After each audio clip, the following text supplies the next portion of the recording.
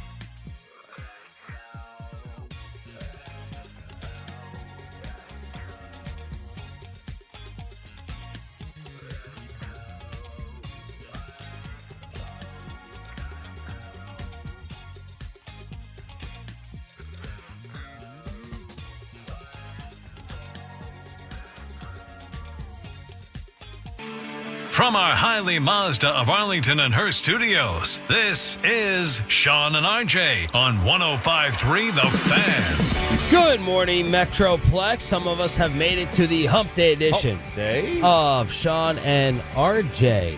Oh, Hump Day. Hump Day? Pepe, you want to say Hump Day? Hump Day? Bobby?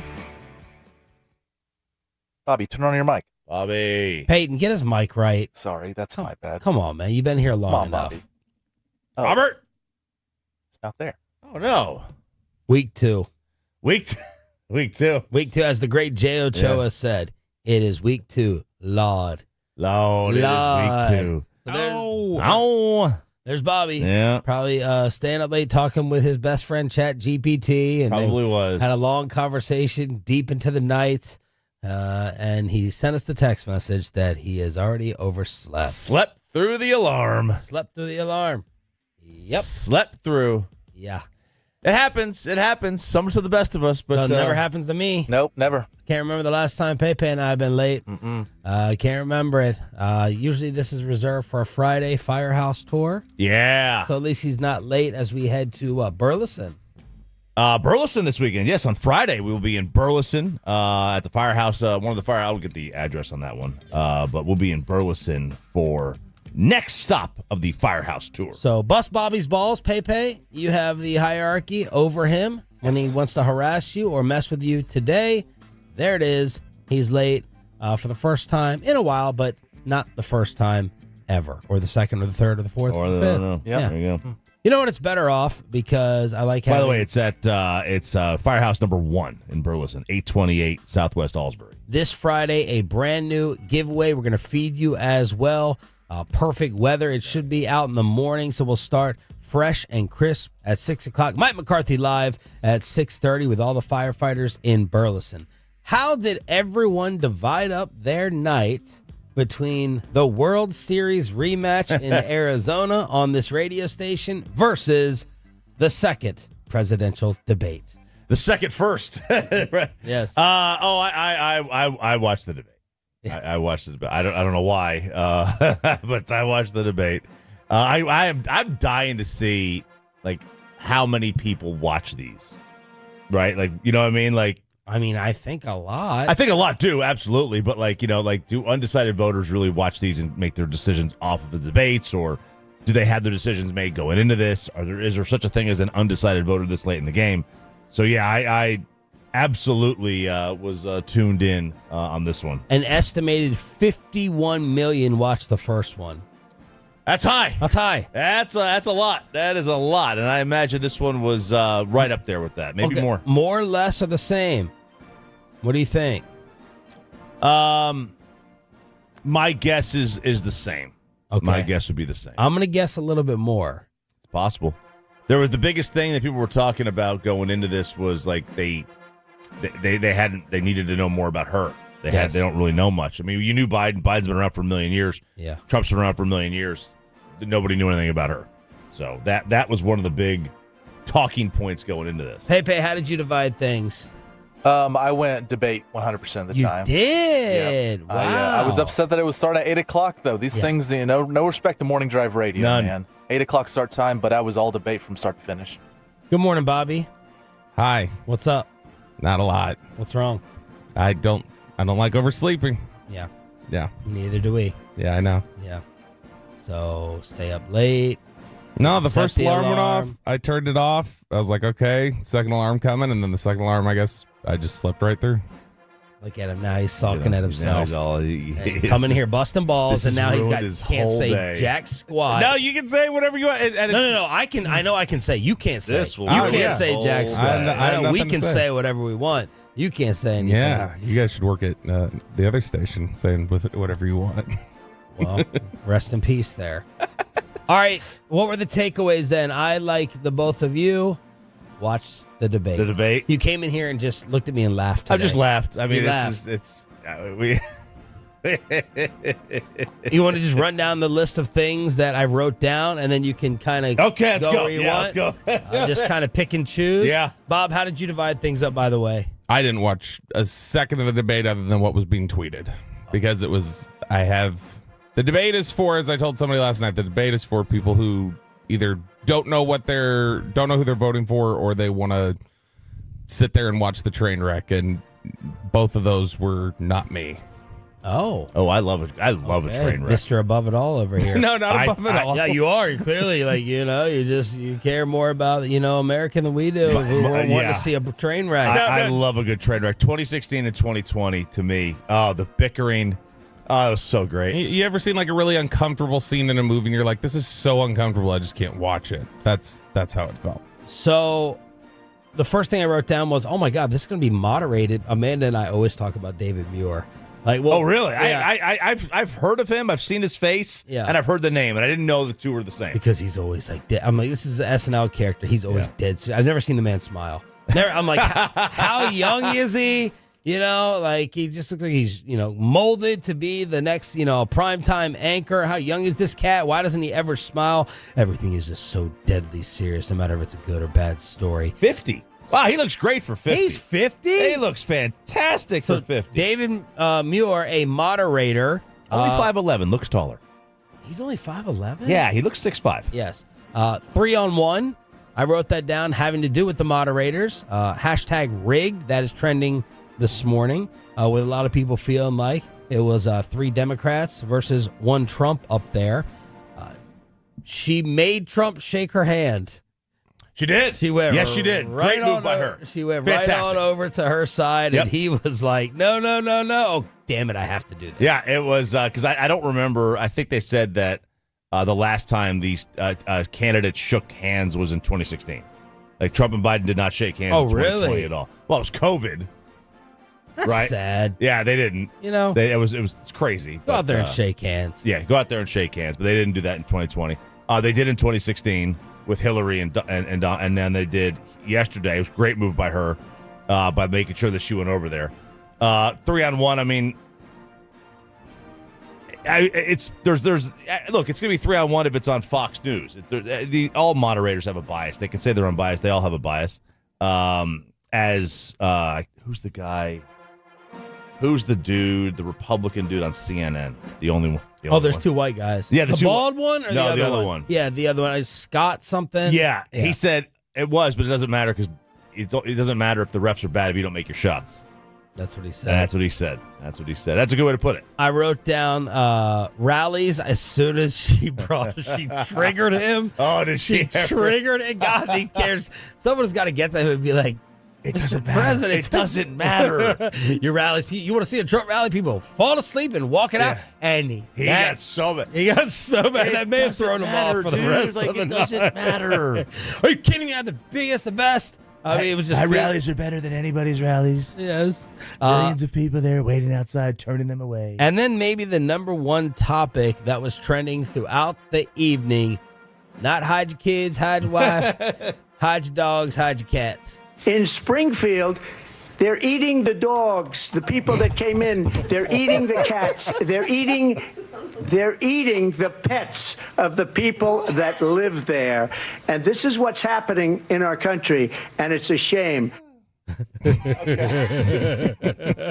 Man, people, I just was sending Amanda. I was upstairs with Ollie. She was downstairs. I was sending her all the memes. The cats, like, walking a tightrope on the high wire, trying to dodge the Haitians in Ohio, apparently. All the memes were out there. So pets eaten or pets taken alive was trending. And then I wrote down all his little shots. You got something on that? So, like, that perfectly encapsulates him, because everything has to be like on a larger scale than it is. Like, he's a showman. Yeah.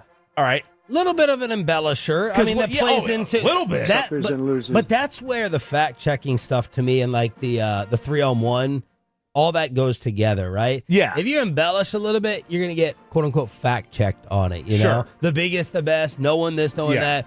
I think CNN hates him. In my opinion, they had it like 33-1 on the scoreboard of fact checking. Yeah. So he's a Sith.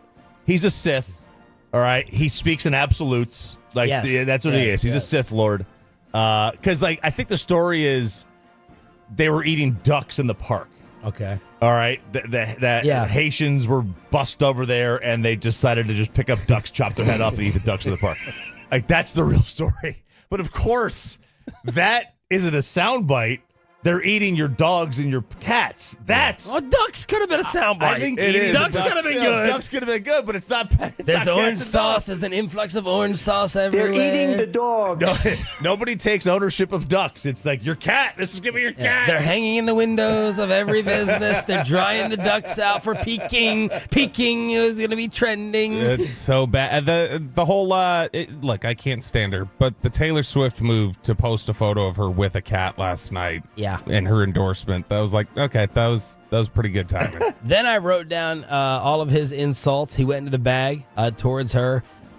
Wake Joe up at 4 PM. Is he even in the White House? I don't know. He's always on the beach. The press doesn't know if he's alive or not. Then he said, Biden hates you. Biden hates you. hates her guts. I wrote down, Biden was trending.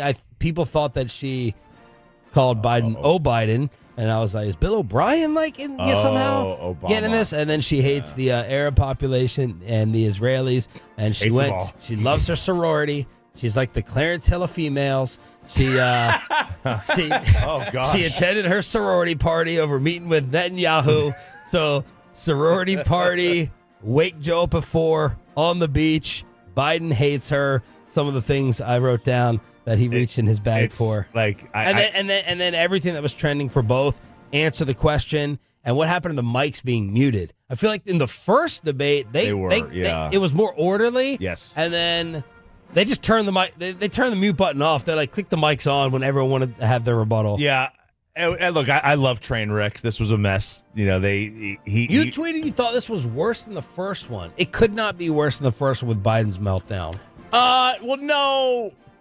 That right there, those hours of television, ended him. Oh, yeah. It literally ended. Oh, for sure. It ended It ended President Biden. I think this isn't necessarily, you're right, this isn't worse, but what's worse about it is that, like, you know, Biden was already obviously cognitively, so, like, I kind of threw that one out. Okay. Both these two are with it. With it. I mean, so to speak. So to speak. Yeah. It was like neither one answers what, like, neither one of them has any idea what the hell they're doing about policy.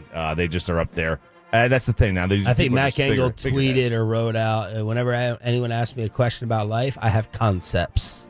I have concepts and I have a plan and I have ideas. So there it is. Pepe, any other takeaways that you had since you were all in on this as well? I still have no idea what's going on in our country after watching both these things. I have no idea what's going on. I have no idea the policies, who's right, who's wrong. Seems like everyone's lying, and I'm right. I'm always right. It's like, I don't know, man. It's a joke, but that's why I stick to sports. All right. Well, not last night. Shut up and dribble. Well, let's shut up and press.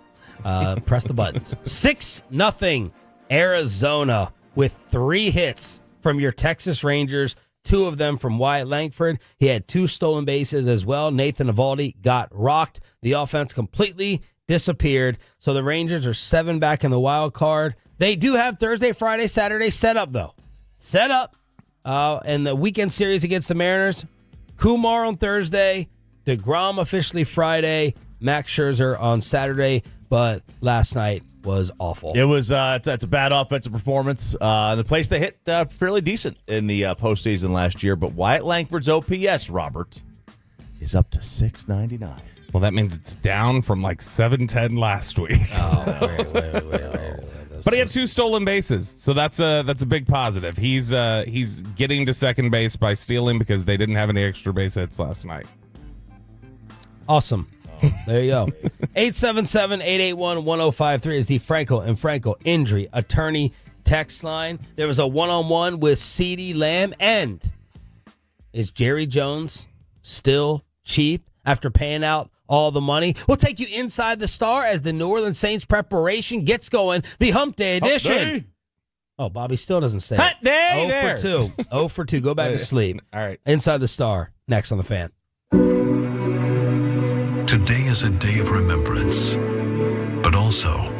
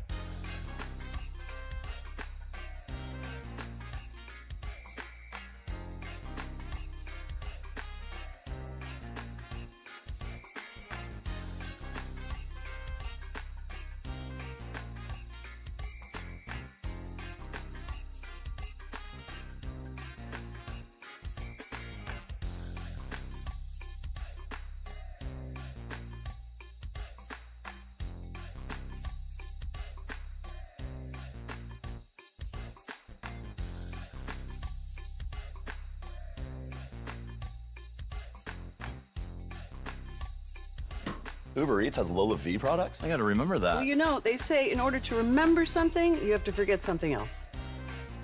Okay, now that is a very cute haircut. That's like a little shag. I've never seen it before.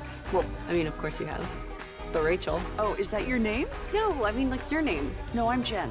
My name's Jen. Right, but I just mean, like, this is your haircut. But that's hair on your head. I'm not saying this is your hair. Okay, freaking me out a little bit.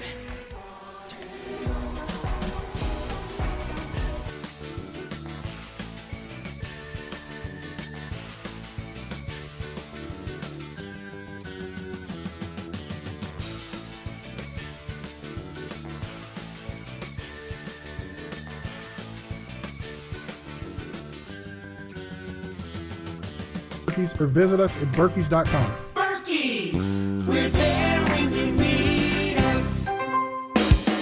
And it's back to Sean and RJ right here on 105.3 The Fan segment here, brought to you by Window Nation, Cars for Kids. Donate today at carsforkids.org, and also brought to you by the personal injury lawyers Frankel and Frankel. If you've been injured in a car or truck wreck, call Frankel first, 214 or 817-333-3333. With Frankel and Frankel, there's never an out-of-pocket cost. They only get paid when you win. Frankel and Frankel, the go-to car and truck wreck attorneys in Dallas. From news and notes to the coaches and players for America's team, let us go inside the stars on 105.3 The Fan. Yes, let's do that, announcer man. Wednesday edition of Sean, RJ, and Bobby here on DFW Sports Station 105.3 The Fan. Todd Archer says the Cowboys have reworked the contract of Terrence Steele, opening up $4.5 million in salary cap space. Add that to the cap space saved on Dak and the Lamb contracts this year to the money that will most likely be carried over to next year. And Todd says that is $20 million plus. Yeah, and that'll be stuff that they, like you said, if they're going to roll it over, that's going to be stuff they need just to be able to operate financially once you've paid two guys as much as you have. But this is all accounting stuff. I know whenever people see the switch get flipped, they're like, okay, what move is coming? What veteran are they looking for? Probably nothing. Probably just trying to make sure that they can afford to survive. Trayvon Diggs talking about Mike Zimmer's defense week one, quote, that was just a little sample. We got like 50 calls. We only probably ran like 3 of them. So that's Diggs talking about Zimmer. Zimmer yesterday was talking to the media, and they were asking him about Mozzie. I think the number one thing with him, obviously he's playing a lot better. There's still some areas that obviously he needs to keep improving on, but I think his confidence, I've talked to him several times, and I just feel like, he feels better about himself and the things that he's able to do. And, typically our nose tackle isn't a superstar. He's a guy that does a bunch of dirty work. And I think he feels okay doing those things. He had a couple of really nice rushes the other day with some long arms on the center. He played the center in the running game good. So, I think the more that he has success, the more confidence he'll have. I don't love hearing that. The confidence, the C word. Like, you look at Kalen Carson out there, and it's like, all right, he thinks he's a baller. He got confidence. He believes out there, and his confidence is just better. It sounds a little fragile. It's the same question that's teetering right now on the Tristan Hill question. Like, what are you going to be? Are you going to be Tristan Hill, or are you going to actually put it together? Are you going to, find some stability? And that's things that he hangs his head a lot at practice. It's gotten better, but you see him hanging his head a lot, and that can be troubling. Defensive players, that's so much of that is about confidence. Like, it's such an instinctive, because confident guys generally are just instinctive, and then the guys who are not are more cerebral. But he just gets in his head. It seems like he gets in his head a lot. You don't want it to become Michael Gallup. Highest graded linebackers from week one, according to PFF: Fred Warner, Logan Wilson 2, DeMarvion Overshown 3 with an 88.6 grade. Fred's was a 92.6. I have no idea how Logan Wilson played, but I know Fred Warner and DeMarvion Overshown were good. So good job, PFF. You got one. Good there for you go. you. 877-881-1053 in order to hit us up on DFW Sports Station. Looks like the Cowboys, this is from, I believe, from John Owning, who does nice work. Looks like the Cowboys are going to continue to assault defenses with CeeDee Lamb in the slot. 30 snaps from the slot and just 15 out wide versus Cleveland. So that was the snap count. on CeeDee Lamb. We talked to Jerry Jones about him yesterday. CeeDee Lamb caught up with Kay Adams and talked about Dak getting paid, and I really liked hearing this is a smart, intelligent football comment and decision by Lamb, being cognizant of who his quarterback is going to be for his stud days. Yeah, most def. Needed it. I didn't want to start over, and I don't want to go through the whole quarterback carousel situation. And he's the leader of this team. Like, everything goes through Dak. He has the keys to the offense. He has the keys to how we move and how we present ourselves. And the first thing you think about when you see the Cowboys is Dak Prescott, because he's the quarterback of our team. And he does a great job of, keeping a great look on himself, keeping his composure, mentally being locked in, and again, leading us to the promised land. Was CeeDee bluffing in his negotiation? I guess the biggest thing that went viral yesterday from our interview with Jerry was at the very end when I asked him, why doesn't anyone demand a trade? Why doesn't a bridge get burned like in the NBA? And he's like, I've never seen a check not be able to wipe that frown off someone's face. Yeah. I'm paraphrasing.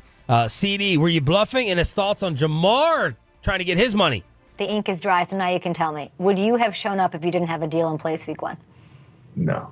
What does that say about Jamar? I don't even know what to make of it. I don't know what to say. It's not really. I don't necessarily say we have the same position. I mean, like we play the same position, but in the same position. But as for him, I feel like he's playing it right. He's doing it right, and all it's going to take is one big game from him to show his worth. And obviously week 1 is tough for us because we've been holding out. But once we get acclimated and bodies start getting back in the grind of things and playing football again, it's going to pop out. I have no doubt that he's going to have a great year this year.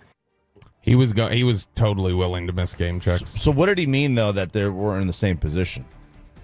I think he believes that they're in completely different positions in terms of, like, CD is into his expiring year. Jamar Chase is into his. So they're in different into year 4. Yeah, like Jamar Chase still has contract time left. CD doesn't. I get you. That makes sense. So he said he's saying he would have missed week 1. He would not have played. He wouldn't. No, and that's I talked to people after he signed, and they were like, yeah, the expectation within the Cowboys was if they didn't get it done, he was not going to show up. Like the Cowboys were expecting that.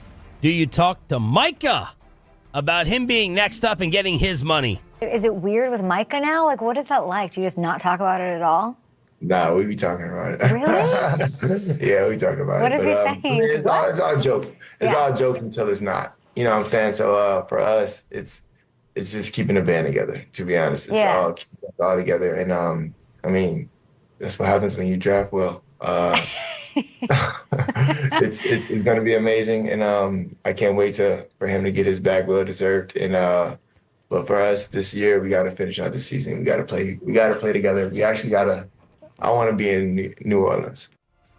And that leads us into the question. That's what happens when you draft well. They've paid 2 out of the 3 top market money, the biggest contract in NFL history.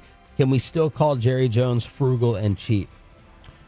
Well, in my opinion, he's never been frugal and cheap with players, right? He has a philosophy, signing his own versus signing others. That's just their philosophy. I don't think you ever could say he's frugal and cheap. He's indecisive.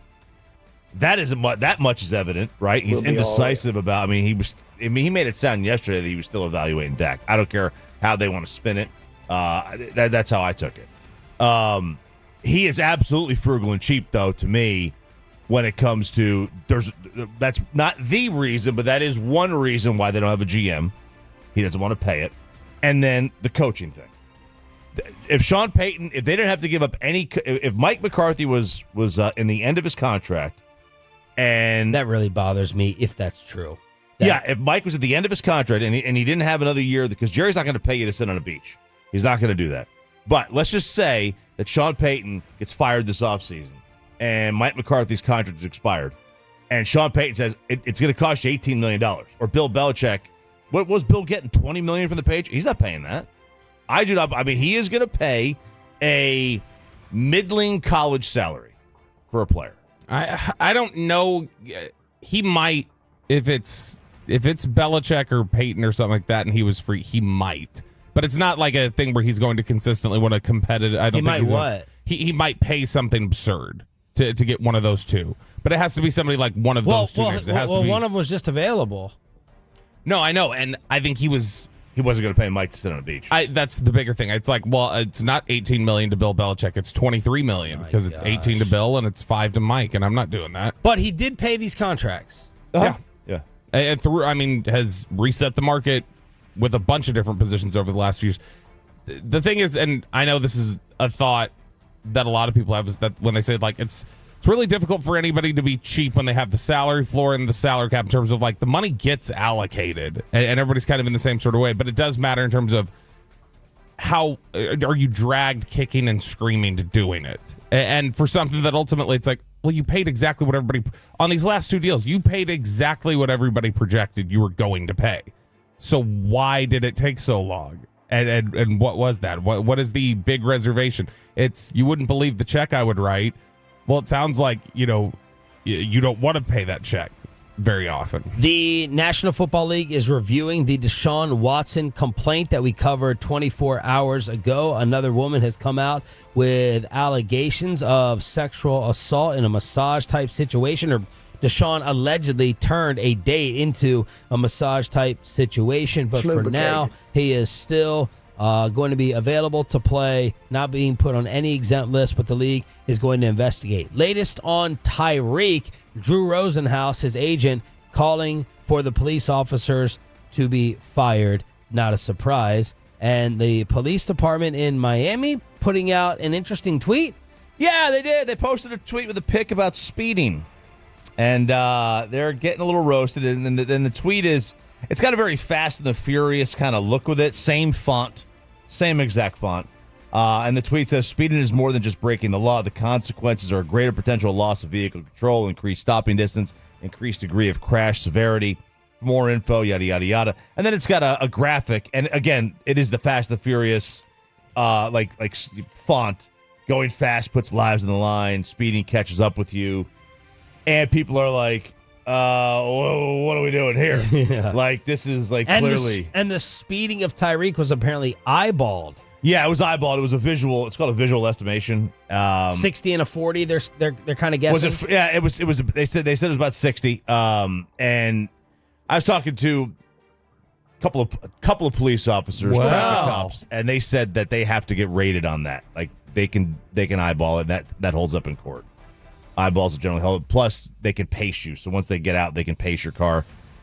And it's not like, even if it's not an exact, if it's a 30 or 40 and you're going 60, you could clearly tell that the guy's speeding without a radar.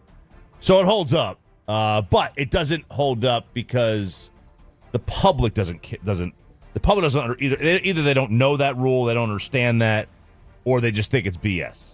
Right, because it's an unproved science compared to the radar. You were talking about the Scotty Scheffler comparison yesterday. This one hasn't totally played out the same way as Scheffler, right? Like, even though these cops have gotten criticized or have been, this one isn't even to the level of the way the cops were with Scheffler, right? Well, no, where everybody had discounted the cops. You're I feel saying like that this 24 one's hours worse. later. No, I feel like 24 hours later, everybody had said the cops were wrong, like definitively. Whereas this one feels more split. Well, the cop with Scheffler did get punished.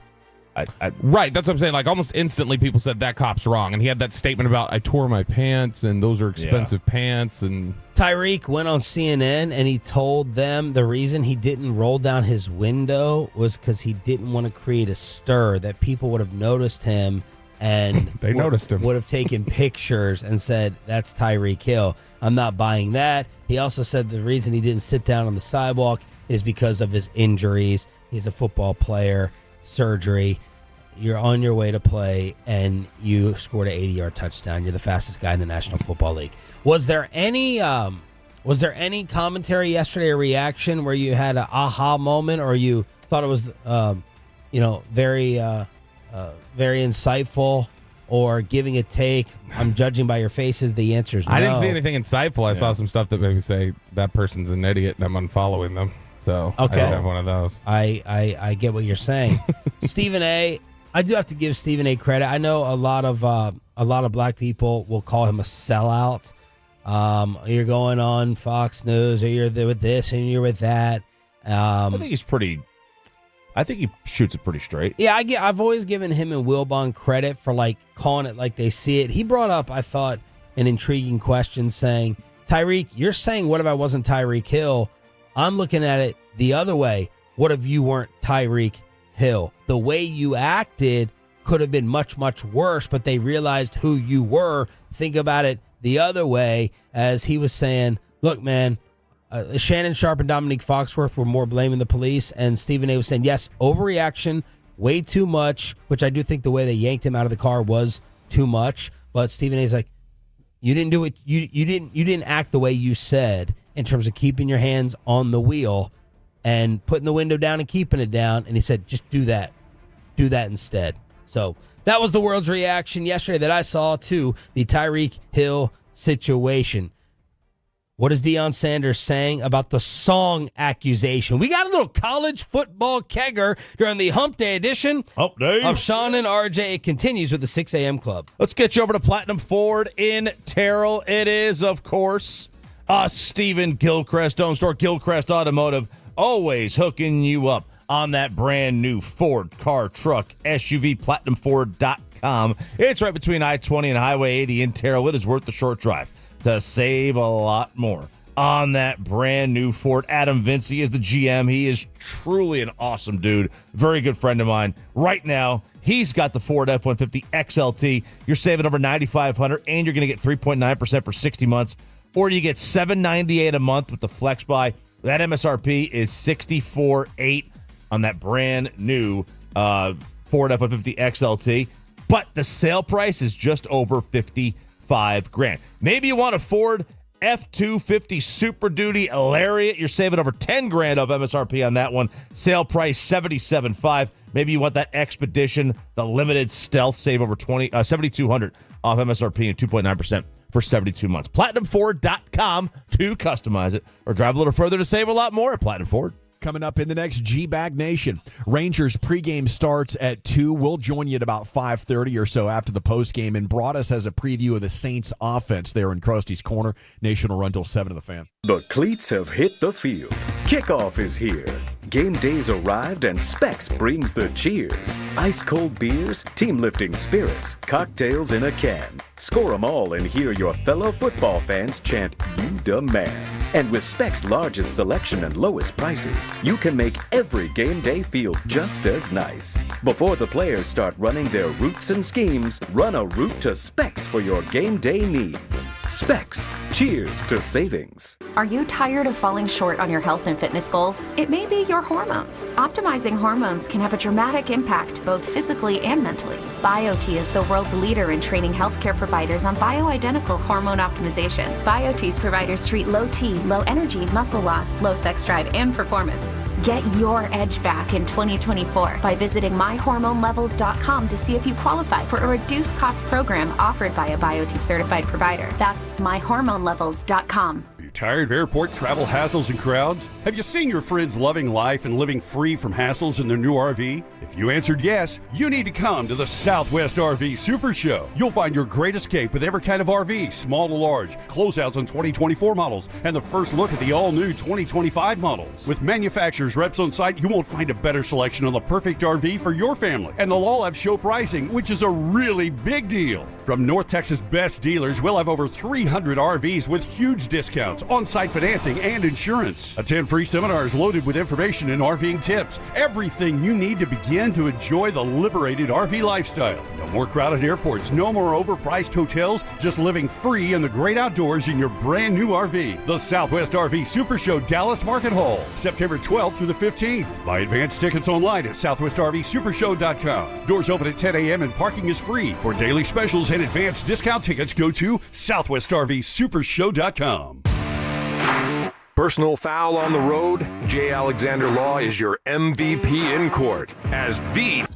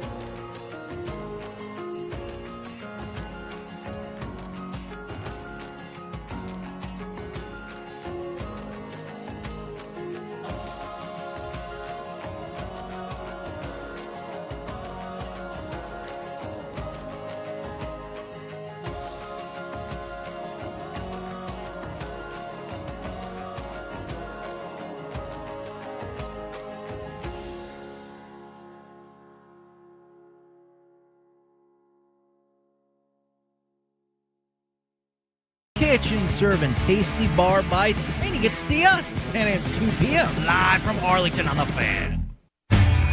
And it's back to Sean and RJ right here on 105.3 The Fan segment here, brought to you by Classic Chevrolet. Classic Chevrolet in Grapevine is the #1 Chevy dealer in the world. More Silverados than anyone else. This is Texas. This is Classic Chevrolet. Together, let's drive, relax, and enjoy the difference based on new Chevrolet registrations 2023. I'd like to know where Lou Holtz is right now. Oh, I win. Google me. We're not hosting an intergalactic kegger down here. Man, I am so excited for this weekend in college football. I don't really know what to think about the current state of the college football playoff.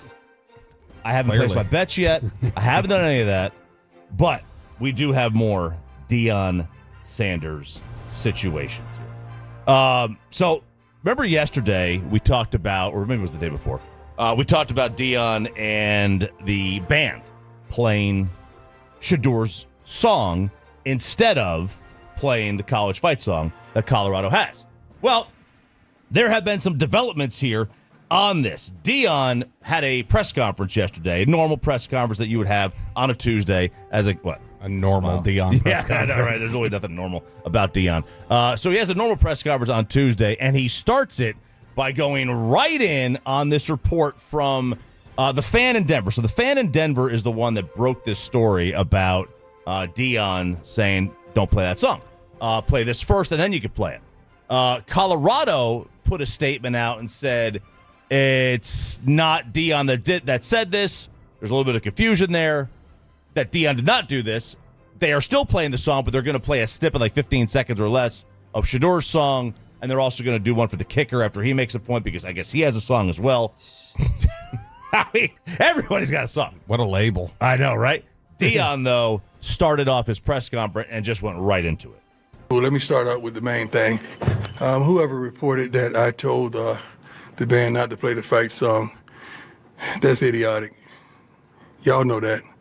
Like, when you saw that, you know that was a lie. We got to start having some kind of accountability to this. I understand that this is a free and an open world, that everybody is not a journalist, everybody's not an analyst, everybody's really hadn't put in a lot of work to do what you all do. I'm thankful for many of y'all that take your job and your craft serious, and consequently, you get facts before you run with false narratives. Okay. Wow, how shocking for me to think that Deion Sanders, who has a film crew following his son, different music productions taking place, NIL deals, all that. Okay, good for you and your family. Sunglasses. It's just shocking that you would tell the band to play your son's song. I 1,000,000% believe it. And now you want to tap the journalists on the back who are in there after, in the free speech world that you just talked about, you banned one of them and limited their speech, asking you questions in your press conferences. Yeah, I mean, look, he did sound a little bit believable there, like that it wasn't him. I'll give him that. He did sound believable. And if he didn't do it, then that the guy who wrote the story, needs to retract that. So, but you're right. It's funny because he did tap the journalist on the back there. Yeah. Then in the second part, he kind of threatened him. I just would challenge you to be more responsible with your reporting. And I never wanted to get personal. So when it gets personal, you got to really think about that. You got to understand I have a huge platform. I could really get personal if I wanted to.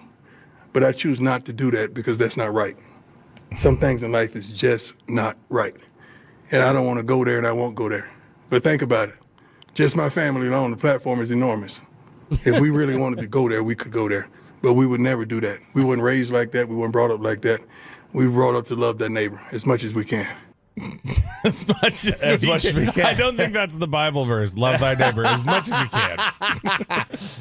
What a gross misjudgment I had on this. I thought that this new school, cool way of doing things would just have everyone running on over to Colorado, and he could just win with his swag factor. But he too much of a clown. He really is. I should have remembered my days one-on-one with him, doing a show here at the Fan. Should have just remembered all the different Deion incidents. Mike Bassick, I think, is 1,000,000,000% correct. He's in this while his kids are there, and then he is gone. Yeah. And it may not even come from his own choosing. Yeah, I really don't think Colorado's going to fire him. They're getting so much publicity. I mean, I'm sure their NIL is just through the roof. Now, it's not showing up on the field, but I do think, when his kids are out of there, which I get is probably most likely going to be this year. I mean, it will be. Yeah. Then he'll probably move on too. That's just the reality of it. Speaking of his child, Shedeur, I need to stick up for him because I thought this was completely unfair. What people on social media and a couple outlets did. Yesterday, I guess it was the day before, he posts a tweet, "New week, let's work." Now, they got run off the field by Nebraska. They were down 28-zip. They lose 28-10. He threw a pick six. He writes, "New week, let's work" on Twitter. I don't think there's anything wrong with that. That sounds like something that a lot of quarterbacks or people would say that are on the social media. New week, let's work. Yeah. And he is getting called out for being a little tone deaf. People are responding. So they're just... These jokes were funny. Yeah, these jokes are funny, but just finish the sentence. New week, let's work. And somebody goes, "On not getting embarrassed. On taking ownership of your actions. Let's work on what? Win a blanking football game? Yeah. Work on personal accountability. Let's work as in let's leave the game early and blame everyone else instead of taking any accountability for the loss. Nepo baby. Work on this." And it's somebody showing up the watch, one of his watches. Yeah. By the way, he is not the Nepo baby. There are Nepo you could say Shiloh maybe is. Shiloh. Shedeur is not. No, he's a good player. He's a tremendous player. I thought this was totally unfair. Shedeur did nothing wrong with that tweet. That's a move on, positive, all that BS that athletes do. It's Belichick. On to Buffalo. On to Buffalo. Yeah. That's just wanting to pick on them. Absolutely. That's all that is. That's Bro Bible with that headline. And I like Bro Bible, but that's just not accurate. Absolutely. One more thing about Colorado. I got to play this Colt McCoy clip. Oh, gosh. This is Colt calling the Nebraska game? Yeah, so Colt was on the call. So bad. He needs a thesaurus. Okay, because and they piece this together. This is him explaining, analyzing a bunch of different plays. Yeah, watch number 24 right here, and then I want you to watch Nash Hutmaker. And here, I want you to watch number 44. I just want you to watch number 42, Mekhi Bayer. Yeah, watch these linebackers. Yeah, watch 92 right here, Anquan Barnes. I just want you to watch the push of this whole unit right here. Want you to watch. I want you to watch. It's like they need the Bobby Bell. He's so boring. They need the Bobby Bell in there. Yeah, he's a little boring. He's worse than Brady. Well, Ooh. I mean, I think so. You don't? Yeah, his voice isn't powerful either. I haven't really listened. I haven't, I guess, paid attention or studied him enough on a game that he's on to be like, all right, let me hear what Colt McCoy's saying. By the way, Alabama at Wisconsin, 11 o'clock this Saturday on the Fan. Bama at Wisconsin. And I do need to announce, I have booked my first ever college football trip. Sorry, Jared Sandler. Every year I get the invite for the guys' trip. Have not been able to go, but yesterday I decided I could not wait. I should have waited for the mighty Texas Longhorns to go to Nashville, but I could not wait. I'm going to Bama versus Vanderbilt. That's the smart way to go. That is the smart way to go. It'll be a home game for Bama. I mean, you'll be in literally. You might as well just be in Tuscaloosa. Well, if they beat Missouri this week. The number 6 team. It could be a Nashville takeover. I don't know. Could be. You never know. But that'll be fun. That'll be, and it's closer. It's what week is it? October 6th. It's when the Cowboys face the Steelers Sunday night. I think October 4th through the 6th weekend. Okay, Is Matt Pittman going? Good question. I'm not sure. Hopefully keep him away from any team I'm rooting for after he screwed SMU against BYU. Oh, they benched Preston Stone yesterday. The Parish Episcopal kid, Kevin Jennings, is starting now. That's very surprising because he was like a hot commodity. He was a big recruit. Absolutely. One more thing real quick here. Let's go to Purdue. Purdue student had this, they would do this contest on the field, and you had a chance to win a 2-year lease for a vehicle. It's called the Kick for Cash. So you kick a 20-yard field goal or a 30-yard field goal, right? If you can hit both of them. And then you got the promise of a 2-year lease if you're able to drill one from 40. So you got to, gradually go back. And there's a time limit on this. If I make 3 kicks, it better be you're giving me a card, not just a lease. So he got $250 gift cards after hitting the 20-yarder and the 30-yarder, but only had the chance to attempt one kick from the final distance as the clock was winding down, right? So it's like one of those shooting things, right? Yeah. So he gets back to the 40-yard line, and he kicks it, and he makes it. But the insurance company goes back and looks at the detail of the video and says that his left foot, the kick left his foot 1/2 of a second too late. Which the sponsor, so the insurance company, used to justify the decision to say you will not be getting the leased vehicle after all. So this Honda dealership donated $15 million to the Purdue University Athletic Department in 2019, right? And they had the field named after them. Oh. So they've got some cash. They easily could have just said, hey, half a second, we're going to step in, give you the lease. They didn't. So another car dealership steps in and says, we got you covered, 2-year lease on a Chevy. It's a good opportunity. That's smart from whatever that other dealership is. It's like, we'll get free advertising off of everything they've spent because we're actually going to step in and do. The Jazz ran into this. They had a 3-point shooting contest where somebody released the ball late and they got crushed for dude, that's such a small technicality, and they tried to wave it off. College football kegger with Ralph James Choppy, Hump Day edition of Sean and RJ coming at you here on DFW Sports Station. Whatever you do from now on as a Tolo, do not ever refer to any of us by our last names again. Don't ever do it. That's the number one rule on the show. We'll explain why with the audio right after this. But there's a rule: if you get in an accident, don't call anyone else.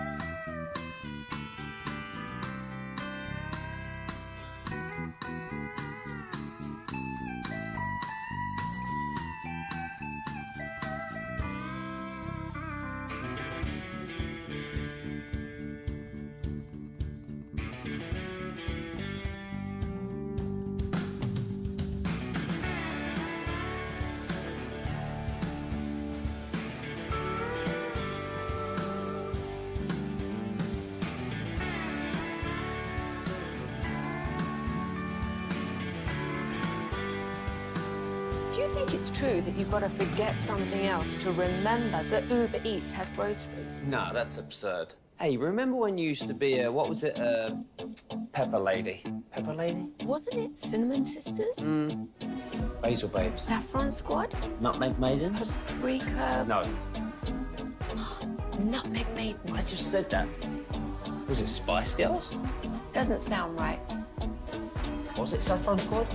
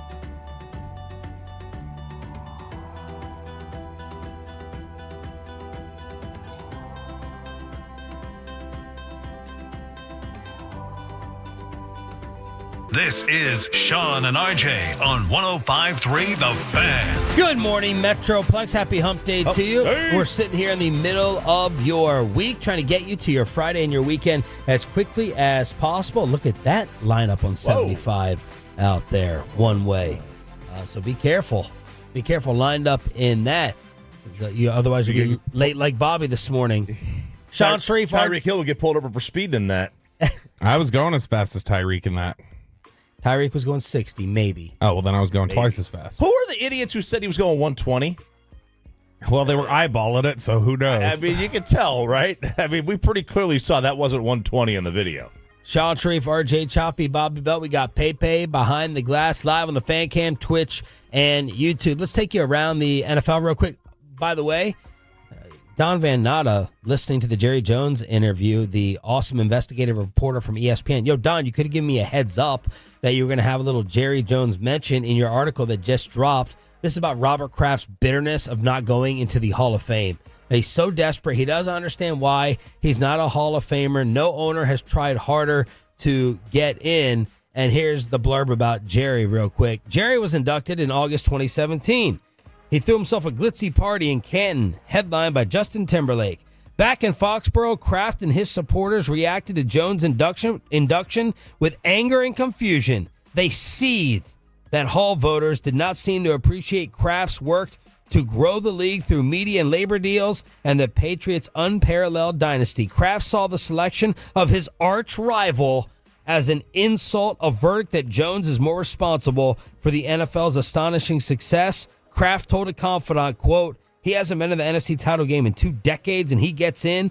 How does that work? So there's a little Jerry Jones blurb for the Robert Kraft Hall of Fame piece that Don Van Natta just dropped. That's an egomaniac then who doesn't have any understanding of why Jerry's in. Or just has an inflated self-view to believe, like, I'm just as responsible for the league growing as Jerry's. No. Like, I mean, there's a lot we can say about Jerry and the way things have gone for the Cowboys, but in terms of... Well, I think he also thinks he should be in because of, the dynasty and all the success. Yeah, but I mean, but in general, like, that's not a default, like, guarantee that people get a lot of times. It's just like, I was the owner of a dynasty. That doesn't always get you in these leagues. And that's not... I mean, that probably helped Jerry a little in connection with all the other stuff he did to grow the league. Yeah, are the owners of all the other dynasties in? Is Rooney in? Is... DeBartolo in? Let me look at DeBartolo. Is Tech Schramm or the owner during the Cowboy heydays back under Landry? Rooney definitely. DeBartolo is in. Okay. Yeah, but I mean, I think you could say DeBartolo, Rooney, Jerry, like they all did more specific. Modell is the one that did all the TV stuff way back, right? He was like the original Jerry from a TV perspective. Yeah, and so you've got like all these guys who I don't know. I mean, they just said it there that he's bitter about the contribution. I've never heard like of the massive contributions Kraft has done to the league. I haven't heard about it. In fact, I hear him more frequently getting in trouble in connection with the stuff where they're cutting corners. What should just the 6 rings get him in? The owner of that. I mean, look, that's the most. I mean, he has lorded over the most rings in league history. That should probably get him in. All right, Justin Fields is going to be the Steelers quarterback for week 2, and I had to see it I did believe it, not seeing it, but I saw it this morning. What you said Russell Wilson did. Oh my God! So how on brand was this from Russell Wilson? So. He was out there in pregame warmups, taking warmups, right? But during the game, he was fully dressed in uniform. While inactive? Officially yeah, inactive. Yeah, because I guess he's game day inactive because he was technically the emergency third. Maybe they could say that was his out because he's the emergency third, but he was inactive. He was an inactive quarterback. I have to, now that you say this, Lance may have been dressed. I don't remember. He was pregame. Why would you dress? Because if you are emergency, I guess, then like inactive. I know, but if you're the emergency third quarterback, like you can, because of the San Francisco rule, you can be tapped in case somebody gets hurt. Okay. So I don't know if it's like it just seems so on brand for Russ to be in full uniform. That's it. He would be. I picture Russell Wilson in full uniform when he goes out to dinner. Like, I feel like he wears his own jersey to dinner. Meanwhile, we got to all play Visual Doctor, the Kirk Cousins, Warren Sharp stuff. I think that's concerning, and maybe it's setting us up for an all-time bad NFL draft take, which I'll get to in a second. Yeah, so there's a video posted from Warren Sharp that just shows every single drop back by Kirk Cousins in week 1 from that all-22 end zone camera. Now, Kirk is almost exclusively in the shotgun in this game, which that's fine if that's the offense. If that's the offense, that's fine. But it's not really for that. It looks like it's for his ankle. On almost every single snap, there's no drop back from the gun. He takes the snap and basically just shifts his weight and then throws it. Now, you can say he's just trying to get the ball out quick and all that stuff, but he stands there, he throws. That Achilles is not ready. Doesn't look it. There are some throws where he's clearly not putting any weight on it. And beyond that, they were very predictable. On 22 snaps from the shotgun, they had 0 running plays.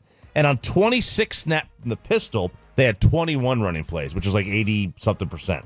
Every defense, the defense knew exactly what was coming from Pittsburgh after about, I don't know, the third or fourth play of that game. But it was crazy to see that video. Like, that, to me, that Achilles is not ready. And, they're going to have a decision to make on Penix. Like, he's healthy. And Kirk is not. And they also paid Kirk all this money. Yeah, I mean, this is 2 risky selections, though, because there's a lot of people who didn't. A lot of teams had Penix off their board because they didn't like his knees. They thought his knee injuries were too concerning. But he throws a tremendous football. Yeah, he's an incredible deep ball passer. When did he get?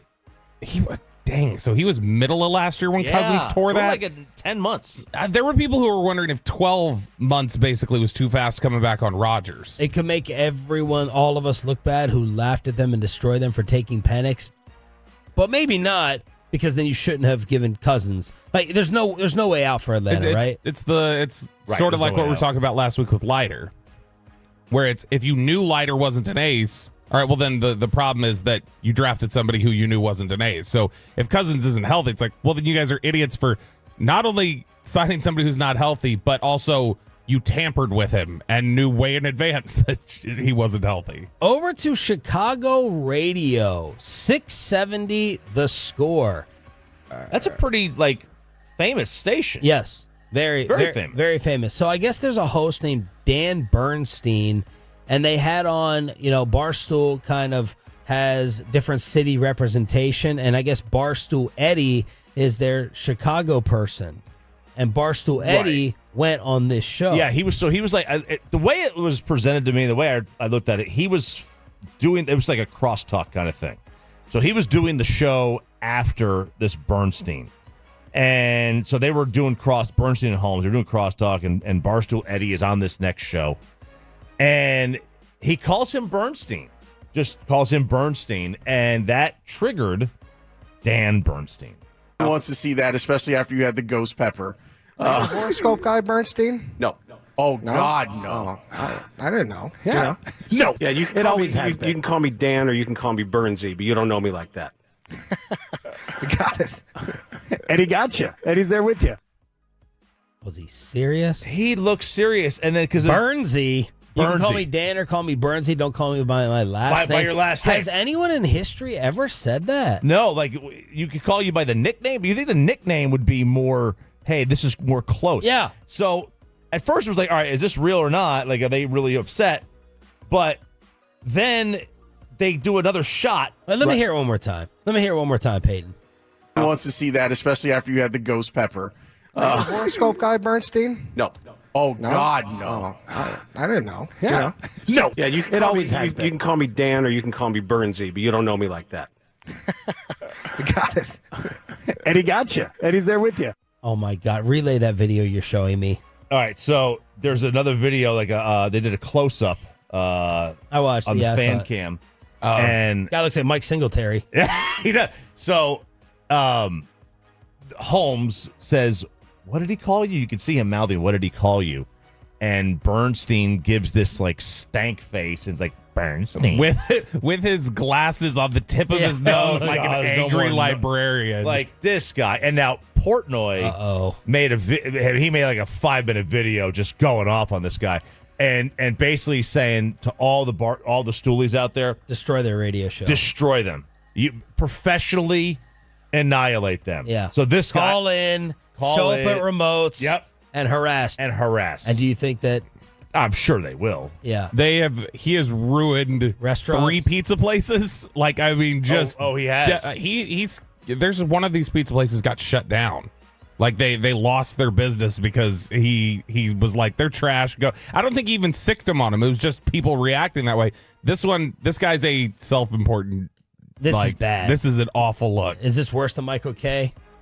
Yeah, this is worse than Michael K. But I mean, like maybe if you're saying this to the father of the girl you're dating, that type of disrespect. You don't go and be like, all right, Russell. What do you think there, Russell? Although Russell can be mistaken for a first name. All right there, Belt. That's disrespectful. Yeah. But otherwise, anyone coming in here, you don't know me like saying that. it by the last name, Yeah. Choppy. Imagine if no one could call you Choppy. I mean, I don't know what to do. You know what I get offended by? When people call my kids that instead of me. Yeah, that's my name. That's my name. That's my name. They might be losing 2 egomaniacs in 3 weeks over there. Of course, today is September 11th, and Choppy, RJ, Ralph. Ralph. Oh yeah, which his friends call him. Are you telling me that Liv and the PGA, they're not trying to work out a deal today? Oh, they are. There's 9/11 victim families are pretty upset because there is now we will be out at the Live tournament next week. Okay, so we got Firehouse Tour in Burleson this Friday, Firehouse number 1, and then next week we're going to be at the Live tournament. Yeah, so they were meeting. They started the meeting on Tuesday, and then they're meeting for a few days in New York City. So it's going to be Tiger Woods will be there, PGA Tour officials will be there, representatives from Saudi Arabia's Public Investment Fund will be there. They all flew in on Tuesday. They're meeting today. They met a little bit yesterday. They're also going to meet, like I said. The meetings are scheduled to last a couple of days. And 9/11 victims' families are quite upset with this, slamming the PGA Tour because today is September 11th. It's the 23rd anniversary. And CBS News had a report, a couple years ago that said, or more than a couple years ago, that said, Saudi Arabia's government had a huge hand in the attacks and carrying out the attacks. So the families are quite upset. And you and I are usually in lockstep over not overreacting to optics and stuff like that. The Shador tweet is a non-story. Absolutely. This they should be a little bit more cognizant of if this is happening today. Right, because in about 90 this minutes. Was a huge fight when all this first started. Absolutely, because it was a huge fight. The 9/11 families were obviously upset, but now to do this in New York, like in 90 minutes, the chief of police is going to read off 3,000 names. And you're going to be having this meeting down the street. I don't know. Like, that seems a bit optically quite bad. More optics. There are also people who are upset this morning, I guess, that the New York Post has written a story about Daniel Jones. And some people are saying that this is awful cover imagery for them to be using on 9/11 with the fire, the city of New York burning, basically. What is the headline? What does it say? It says Daniel Jones's stunning ineptitude has made for a massive Giants mess. And then you see like New York burning behind Daniel Jones. Who wrote that? The New York Post. Idiotic. Yeah. What are you doing? Yeah. People are obliged to go, really tasteful picture on 9/11, guys. That's the one. Like, there's like that's the one city, in DC as well. You just on this day, you got to like really be careful of what you're. Oh my gosh. What you're putting out there. Get a calendar. Just look at the. It's that easy. Look at the calendar. All right, everything we think you need to know for the Hump Day edition. Hump Day. Sean and RJ. That's Roberto. We got Pay Behind the Glass live on the Fan Cam, Twitch, and YouTube. The Hour of Ralph continues. We have Chopping It Up coming up at 7:40. Power rankings, by the way, at 8. Are the Cowboys cracking your top 5? But let's do an Around the NFL buy or sell. What are you fooled by? What did you get tricked by from week 1? Choppy's, RJ, Ralph's NFL buy or sell is next. But let me get you some Hurtado barbecue, y'all. I'm talking about the prime brisket, the unbelievable.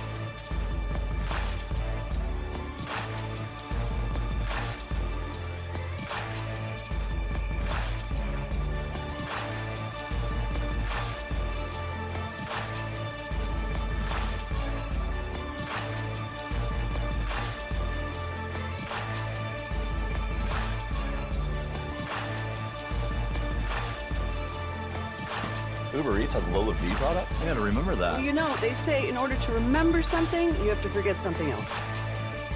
Okay, now that is a very cute haircut. That's like a little shag. I've never seen it before. Well, I mean, of course you have. So Rachel. Oh, is that your name? No, I mean like your name. No, I'm Jen. My name's Jen. Right, but I just mean like this is your haircut. But that's hair on your head. I'm not saying this is your hair. Okay.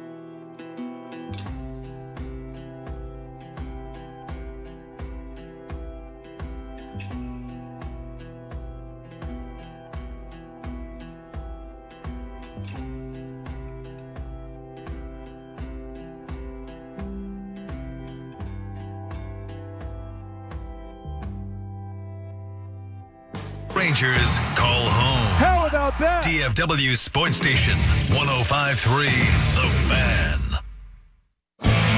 And it's back to Sean and RJ right here on 105.3 The Fan. It is the Expressway right now on The Fan, and it's brought to you by the On Time Experts. And that means we are commercial free. We're going to chop it up at 7:40. Week 2 of the Power Rankings at 8.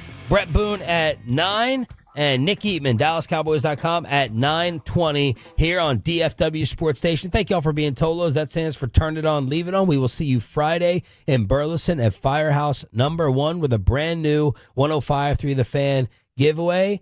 Chop it. Let's go around the NFL.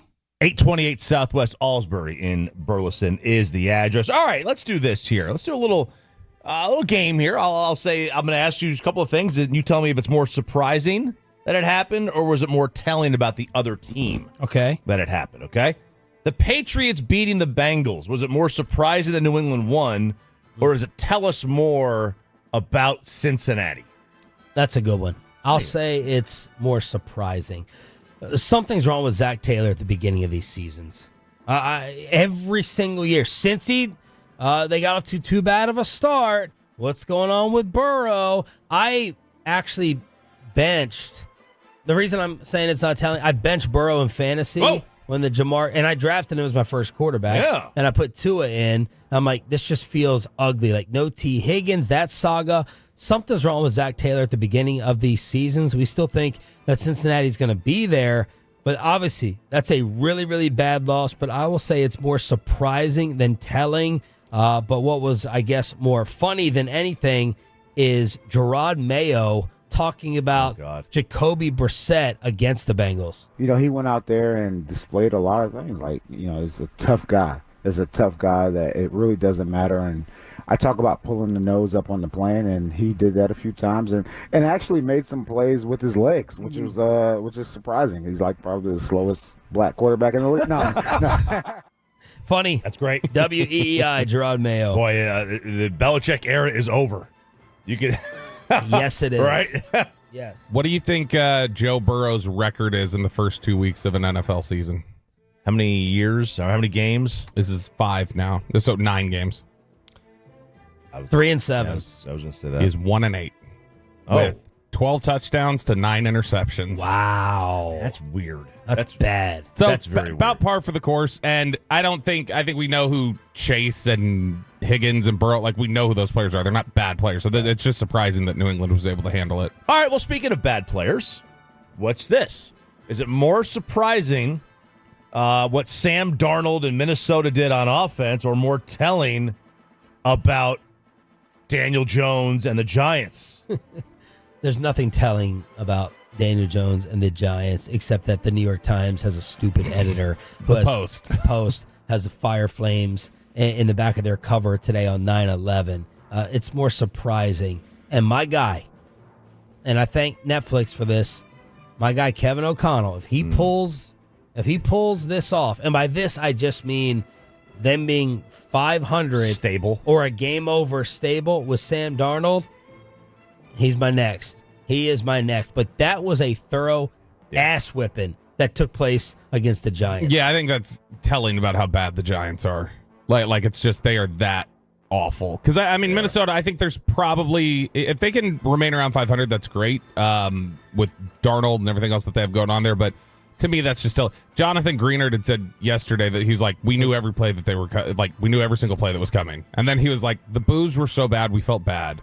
He's like, it was as loud. He was like, it was as loud out there than booing them as it should be when you're at home and your defense is in third down situation. I do feel bad for Daniel Jones. I do. I do too.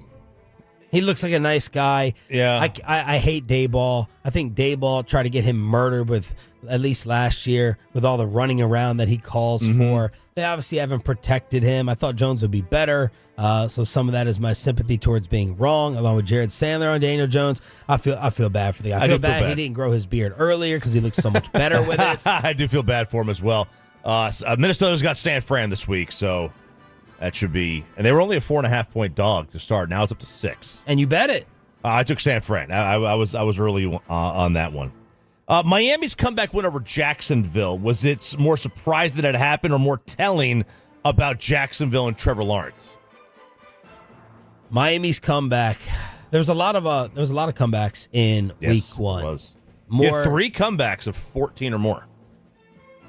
It's more telling about Jacksonville to me. I just love when they lose. I love rubbing it right in Basic's face. I love that his Trevor Lawrence card collection is going up in smoke. I love all of it. It's just more telling. They had a lead, could not hang on to it. There's nothing surprising about it. It's just telling to me that Jackson fraud. They are what they are. So either telling that Jacksonville would lose that, or surprising that Miami would be able to come back. Yeah. I don't think it's surprising Miami would be able to come back because they're so explosive. Jacksonville. There was a fumble late. Like there was a fumble. Like Etienne had a fumble like right near the goal line. Jacksonville's just kind of established themselves, I feel like, as chokers, though. And that was kind of the precedent they sent last year. So yeah, it's telling. It's continuing to show us who Jacksonville is. All right, so how about New Orleans, Carolina? Was it more surprising that New Orleans won a game by 37 and Derek Carr put up those kind of numbers? Or does this tell us more about how bad Carolina is? Oh, that's a good one. I think it's more telling on how bad Carolina is. Like, I was getting ready to tweet out, line them up for the number one pick again. There was one point, it's 30-0 in this game. Derek Carr, Baker ended up being the player of the week, player of Sunday. Derek Carr had that title after the first quarter. He was going off. Yeah. And the Panthers had gone 9 consecutive quarters without scoring now. Longest streak by an NFL team in 24 seasons since the 2000 Bengals. And I was getting ready to tweet out, put them on the clock, and it could not happen to a better tool than David Tepper, that owner, who I'm rooting against mightily. Yeah, telling, because also, I know it's a year and a game in. We're getting really close to Bryce Young is just bad. Like, it's starting to get there really rapidly, just that you're not going to be able to bank on, well, it'll come around for him. But at some point, you're just going to have to start saying he's not a very good player. And so I think it's just telling that Carolina is that bad. Although I will say, Derek Carr, that first touchdown throw he had, that was a really nice throw. And, like, he was playing really well. I think that was surprising how well he was playing. But ultimately, I think they'll come back down to earth against Dallas this week. So going into this year, I thought surely like Atlanta was like the favorite in that division. They were the betting favorite. They were the betting favorite. And then after like week 1, I mean, it's not them. I'll tell you that. It ain't Atlanta. Dude, I'm worried about that Cousins video of Atlanta. I am. Well, yeah, I am too. And that brings us to the next one. Was it more surprising that Pittsburgh went in there and won with Justin Fields, or that Atlanta looked like that, and it tells us more about Atlanta and what they are this year? That's a franchise that just can't get out of their own way. Is it? Would it it's not more be telling to me about Tomlin. That's what I was about to say. Yeah. Is it not more like wouldn't it be the reverse, telling Tomlin, and more just surprising that Atlanta was that bad? Well, you can make it whatever you want. Surprising and telling, whichever way you want it. But Cousins had a killer interception against them. It was bad. Really, really bad. But all I was thinking during that game, here's the greatness again of Coach Tomlin. What a stud. He is. He's tremendous. He's going to benefit more. Well, he won't benefit more if you have more titles. You have more titles, obviously. He's going to benefit from having scrubs after Roethlisberger. He's going to benefit so much by just being 9-8. Because his greatness is elevating in my mind while doing this and not even making any type of run in the playoffs. I don't find myself blaming Mike Tomlin. Why don't you win more? I'm like, oh, that's your quarterback and you're still over 500 in that division? Hall of Famer. Not only is he over 500 every year, when he is an underdog in the game, he has won 53% of those games outright as a head coach. How many times in history do you think a team has gone on the road, failed to score a touchdown, averaged under 4 yards a carry, threw for 130 net yards, and won? 0. It's got to be. I didn't even get a chance. You don't have the answer. No, I'm just looking at the box score. There's no way this has ever happened before. Yeah. It's so ugly. I can't stand watching them. I hate watching them. But they win. Actually, they win enough. To answer that question, I do have that number for you. So Pittsburgh and Chicago both won this past weekend without scoring an offensive touchdown. It's the first time in 13 years that multiple teams won on the same week without scoring a touchdown. The last time it happened, 2011, Browns and Jaguars both did it without scoring a TD. So it goes back quite a ways. That is the surprising or telling. You want the stats of the week? I have a surprising or telling. Okay, go. Is it more telling that Buffalo had to struggle like that against Arizona? Or is it more telling about Buffalo or more surprising that Arizona could be a surprise? Yeah. Matthew Berry, number one player, his must-get was Kyler Murray. That was looking good early. Buffalo was down 17-3. Mm-hmm. Josh Allen had like 2 or 3 pass attempts. Kyler was 12 of 14. And then, by the way, that was our first dynamic kickoff return touchdown in history as the Cards ran it back 96 yards. So surprise or tell with Bills Cardinals. Yeah, is it more telling about Buffalo? I think more it was surprising about Arizona. I think there was 2 minutes left of the first half, and Josh was 3 for 3 on passing. I think it's telling about Buffalo because I do too. Bobby had mentioned like that is a very, very old roster. It is very old, and Josh He's going to be out there on an island an awful lot this year, and he did it. He did it in this one. And banged his hand up, too. They were worried about his left hand diving over the goal line like that. Yeah, I think it was more telling about Buffalo. Yeah, I think it's telling about Buffalo and just kind of where that. Now, I don't know why they weren't leaning more on Josh Allen. Josh Allen finished the weekend with like 138 passer rating. He was fantastic overall. I just don't know why they didn't lean into that a little bit more and let him connect with Keon Coleman, who doesn't know how to sign a contract, as we saw over the weekend. That was scary. Chop, he gets the contract. He's like, do I just autograph it or do I write my name? They're like, dude, you just sign it. The GM's like, sign it. Just sign It's like, it. but an autograph or what? I thought that was fake. Around the NFL with Ralph James Choppy. Before chopping it up during the commercial-free expressway, get your top 5 ready for the power rankings at 8. I found some cool stats from this weekend. CBS Sports helped out with this one. There were 3 teams that came back to win on Sunday despite trailing by 14 or more during that game. First time in 45 years that 3 teams came back from at least 2 touchdowns during the opening week of the season. The Bears became just the 3rd team in league history to overcome a 17-point deficit without scoring an offensive touchdown. So we should talk about them for a second because Belichick and Michael Lombardi, they're looking right early about the Caleb preseason. Belichick was not impressed by it at all. And this is watching the games versus looking at the highlights. Belichick said he wasn't accurate. He was 10 for 20. There were a couple of highlight plays, but they weren't that good. And then Caleb's team goes and bails him out on special teams and defense in order to get that win. But that Bears offense, Caleb Williams, not good. 93 yards. Was it? It was 17-0 Titans. Yeah. And then Levis threw that bonehead pick 6. Tony Pollard ripping off things in the first quarter. He had 7 for 56 at one point in the first quarter. Had a 26-yard touchdown. The former Cowboy, but I think Caleb ended up with, you said 93 passing yards. Yeah, he was not good. Yeah, but they got that win. They did, and he also becomes the first overall number 1 pick to win his debut since 2002. David Carr. Yes. So they've gone 0-14-1 in their debut since, and he was just 14 of 29 for 93 yards. So he's the second quarterback in NFL history to throw at least 25 passes while also throwing for under 100 yards. Desmond Ridder was the other. Which one of you did David Carr block? Oh, me. Yeah. How did David Carr block you? I think somebody snitch tagged me one time when I was like making a joke about him being awful. Like it wasn't even in. Was this before you worked at NFL Network? Well, I don't remember. It may have been when I was working there actually, and we were technically on the same. Does team. he know who you are? Like if he crossed you in the hallway right now? Everybody knows who I am. No, he doesn't. I don't think he would. Everyone knows you except the alarm clock. Everyone knows you except the alarm clock. Look at that. Josh Allen had, for the 4th time, 2 passing and 2 rushing touchdowns in the same game. Ties him with Steve Young for the most games in league history with multiple rushing and passing touchdowns in the same game with 4. 30 kickers combined to hit 19 field goals from 50 or more. That is a new record for a single week. Boswell and Fairbairn both hit 3 from beyond 50. That's the first time in league history that 2 kickers have pulled that feat off in the same week. 50-yard field goals are the new 40. Brandon Aubrey, I love you. I love the family, but screw you.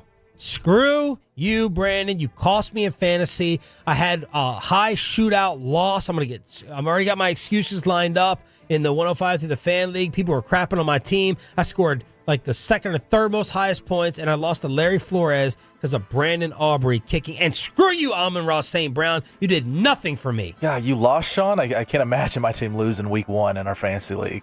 Did you win? I beat Alec by 30. What was your point total? 127. Yeah, less than mine.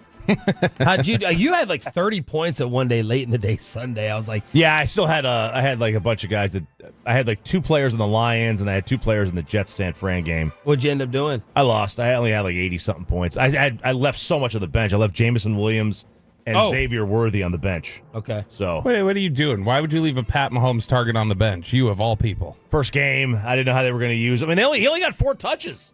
That dude got 4 touches and 2 touchdowns, baby. I know, it's crazy. You're a hater on Worthy like Rodney Harrison. That's right. It's a Longhorns hatred thing from him. So Gerard Mayo became the first Patriots coach since '91 to win his debut. He also became the first coach since 2010 to be an underdog. Wait, say that again? What did you just say? Gerard Mayo became the first Patriots coach to win his debut game since 1991. It's a tricky stat. There's Chop. been 3 coaches. I know. That's insane. It's the first Steelers coach. It's the first one since Belichick. The first debut Steelers coach since 1969. Okay, there's been 2 of them. I guess because it was been Parcells, Carroll, and Bill, right? Yeah. So that's that. But he's also the first coach since 2010 to be an underdog of 7 or more in his debut game and still won. Name that other coach. Since when? What year? 2010. Say the stat again. First coach since 2010 to be an underdog of 7 or more in his debut game and still won. Jason Garrett. I heard that yesterday. Yeah. I did not realize they were a dog of 7 or more. That was a Giants game, right? Yeah, but I mean, so they would count an interim then? Because he was interim at the time. I guess they do. And whiny ass Robert Kraft, he probably thinks he should go into the Hall of Fame for that. Look what I did, pick a Gerard Mayo, 1-0, put me in, wah, Jerry Jones. Commanders rookie rushes for 88 yards in the loss, so that's Jaden Daniels. Second highest rushing total for a QB in his first career game. Kevin Hogan had 104. Which Dan Quinn said this week, we don't want Jaden rushing nearly as much as we did. That's not the plan. We're not going to have him run that much. I didn't see the incident, but Dan Quinn was getting called out for clock management by some of the Commander fans. I don't remember how he was in Atlanta, but they were killing Dan Quinn, and Ron Rivera was trending already. No louder off-season fan base than out of D.C. with the Commanders with all the Jaden Daniels hype, and they were not happy with something with the clock with Quinn. Sergeant slogan.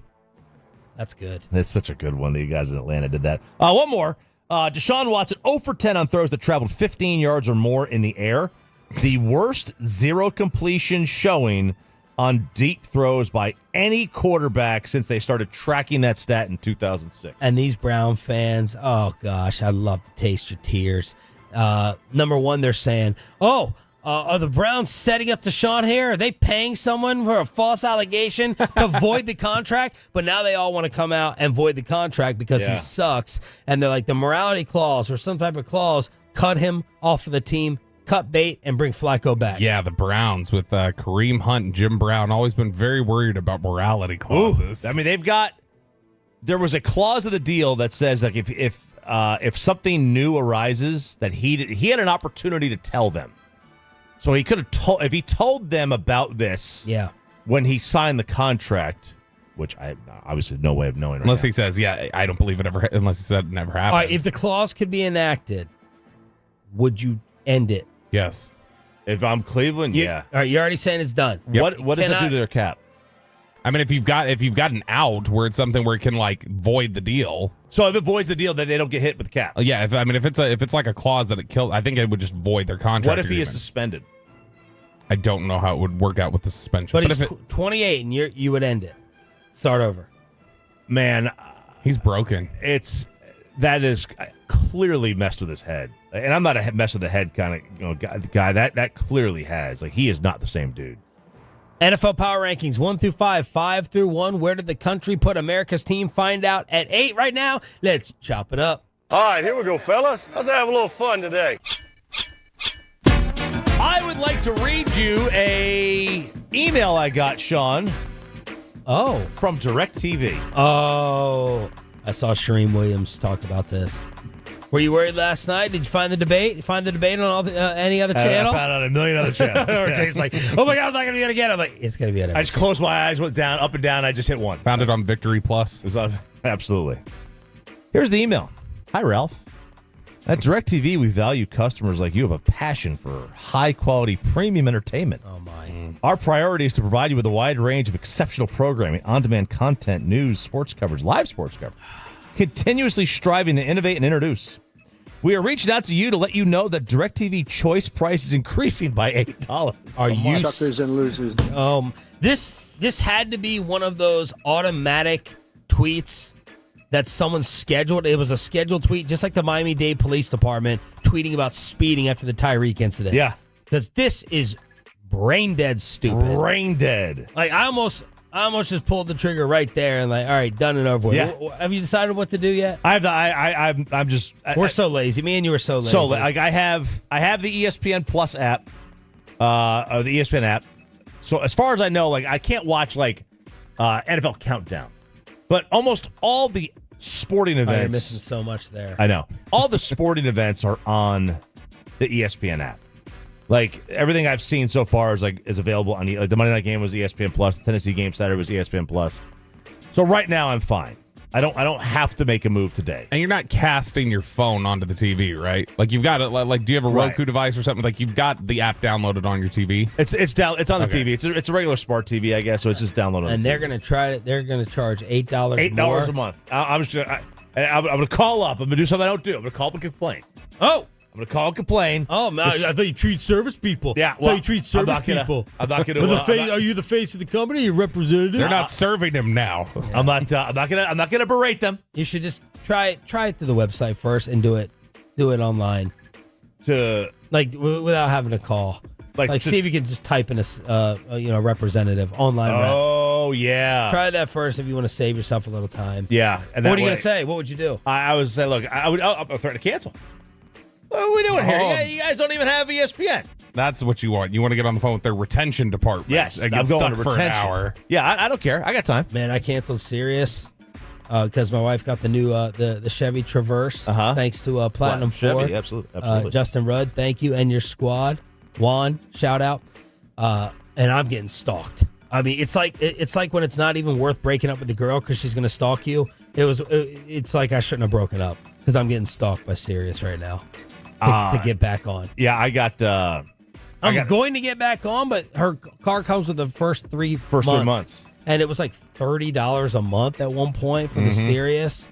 And I was like, yeah, I'm canceling. And oh, man, you may as well just stay in the relationship because I'm getting hammered on the phone. I don't use Sirius in my car, and so Kristen has it, but like I just haven't been able to change it over to the Explorer yet. It's been like a year, and she keeps complaining about it. She's like, we're paying for it. You don't listen to it. I would. Like, we need to switch this over.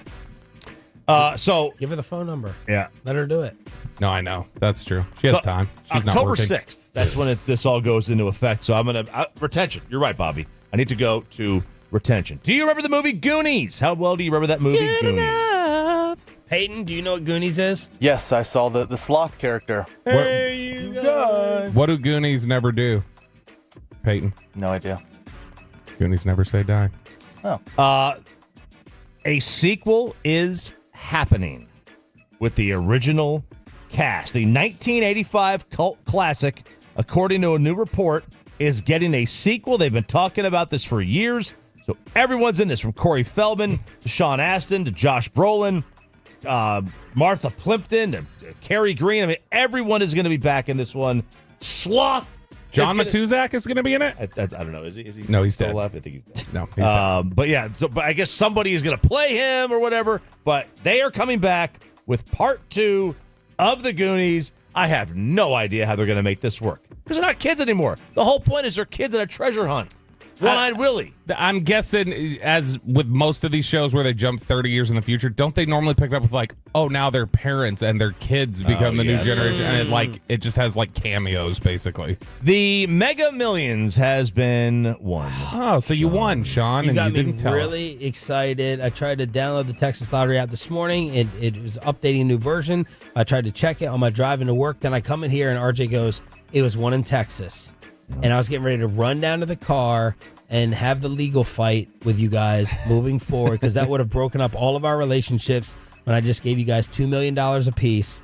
And that's it. I'd have been totally fine with that. You would not. I would not have. No, you would not. I would have given 5 if it was me. To you. That's it. If it was me to you, and I won. All right. And I won the $800 million. All right. I'd give. Hang on, but I'm breaking the usual pact that we have. So I looked down and I was like, are they taking more taxes out of this than I'm used to? I thought I bought the wrong ticket. The winnings was $400 million, and the total was 8. So under our usual agreement, when we were sharing the lottery buy, I should have given you each 100. Oh, so we were sharing. you would have been fine if it was 5 apiece. Well, yeah, if we were sharing. Okay, right. But this one, it was you did this on your own. Yeah, if this is a buying on your own. All right, you guys would not have guilted me or said hey man, we have an understanding. We have an understanding if one of us wins it. If we go in together, obviously it's a split. All right, I was worried about that. Yeah, no, I mean, these are the type of stupid lottery thoughts that you have as if you're actually going to win it. Yeah, I would give. So if I won $400 million, I would set aside $100 to give away. So I would give away to you guys on the show here. Oh, I would give. I would probably give $49 million to Choppy. Oh wow. $50 million to Sean. He gets a $1 million bonus for getting me hired here. Yeah, I'm the Jamar Chase. Yep. $1 million to Peyton. That's all you get, and then nothing to Carter. Oh, that's what I did. Wow. Well, he would really set the building on fire. Carter, that was. I'll Bobby. buy another building. Who cares? Yeah, right. Absolutely. Yeah, but so my heart skipped for a second when you said it was in Texas. It was in Texas. So for the. But where? You got to make people sick. The third. This is in Sugarland. Sugarland. It's not Sugarland. I call it Sugarland. Okay, I refuse to make that 2 words. Yeah, come on, Carl. I just got this email to me yesterday. This research. Texas. Wait, I'm sorry, Fred. Texas has won the 8th least amount of money. Carl Davis. I don't know who's Carl Davis. Carl Davis was the Cowboys defensive tackle that got cut in training camp. Okay. Texas has won the 8th least amount of lottery money in lottery history. See? Which seems impossible. Well, it's okay. So it's the 15th time that the lotto has been won in the state of Texas. The Mega Millions. I'm sorry. 15th time a Mega Millions jackpot was sold. The first since October when the $361 million prize. All right, so I have to say it Sugarland? No, it's Sugarland. No. Okay, you can say Sugarland. Yeah, it is Sugarland. I don't care for that. Yeah, Sugarland. It makes it sound like I'm going to visit Michael Jackson. Yeah, I shortened it up. Sugarland. I go Sugarland. Sugarland. I don't care for Sugarland. I mean, that's not how you say it. I don't care. They can pronounce it however they want. How do you say the ice cream? It's sherbet. Yeah, exactly. Texas, so we shouldn't listen to you on pronunciation. Texas has won the lottery 264 times. That's compared to the most, which is Indiana, which has won it 1,271 times. Do you guys ever drive up and down the highway and be like, that, I should buy it from that convenience store? All the time. And what goes into that thinking? It just looks like, run you down. Want a raggedy one? Yeah, you want a good one? I absolutely want a raggedy You want low one. traffic? You want high traffic? Yeah, absolutely want a ratty. Because it makes the story seem better. Like, I went to that little raggedy one and I won it. Yeah, I don't want to go to like the QT and get it or whatever. No, it's too bougie. I want to go to one that may or may not. Like, I stick to the floor. And you said Sugarland has all the money already? That's a well-to-do town, right? Parts of it. It's like it's kind of like parts of it are really well off and parts of it aren't. I want to buy my lottery ticket for somewhere with bars on the window. That's how I make my determination. Just a place that we stay on the road usually for the fan. I want stay at our San Antonio hotel, first training camp that we had. On the window. Chopping it up here. Expressway, commercial free on 105.3 The Fan. Okay, so this next one, this is pretty disgusting, I think. And tell me what you would do and how long you would last with your ladies with this one. So one of the newer beauty trends is women are rubbing garlic on their faces. Oh. The last time you did this story, you said it was crap, right? People rubbing crap on their face. Yeah, the poop on their faces. Right. Now, this is a new TikTok thing, I guess. Raw garlic for acne. They're rubbing garlic, cloves, rubbing it all over their face for their acne. On a scale of 1 to 10, how hot does the girl have to be for you to put up with her smelling like garlic out of her pores all day? That's not the question. The question is, how bad is her acne? What do you do? Did you lick her face because it tastes like garlic? Now, look, I love garlic. Troy Hughes used to eat garlic. This would probably make you puke, Bobby. He would pop little garlic cloves like Tic Tacs. Ew. Oh, and it came out of his pores. Could you smell fat pores? Yeah. Came out of his jeans. It did. It came right out of Michael Irvin Sparkle jeans. It came right out of his Rocket Republic jeans. Yeah, I was trying to think of a brand. I don't know a brand like that. Smell like garlic all the time. I don't know how turned off I wouldn't be turned on. I don't know. I don't know how huge of a problem. Garlic isn't the worst. Yeah. Like when you like bake or like fry or saute garlic, I think that smells awesome in the house.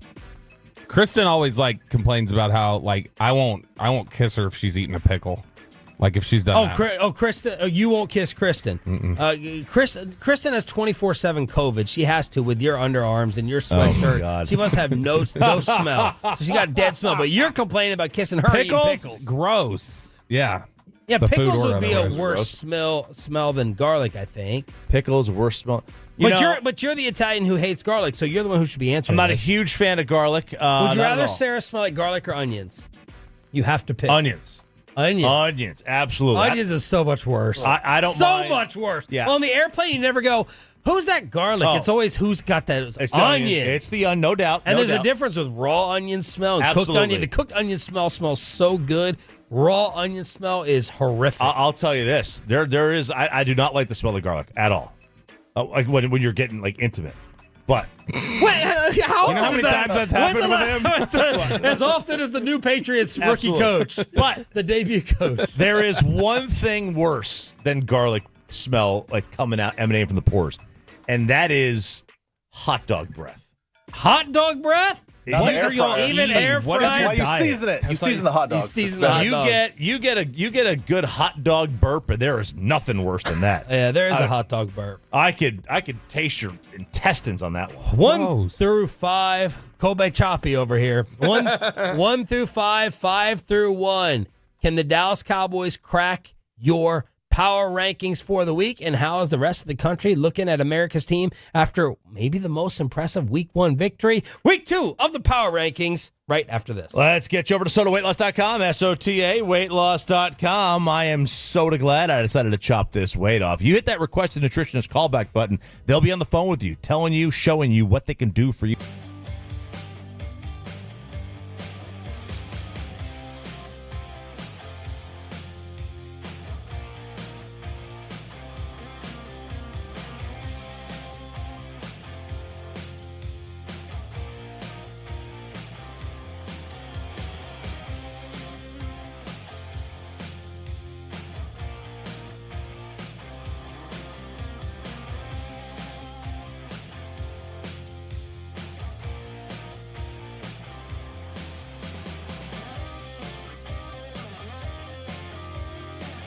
Do you think it's true that you've got to forget something else to remember that Uber Eats has groceries?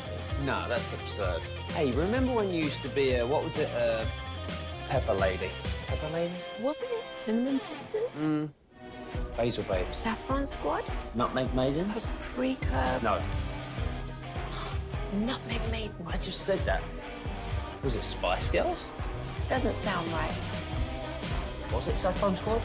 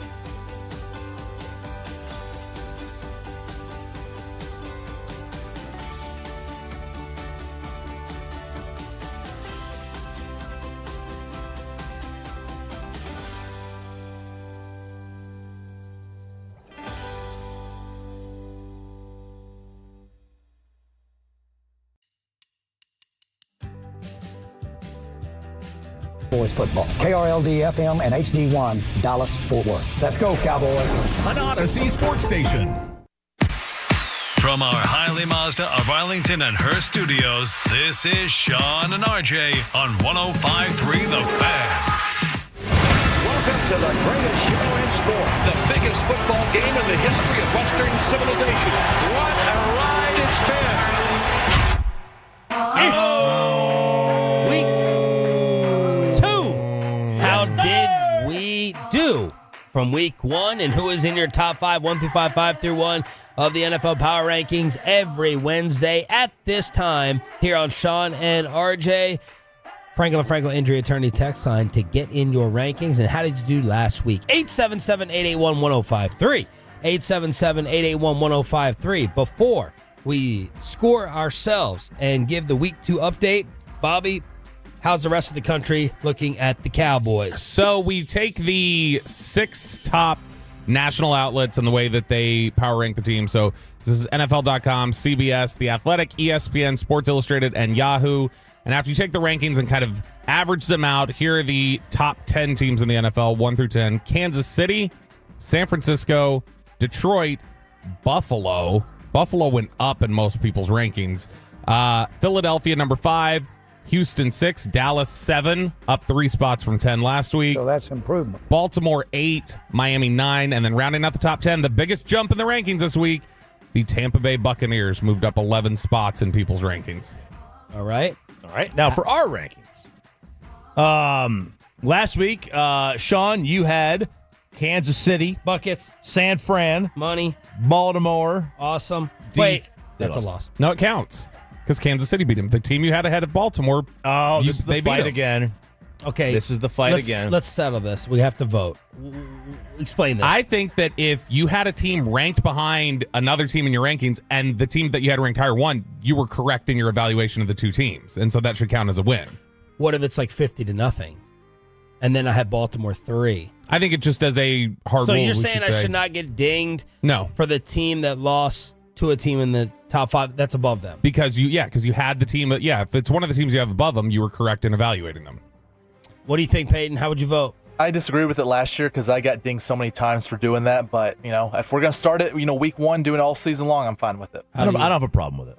I think it's fine. I think it's. I think it makes sense. It's a fair point. It makes sense. Okay, let's do it then. So I'm still undefeated. All right. So then that was Baltimore 3, Detroit, and then Houston.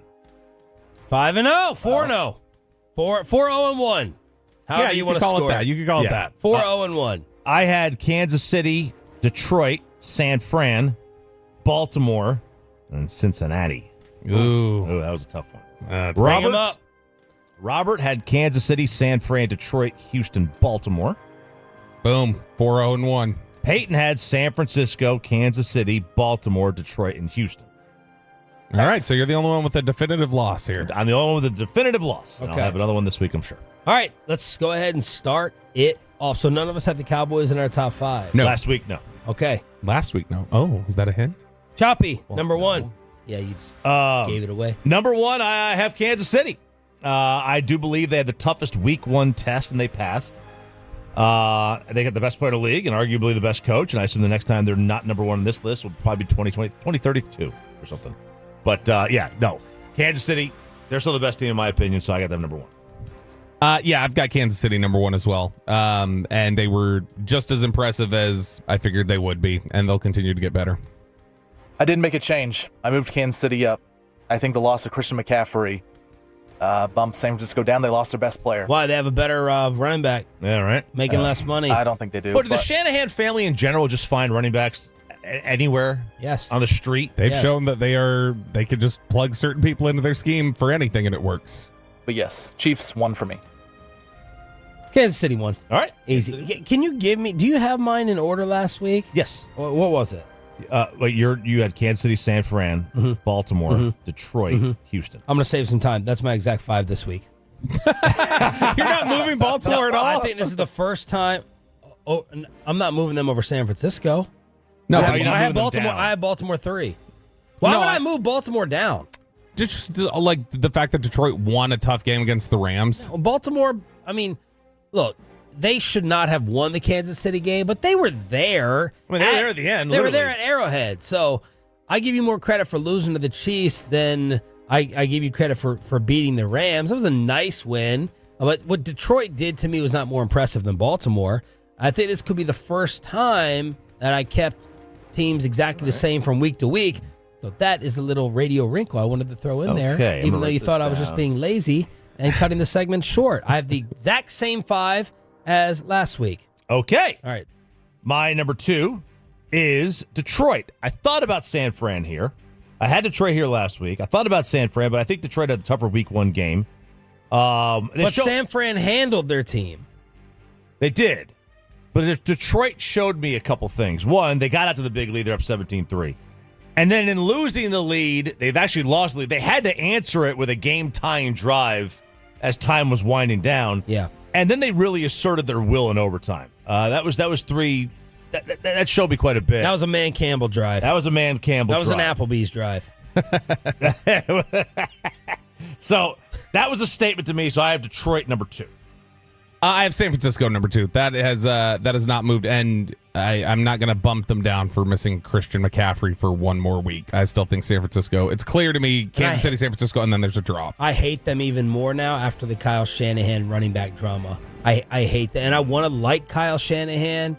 I want to, University of Texas, all that stuff, but the throwing under the bus, leaving someone out to dry, lying about it with the league, Friday night starting, the sketchiness, just give me another reason to hate them. Yeah, the 49ers number 2. Again, it would be 1A, 1B for me if I could rank it, but 49ers 2, they're without Christian McCaffrey.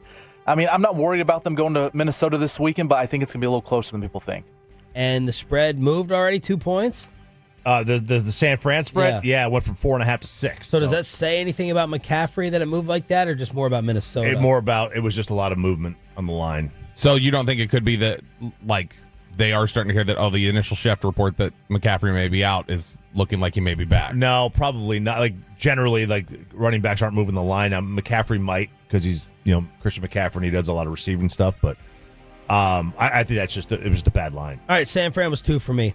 All right, San Fran was 2 for you. I have San Fran 3. No matter what, for Detroit, for Dallas, doesn't matter. All roads to the title in the NFC is going to go through them, right? Like you're going to run into that team sooner or later. So whether you're the Rams or the Lions or the Cowboys or the Philadelphia Eagles, you're going to have to beat them along the way. Runs through them makes me think like home field. Oh no, I mean like you're going to have to go through them at some point. Okay. All right. So I had last week Kansas City, San Francisco, Detroit, Houston, Baltimore. Yes. Okay, so we have a change at 3. Ooh. We have the Houston Texans. Over that win? Yeah, because look, we're talking about all these games that we're talking about in between Detroit and Kansas City and stuff like that. These were struggle games.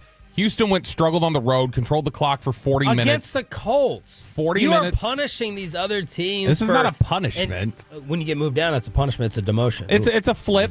It's a single flip. Like you're like, oh my God, look at the Colts win. Wow. You lost to Detroit and the Rams and like Kansas City? Look, Baltimore? Oh, my God. If you almost lose to Matthew Stafford, you should just retire. All of them, the whole team. No, but here's the thing is that Houston controlling the clock for 40 minutes, they were one of the worst running teams of the NFL last year. They showed they can do it this year. Mixon looks completely refreshed, rejuvenated. That defense is really strong, and Stroud hasn't shown any signs of slipping. So I've got a flip. I've got Houston up 1-3. Wow.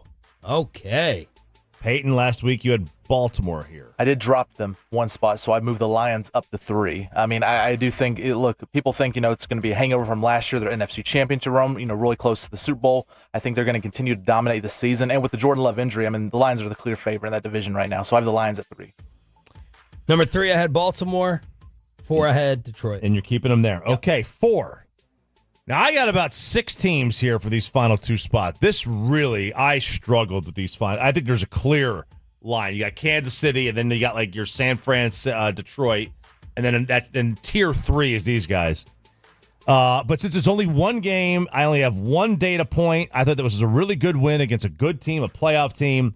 I don't think they're going to be here in the end, but I'll give the benefit of the doubt now. I have Philly here. Ooh. I thought it was a pretty good win. I don't think they're better than the Cowboys at the end of the year. I think the Cowboys win the division, but I don't hate that. This is a better win. They had a good win. Their offense, I mean, in terms of what bothered me personally from week one, this bothered me. This bothered me that their offense scored that many points, and Saquon Barkley looks like a grand slam addition, and that Jalen Hurts was still throwing and finding A.J. Brown deep. That offensive output bothered me. Number 4, I had the Detroit Lions. Just down a spot, and it wasn't even like a significant. I thought Houston and Detroit were pretty close anyway to begin with, but I was more impressed again with how Houston controlled things. But Detroit looks solid. Still looks like they're a step behind San Francisco to me and Kansas City, that they're a tier down below. But Detroit, number 4. Yeah, this one was hard for me, but I have Baltimore moving down one spot from 3 to 4. I mean, they were a toenail away from possibly winning a game in Kansas City, but they Not lost. according to Lamar. Or just a wide screwed. open throw to Lamar, or from Lamar, That's right. from winning the game. They had a true quarterback, but yeah, I have Baltimore number 4. All right, my 4 was Detroit and the armpit 5. All right, so number 5, I thought about Houston, but I think the Colts stink. And the Colts stink. That stink, but they're like your Mr. Anthony Richardson has the best chance to be Mahomes. I know, I like him. I really do like him. Chris Ballard, I don't know. They're kind of like the Titans to me. They're just a boring organization. I thought about Miami, but they were dominated in the first half. Dominated. I thought about Buffalo. Same thing though. Dominated in the first half. Thought about Buffalo. How come people move Buffalo up after that? That's insane around the country. I didn't. I thought about it. I did put the Dallas Cowboys at number 5. Okay, NFC East represent. Yeah. Granted, I don't know what Cleveland. I know Cleveland's a good roster. I know their quarterback stinks. What was the most impressive win? Where's the Cowboys win or the most impressive from week 1? What else was super impressive? All right, let me just run it down. Was it more impressive than the Eagles win? Yes. Was it more impressive than the Ravens win? The Ravens lost. I'm sorry, than the Chiefs win? No, probably not. Just in terms of quality of opponent. Was it more impressive than the Lions win? No. Similar? It's similar. I think the Rams are really good. Okay. I would argue it was more impressive. Was it more impressive than the San Fran win over the Jets? No, not without McCaffrey. Disagree. I mean, it's a running back. It's the best defense in the guy had 150 yards. Against. Like the guy was totally fine in replacement. I love that this is our big tension segment of the week, power rankings. It is. I like it. It really is. I mean, I would argue as a top 2 impressive victory. Now, I'm not counting the Saints over the Giants. Like obviously, I mean the Saints over the Panthers. I'm not counting the Vikings over the Giants. Obviously, going to have bigger disparities on the scoreboard, but I'm not factoring in those teams. As real players. Right. Yeah. I don't trust them. So that's what I would think about with the Cowboys. I don't disagree or hate Cowboys, Eagles in your top 5. Who's 5 for you? Yeah, so I had Baltimore last week. I thought about keeping Baltimore there. Buffalo again was a consideration. Miami as well. Miami to me, the whole thing is just like, okay, you won at home in September, which has kind of been your MO. Like, let me see you win that kind of a game on the road. So because of that, at number 5, I did ultimately decide to go with the Dallas Cowboys chief rival, the Philadelphia Eagles at number 5. Look at that. A little Bobby. What a change up that was. Your best contribution to the show this morning. Well no, done. just I had Philly above Dallas at the start of the season. I think Dallas's win was better on the road, but I mean, Saquon Barkley showing that if he's healthy and can be used the right way in the dimension of what Philly already can do with all their different multiple ways of winning offense, and they've got a better offensive coordinator there in Philadelphia than Dallas. So I got the Eagles at 5. This one, I struggled with number 5 here. Had a lot of teams here I could have put. Philly was one of them. Cowboys were one of them, but I went with the other team in Texas, the Houston Texans. Okay. Kept them at number 5. The armpit with my lottery winnings there in Sugarland. NFL Power Rankings every single week, 1 through 5, 5 through 1 from you, so we can all keep score on the Frankel and Frankel Injury Attorney text line. What did you choose last night? The World Series champs or debate number 2? Next on Sean and RJ.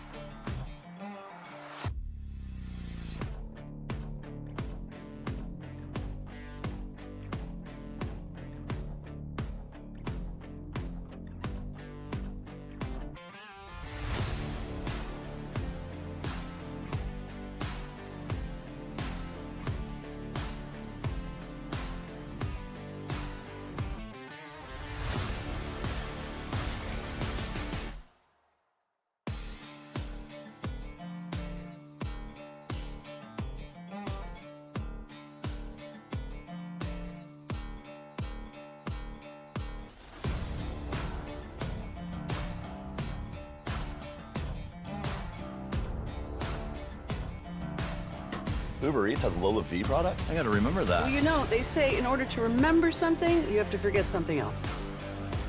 Okay, now that is a very cute haircut. That's like a little shag. I've never seen it before.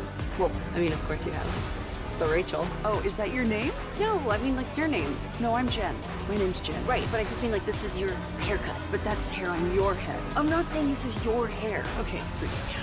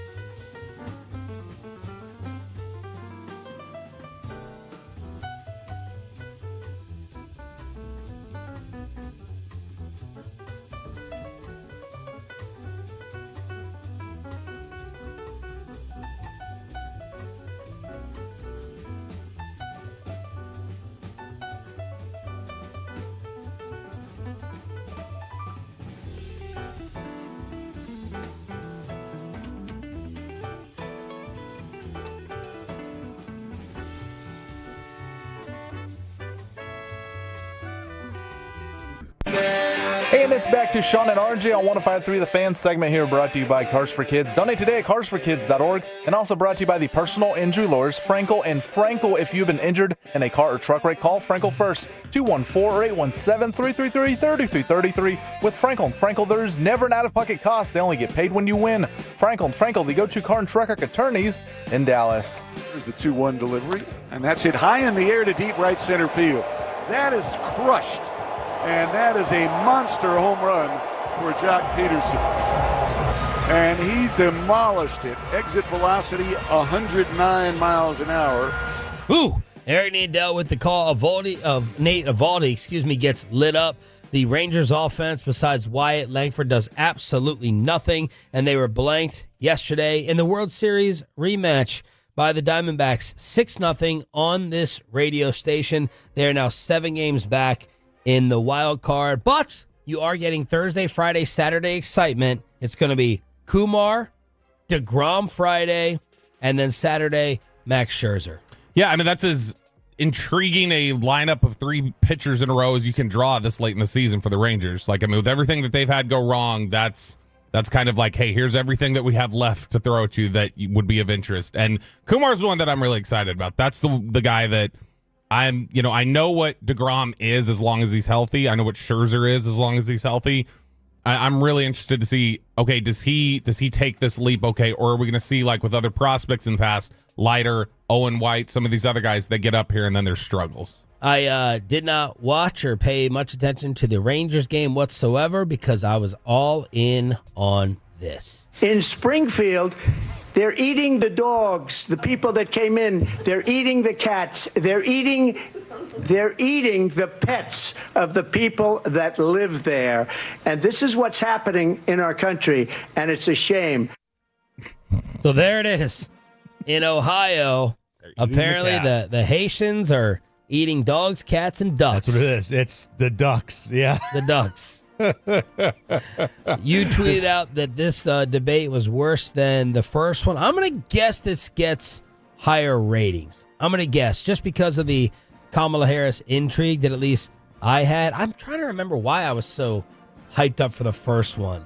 And I was, but it was like, okay, we've already seen this before. Biden, Trump, like, I mean, we hadn't seen totally Trump and Biden across from each other since people started having a lot of cognitive questions about Biden. Yeah. Okay. And that's why I thought, because, like, this one I thought was worse because, like, obviously Biden was cognitively just gone at that point, and that wasn't something that was any of us really should have seen. That they should not have put him in that position. They should have known better. They did. Weekend at Biden's. They did him dirty, by putting him out there. But this was 2 people who. Well, they didn't know. They didn't know up until that point. It was right. We were surprised.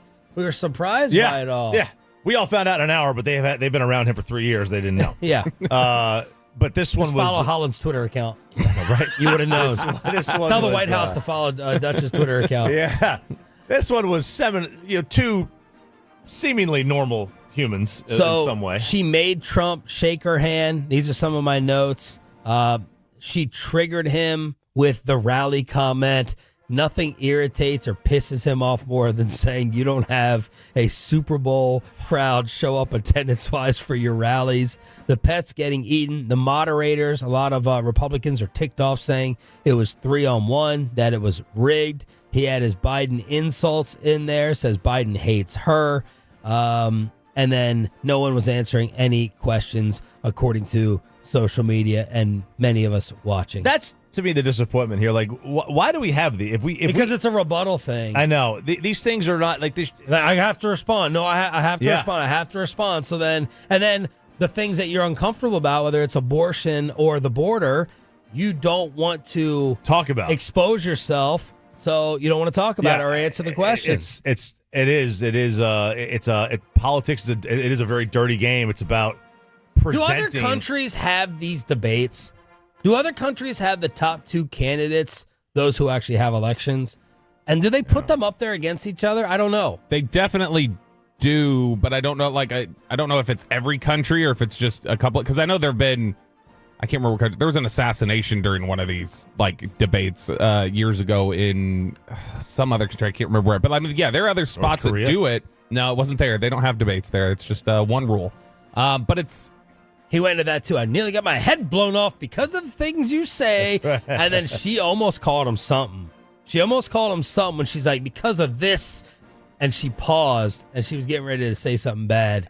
Or maybe she did it for effect. Yeah, that could be it too. Just very intentional. While RJ and I love like the chaos, the mess, the reality drama, you like take it to heart more and that it bothers you to the point that you can't and don't want to watch it. Right. You're sad for the state of affairs of it.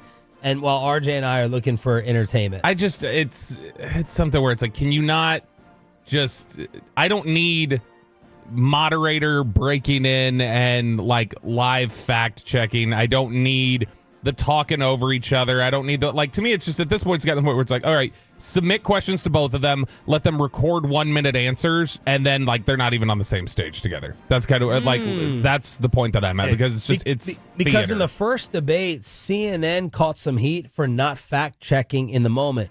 But now when ABC fact checked in the moment, it came across as, because look, let's be honest and real about it. Trump is known as an embellisher. So then when you embellish certain things, the best, millions, billions, that can go under the category of fact check. So when right, because the perfect example is the pet thing, the audio clip we played. Because I think it's the real story is that there were 20,000 Haitian immigrants that went to this town in Ohio. Yeah. That were chopping heads off of ducks and eating them in a park. Yeah. Which is better. It's not it's Bobby Belt PETA. But if you know, from Trump's standpoint, that's not a sound like cats and dogs, your pets. Yeah. That's the soundbite, right? That's the embellishment. I think my friend put it perfectly. He said, it's like not understanding or not comprehending, calling the team who fouls more for more fouls. Why did the Detroit Bad Boy Pistons keep getting all these whistles? Well, because they have a bunch of thugs and they're going to beat the hell out of you. There's a reason you do your impression, right? Yeah. And it's the best, the this, the that. So if he's fact-checked more, it's going to come across more as they're picking on him and questioning him. When CNN, who dislikes him, in my opinion, it's like 33-1 in the fact-check comparison. There's a little bit of Orwellian type of slant towards fact check in general, though, I think, for me. I don't know what any of that. I have never understood what Orwellian means. I know it's some guy. The War of the Worlds guy, right? No, look, basically, fact check can very easily be like, I'm not going to get too deep into it because you can Google it. But the idea of fact checks have historically throughout debates occurred in post-debate wrap-up. It is not in the moment, like choosing who you're going to check and when you're going to check them.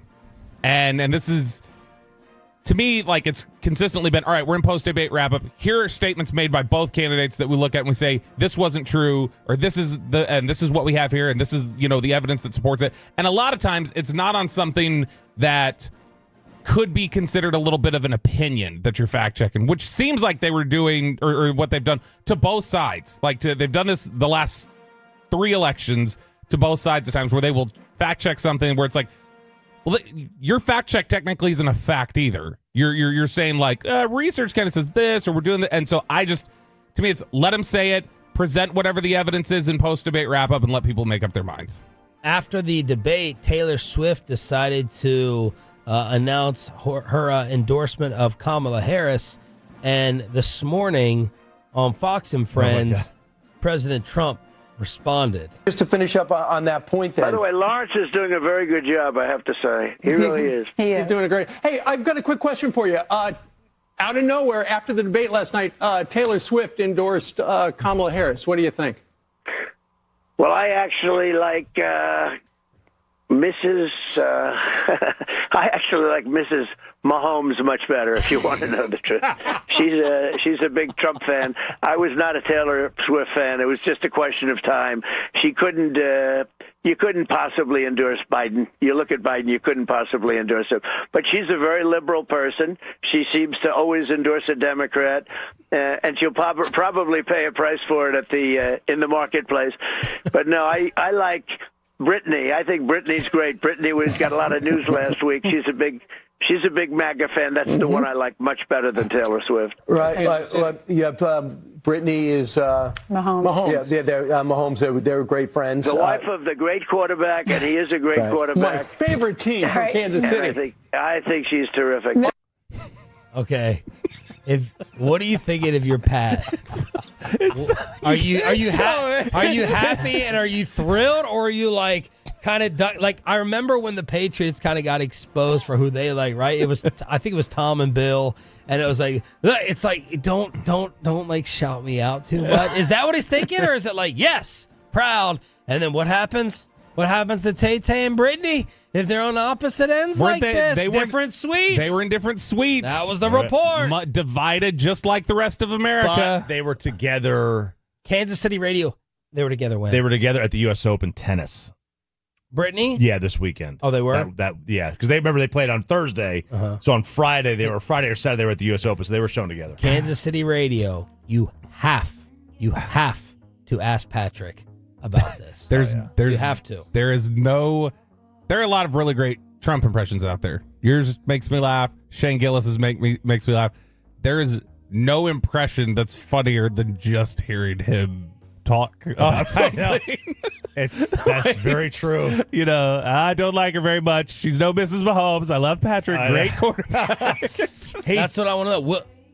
What will Patrick Mahomes say when asked about this? Give me the response. He'll say Brittany's got it. Brittany's her own person. She has her own opinions. I don't share. I like to focus on football. Yeah. Everybody's got their own opinions. I really just kind of focus on my job. I don't even think much about those things. So Pat's got this with Trump, the brother and all his crap, then the father with the drinking and driving. Yeah. He is. You know what? Honestly, do we feel? It's obvious to say I feel bad for him. Look at what he deals with, but is there some mysterious Pat Mahomes we don't know about? No, he is lauded by everybody that he's somebody who rose up from circumstances that a lot of people typically don't. And so no, I think he's really actually impressive, I think, with the stability that he shows given everything else that he grew up around. Sickening news to add to the Johnny Hockey story. Both. So we knew last week that Matthew Gaudreau's wife, so the brother of Johnny, was pregnant. And then Johnny's wife yesterday at the eulogy announces that she, too, is pregnant with a child. 9 weeks. 9 weeks pregnant. So that's almost out of the first trimester. And they have 2 really young kids already. They do. So now he'll be the dad of 3 when she does give birth, and it just continues. What an awful story. And I can't remember one that is this heartbreaking. It's obviously a high profile, more high profile sports story, but it seems like they were like a fairy tale. It really does. And then right before the wedding, everyone's pregnant. The brother's out. Oh my gosh. Yeah, I mean there's not really any circumstances.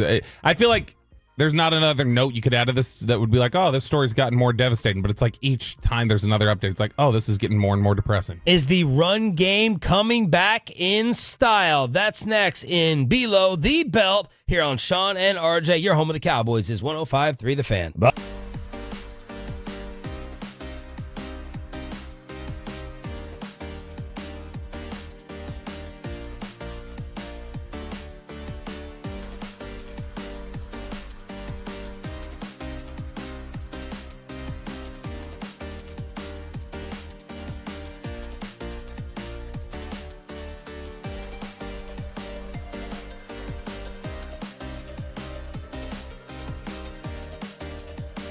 Do you think it's true that you've got to forget something else to remember that Uber Eats has groceries? No, that's absurd. Hey, remember when you used to be a pepper lady? Pepper lady? Wasn't it Cinnamon Sisters? Basil Babes. Saffron Squad? Nutmeg Maidens? Paprika? No. Nutmeg Maidens. I just said that. Was it Spice Girls? Doesn't sound right. Was it Saffron Squad?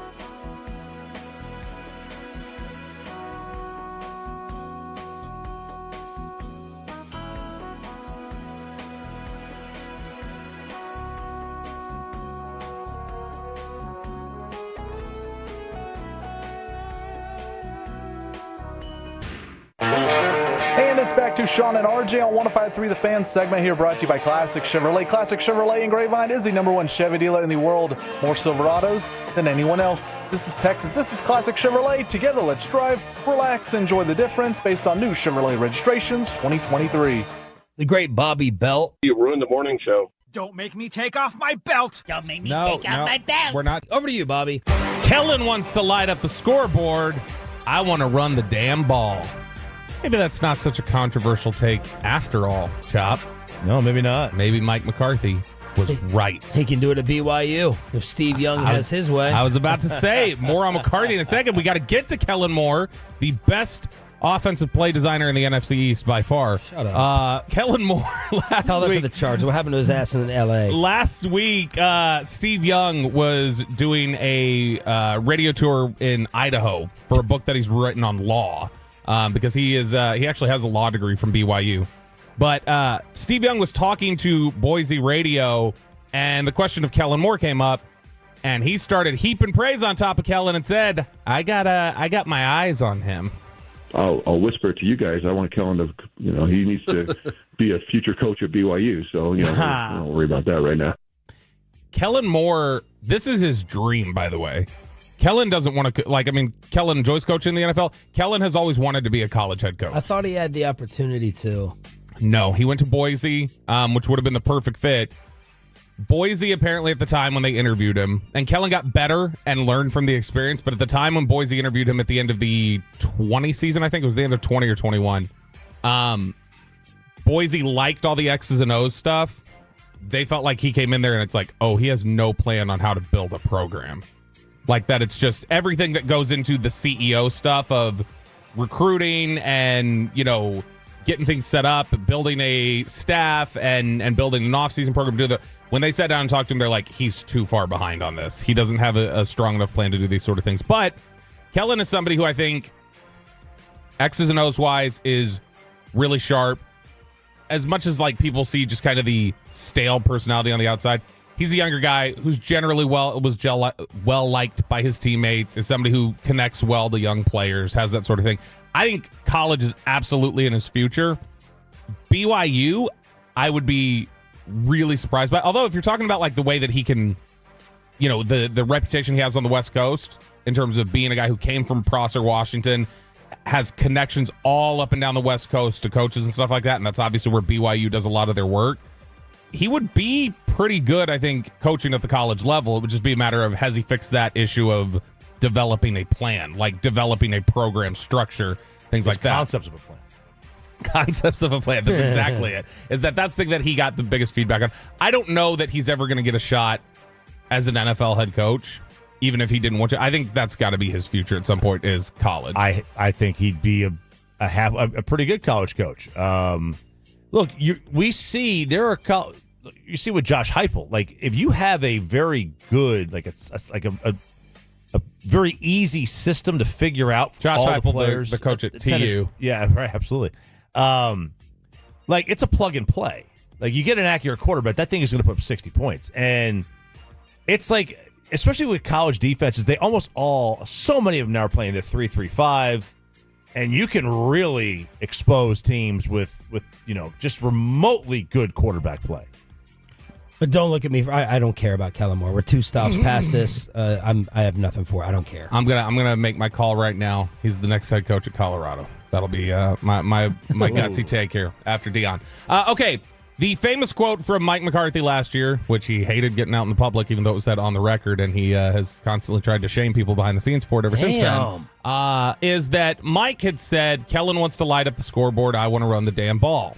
That he wants to give his defense a break, give him a rest.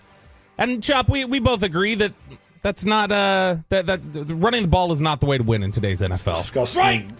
You can have it as a part of your game, but only if it's right there. You soften up the defense enough to where Babe Laufenberg was dismissing the importance of the run game last Thursday. Yes, he was. At 840. As he should, because EPA, which is expected points added, so this is an efficiency stat. It's basically it measures how well a team performs relative to expectation. Slow down, Bobby. Just breathe. I know what's going on behind the scenes. Just breathe and concentrate on executing each word. Wrong. I don't have Adderall, Chop. Yeah. That's the problem. Right. That's the problem. So why do I have this right here? The ADD or the ADHD. You needed to come. Your ADHD needed to come down. Expected points added. Hey! Sean, is a measure of how well a team performs relative to expectation. And so basically this will be on a per snap basis. So a lot of what goes into this is 3rd and 7, given down distance, where you're at on the field, and the probabilities that go into how successful you're likely to be there on that drive, and how likely it is that you're going to score on that play or on that drive, and a number of different factors like that. So the expected points added historically over the last decade has been way more efficient for passing the ball than running the ball. I think what the number was the best rushing attack was the equivalent to about the 17th or 18th best passing attack. Yeah, in fact, EPA, which is what it stands for, EPA per play over the last decade, since 2014, there's not been a single season where running the ball on average adds to your EPA. It on average is negative EPA for each play. And for passing the ball, it's relatively been around on average for much of the last decade, around a half a point or a 0.05 is what it is. No, 0.05. And typically half a point would be amazing. Yeah, no, half a point would be ridiculous. But it's something that where you go back, it's the complete opposite end on the negative spectrum for running the ball. Until the last couple years, where running has still maintained down, but the last 2 years, passing has also been negative EPA on average per play. And that's the first time it's been that way in 10 to 12 years. And this first week of the NFL season might have seen the full reversal.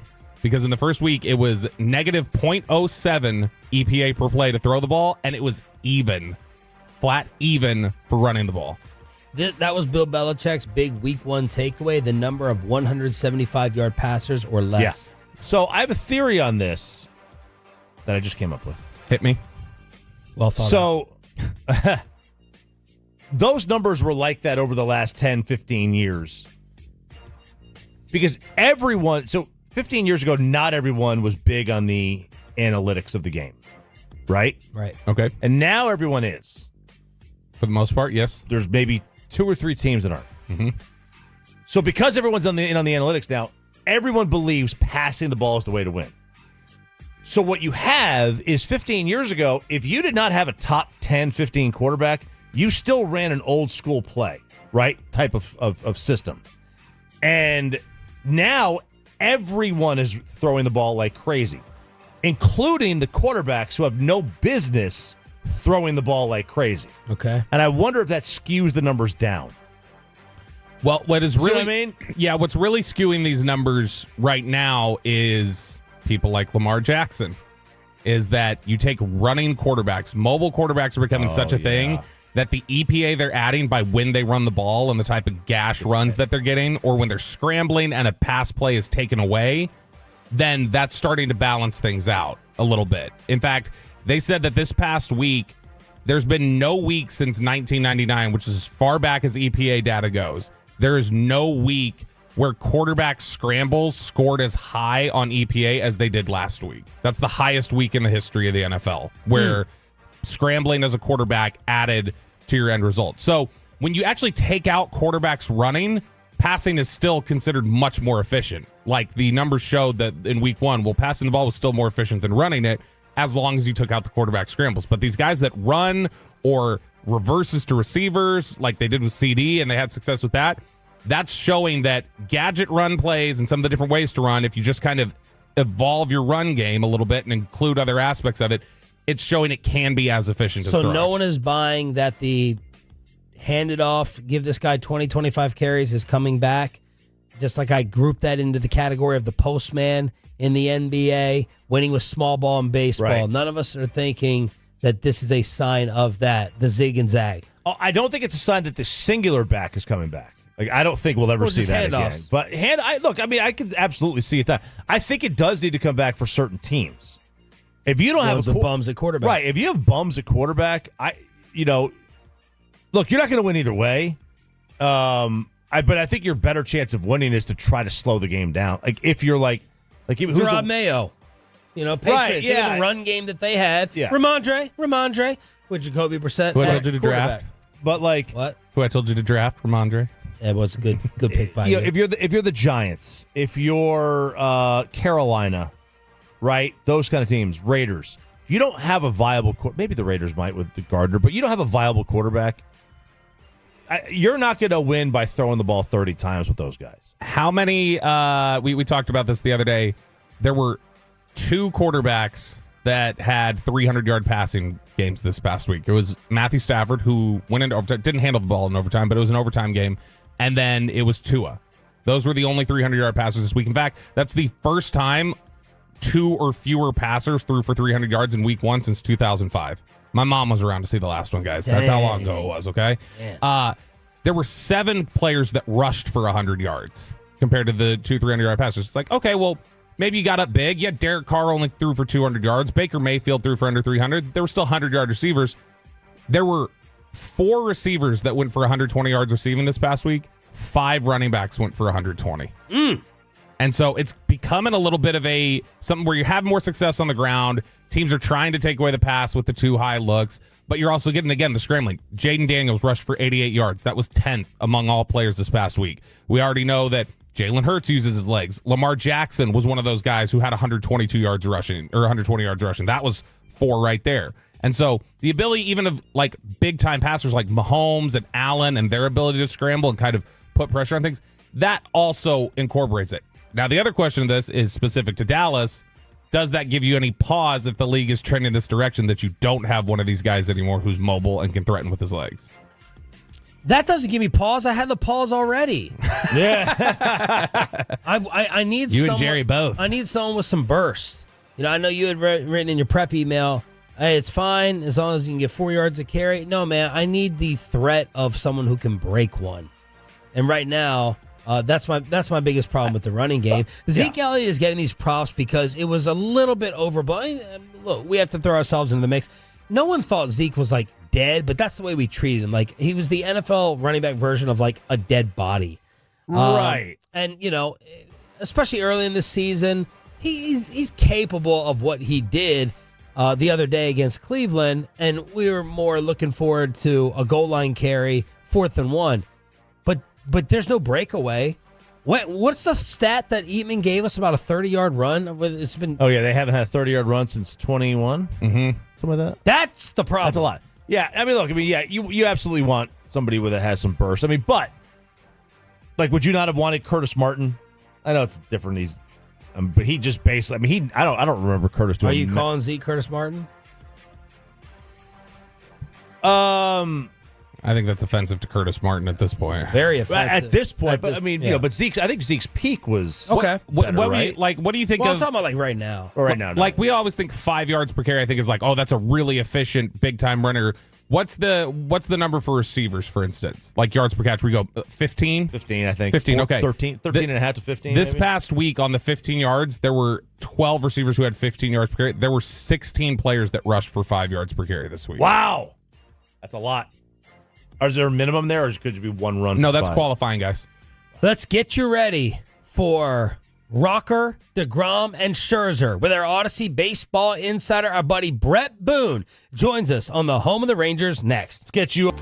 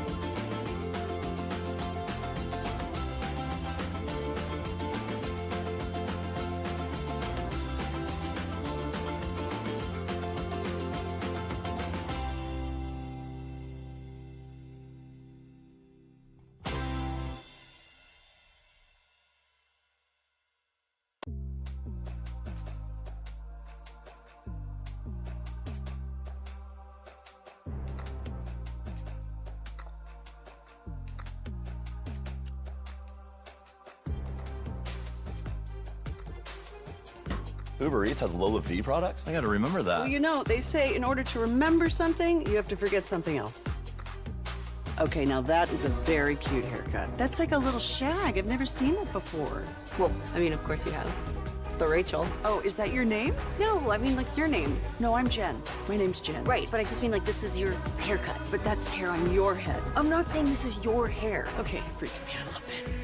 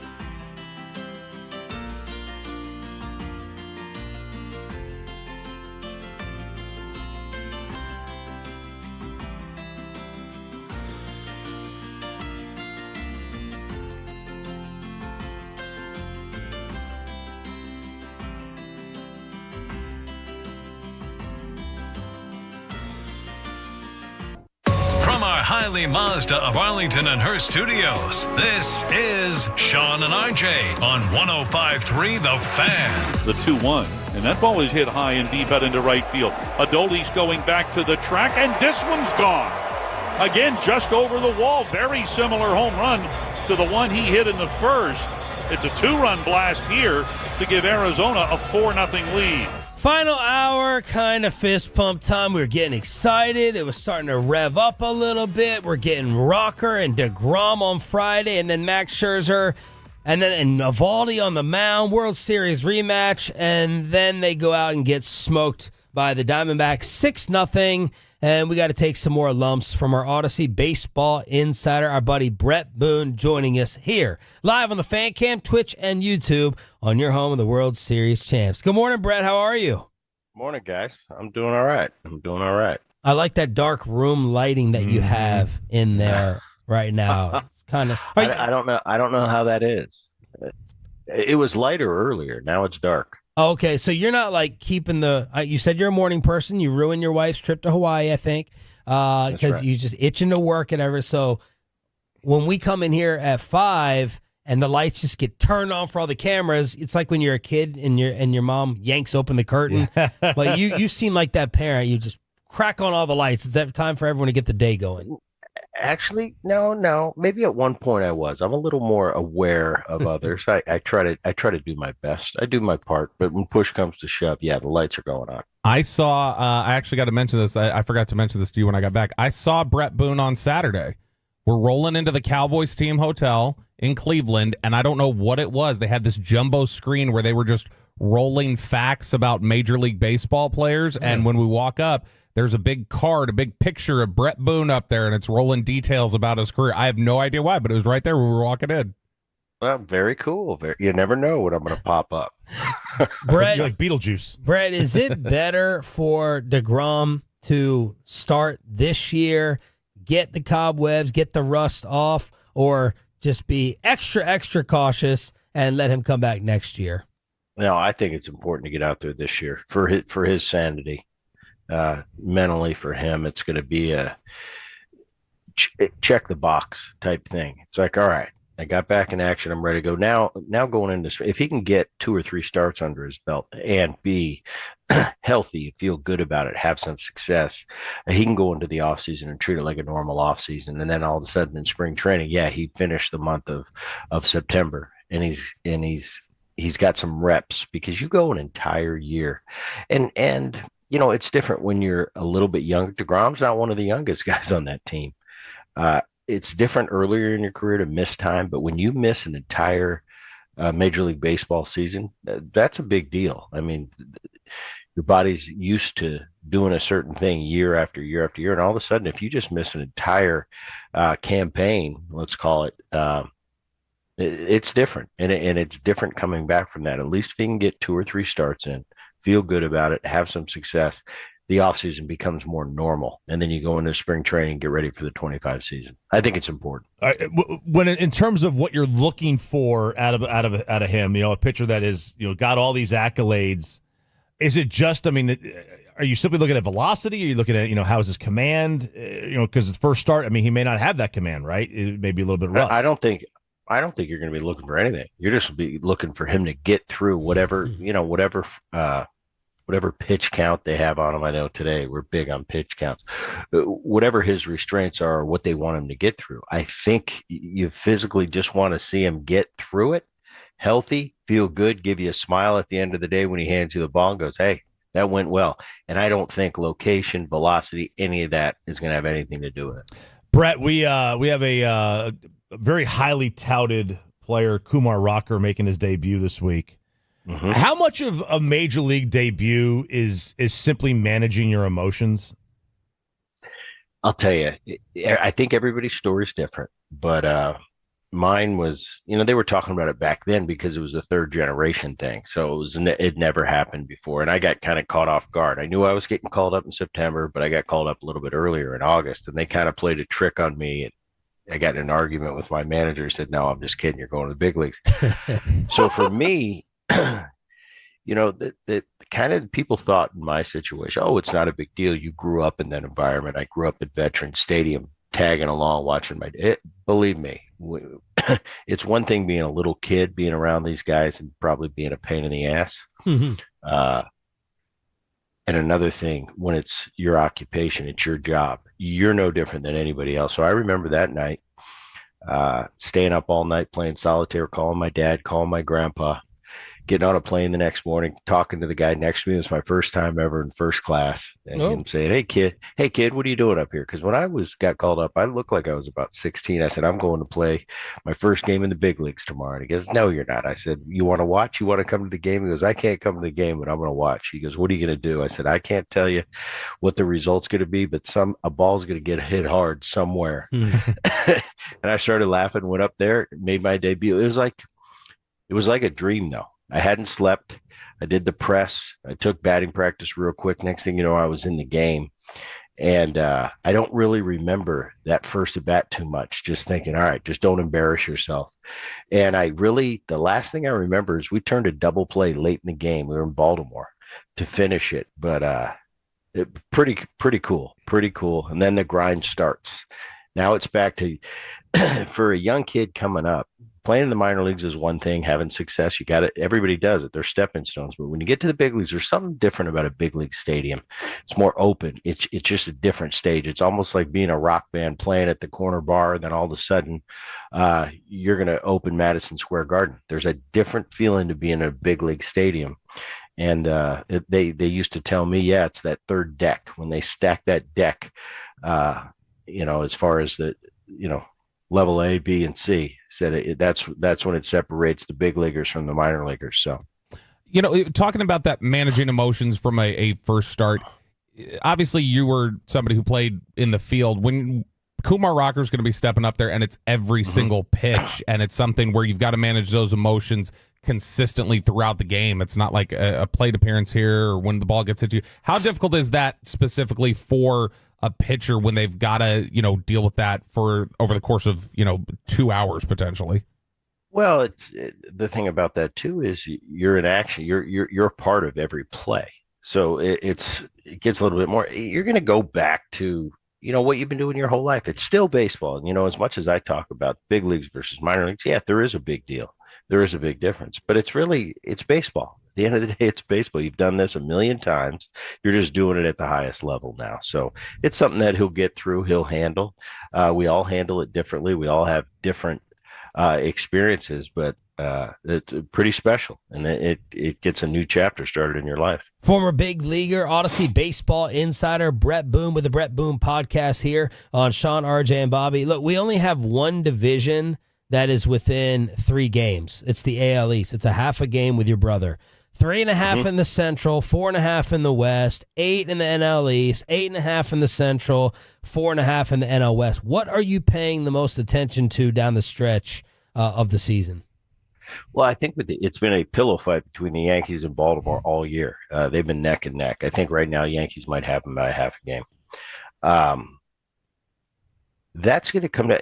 Here's the one thing, and a lot of things are going on in New York. DJ LeMahieu's having a really tough go of it. He just landed on the IL. The starting rotation, it's been in flux. You just got Schmidt back, who I think is going to be an intricate part to this team down the stretch. I don't really look for anything. I think I look at the 2 teams. They're both playoff caliber teams. They're both going to make the playoffs. That's kind of a prerequisite. That's kind of been established at this point. So now it becomes the players. Of course, you want to win the division. It's important. But I just think in today's game, it's just not that important. I think New York, their bullpen, if there's a question mark, it's that bullpen right now. And it's Clay Holmes finishing games. He's been obviously a great closer in the game for years now. But this year, some things have come up where I believe he's blown 12 saves. And everybody's asking me, well, why do you keep putting him out there? Well, when you have the luxury, when you're winning games and you pretty much know you're going to the playoffs, you have the luxury as a manager, I think, to give a little bit longer leash to definitely veteran players and players that have done it in the past to work it out. If you were fighting for a playoff spot, you got to do what you got to do. But I think that's the one concern for the Yankees is that bullpen, and how does it set up when we get to that postseason? Is it going to be Clay Holmes at the end of the game? He's been very shaky, and when you get to that playoffs and when it's do or die, you got to know what you're going with. So I think right now they're going to do a little bullpen by committee. play matchups more than just give the ball to Clay in the ninth inning. And maybe it'll settle him down because the stuff is still there. Even though I'm 55 years old, I can sit on my couch and I know what plays and what doesn't play. I know guys that I don't want to get off the couch and grab a bat. And I know guys, hey, maybe I could even get a hit right now off him. Clay Holmes is not one of those guys. His problem's been control. He's been behind in the count a lot. And that's going to be the key to the Yankees down the stretch. Keeping that core healthy, obviously it's a big time. A lot of the emphasis has been put on Soto and Aaron Judge, two of the best hitters in the game. Stanton's got to be a big presence going into the postseason if the Yankees want to have a chance. But I'm just looking at the landscape of both leagues and all the teams. Man, there's so many options and there's so many. Yeah, they could do it. Well, they can do it too. There's so many. So it's not clear cut like it has in the past where you can kind of narrow it down to 4 teams. Yeah, these are the 4 best teams in baseball. And usually at the end it plays out and you go, yeah, it's what we thought. With today's landscape and the parity that's in the game today, man, anybody could win, which makes for a pretty exciting postseason. Brett, you mentioned Judge. He hasn't had a home run in 14 games, which is for him, it's a lot. 2 things. Yeah. One, is that kind of in it? Does that get in your head after some point where it's this many games? And then the other, does this kind of bring Bobby Witt Jr. into the MVP discussion more? I don't think it brings Witt into the discussion for me.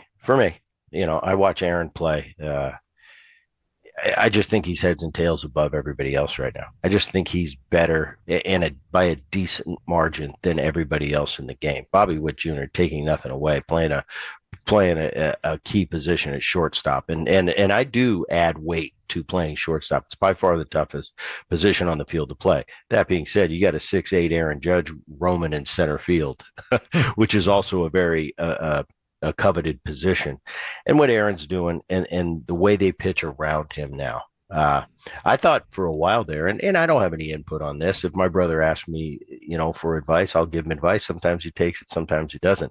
For me, I think it would have been a little better to have Soto behind Aaron Judge. That being said, if it isn't broke, don't fix it. I'm also a believer in that. They both had MVP type years, and to kind of flip flop them in the lineup at this point maybe doesn't make that sense. Maybe it doesn't make that much sense. So probably prudent to just keep it the way it is. For me, it's not a question. It's been Aaron Judge from the beginning. He will get hot again. You look at his April and what he's done since April. So yeah, you're going to have lulls when you're not hitting home runs, but it seems like when he starts hitting them and he starts clicking, they come in bunches. Brett Boone here on The Fan. I was looking at one of your podcast recaps and it said turning to with Boone, he talks fashion, getting booed as a player, and a wild card, and Dak Prescott. What were you talking about when it comes to our quarterback?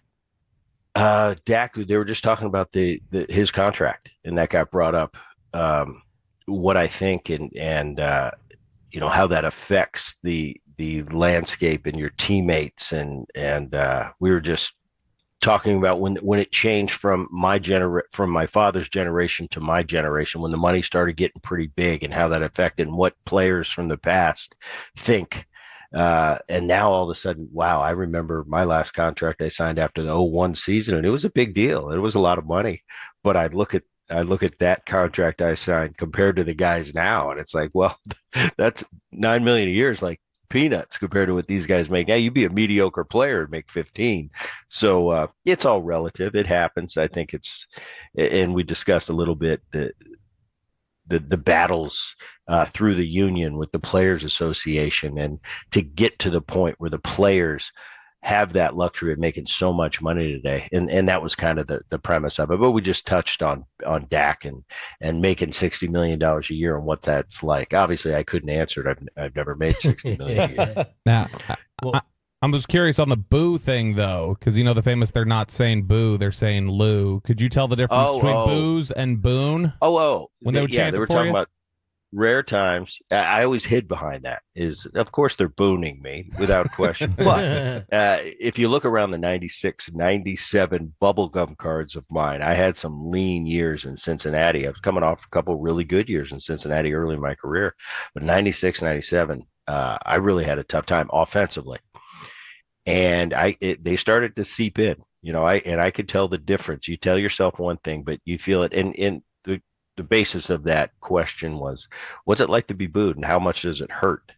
And it's real. And you feel it. And as much as the athletes, we have that persona. We want to have that persona of, we're built of steel and nothing really affects us and we don't care and we move on. No, that hurts, especially when you're hometown fans, because you want to do so good for them. Every contract you sign, at least I can speak in my experience. When I signed a contract, yeah, the money was great. But that's not why I play. I don't get satisfied with that. Now I want to challenge myself to live up to that contract. And I want to do it for the fans and for the city and be the best player I can. And when you're not playing well and fans are getting on you, I didn't take it personal. I wasn't angry at them. I was kind of frustrated with myself for not playing better because in Cincinnati at that particular time, man, it took a lot for them to boo me. Because they had cheered me so much, and I knew, wow, if they're booing me, it goes in different stages. It's like, oh, give him a break. He's having a rough time. Oh no, he's got to get better. But we still cheer Brett, and all of a sudden they start to boo you. You know you're struggling. You got to make a swing change, and I ended up doing that after '97, and I came back with a big '98 season. But yeah, as an athlete, it hurts, especially when the hometown visitors. You can take it as a compliment when they boo you. But when your hometown's doing it, it's tough. Good stuff, Booney. We'll do it again next time. Thank you. You got it. Thanks, guys. Brett Boone, host of the Brett Boone Podcast, an Odyssey original featuring the most notable names in baseball and all-around sports every week. Let's start previewing the Saints with Nick Eatman, DallasCowboys.com, next on The Fan.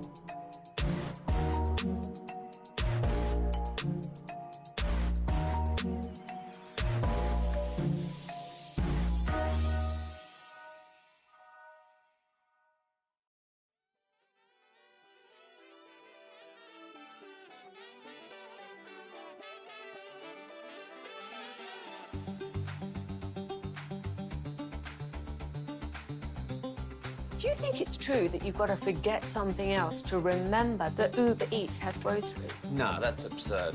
Hey, remember when you used to be Pepper Lady? Pepper Lady? Wasn't it Cinnamon Sisters? Basil Babes. Saffron Squad? Nutmeg Maidens? Paprika? No. Nutmeg Maidens. I just said that. Was it Spice Girls? Doesn't sound right. Was it Saffron Squad?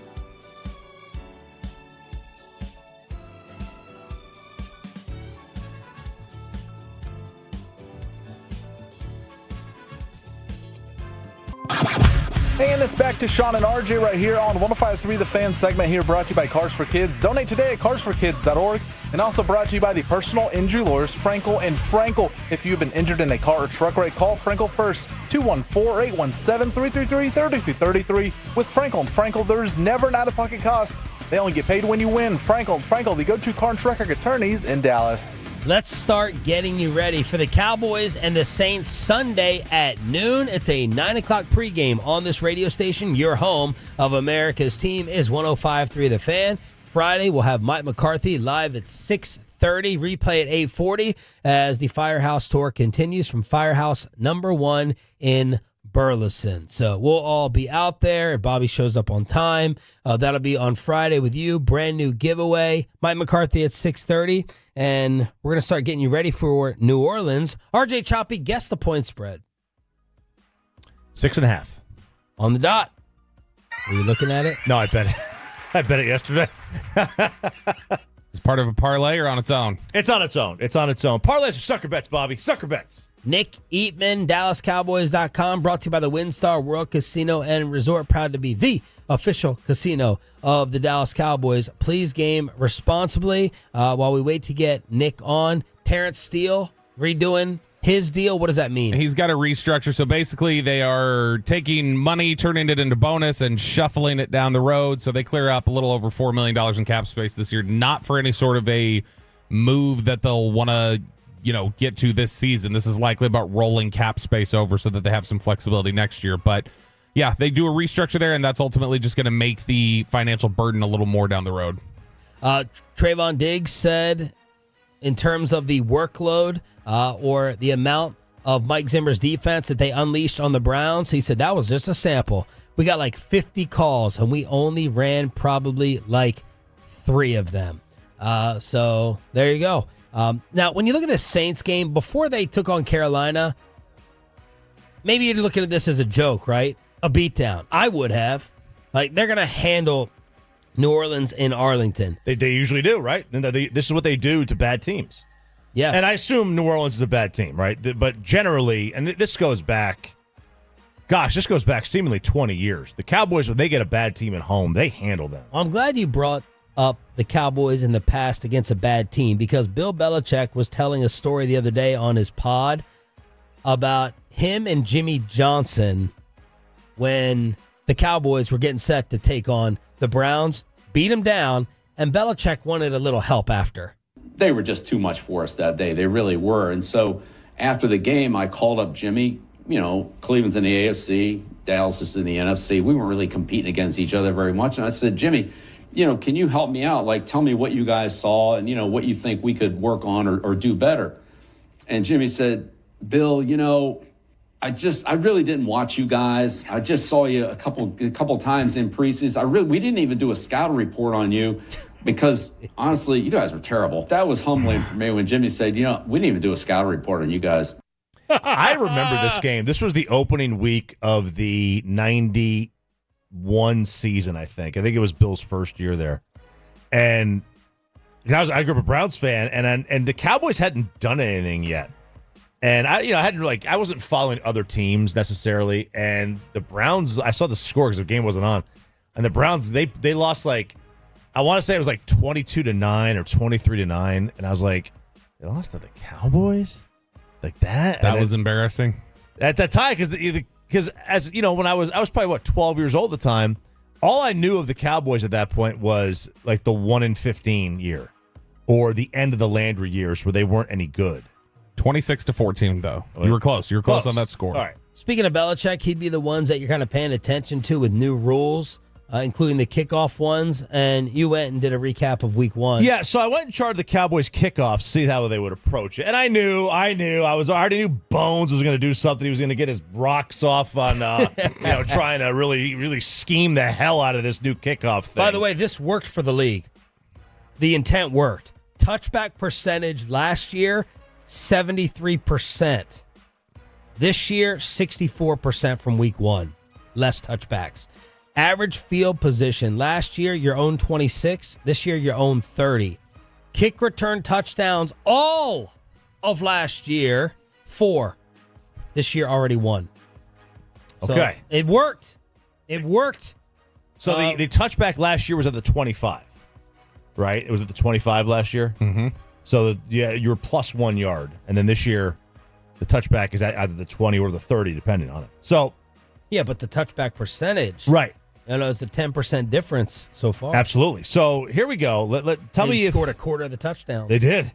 Tell me if this was worth the risk on what the Cowboys did. So they had 3 touchbacks to the 30. So a touchback to the 30 is you kick it into the end zone. Yes. They had 1 touchback at the 20, and that means it bounces in the landing zone. Yes. And then rolls into the end zone. You pick it up, touchback. If you catch it in the landing zone, you got to return it. You can't touch back there.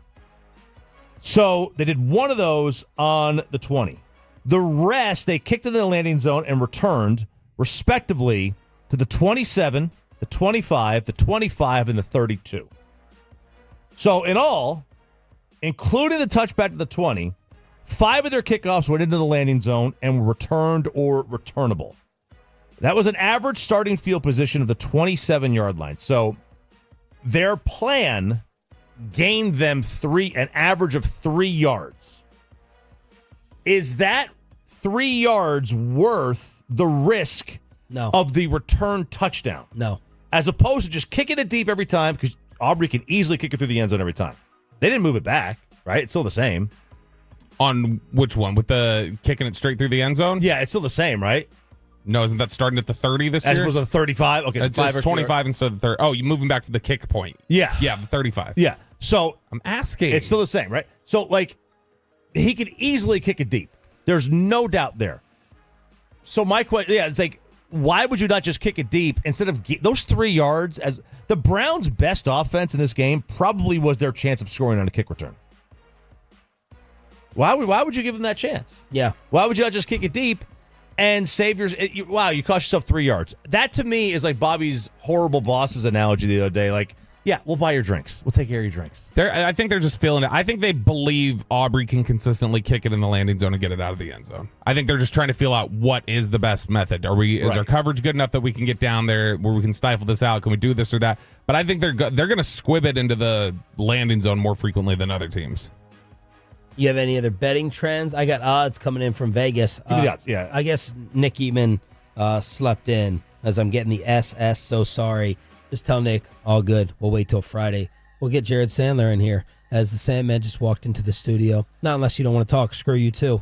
Bet online. The risers in Vegas. Saints went from 100-1 to 50-1. This is to win it all. Patriots from 250-1 to 200-1. The fallers. Jared's Green Bay Packers from 66-1 to 33-1. The Giants from 200-1 to 400-1. The Panthers from 300-1 to 500-1.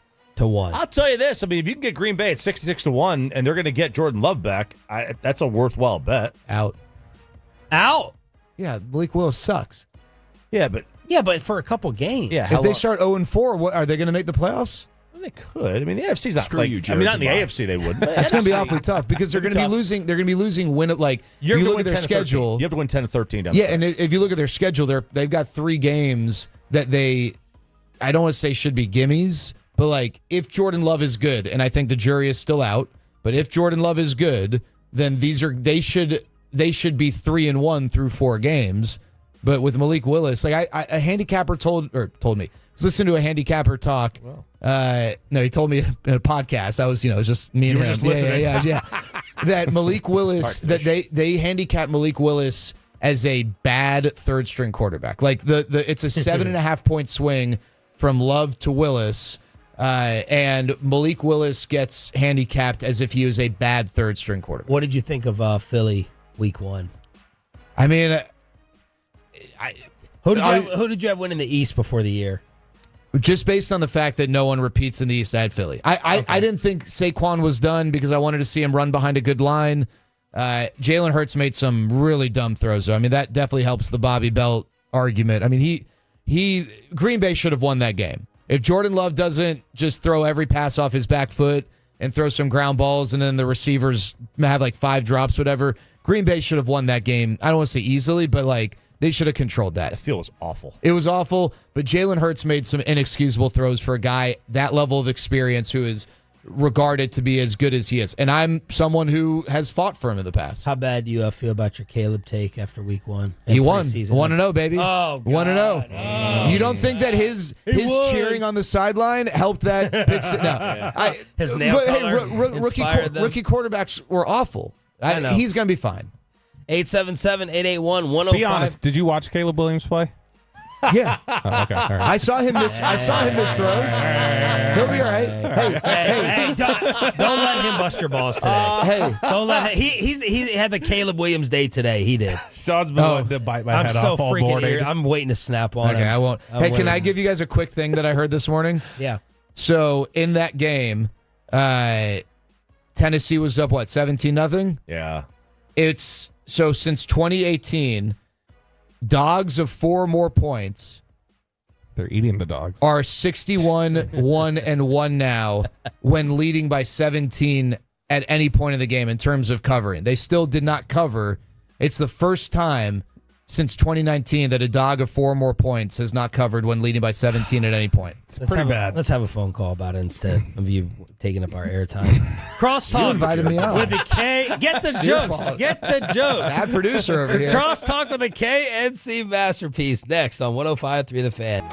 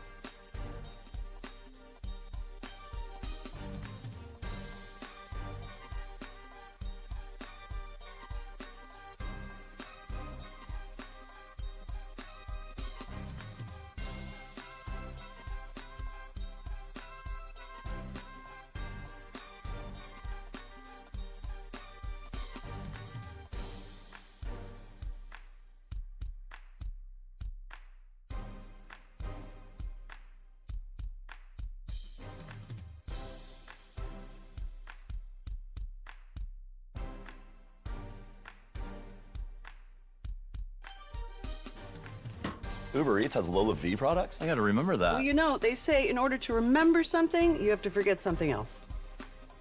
Okay, now that is a very cute haircut. That's like a little shag. I've never seen that before. Well, I mean, of course you have. It's the Rachel. Oh, is that your name? No, I mean, like your name. No, I'm Jen. My name's Jen. Right, but I just mean like this is your haircut. But that's hair on your head. I'm not saying this is your hair. Okay, freaking me out a little bit.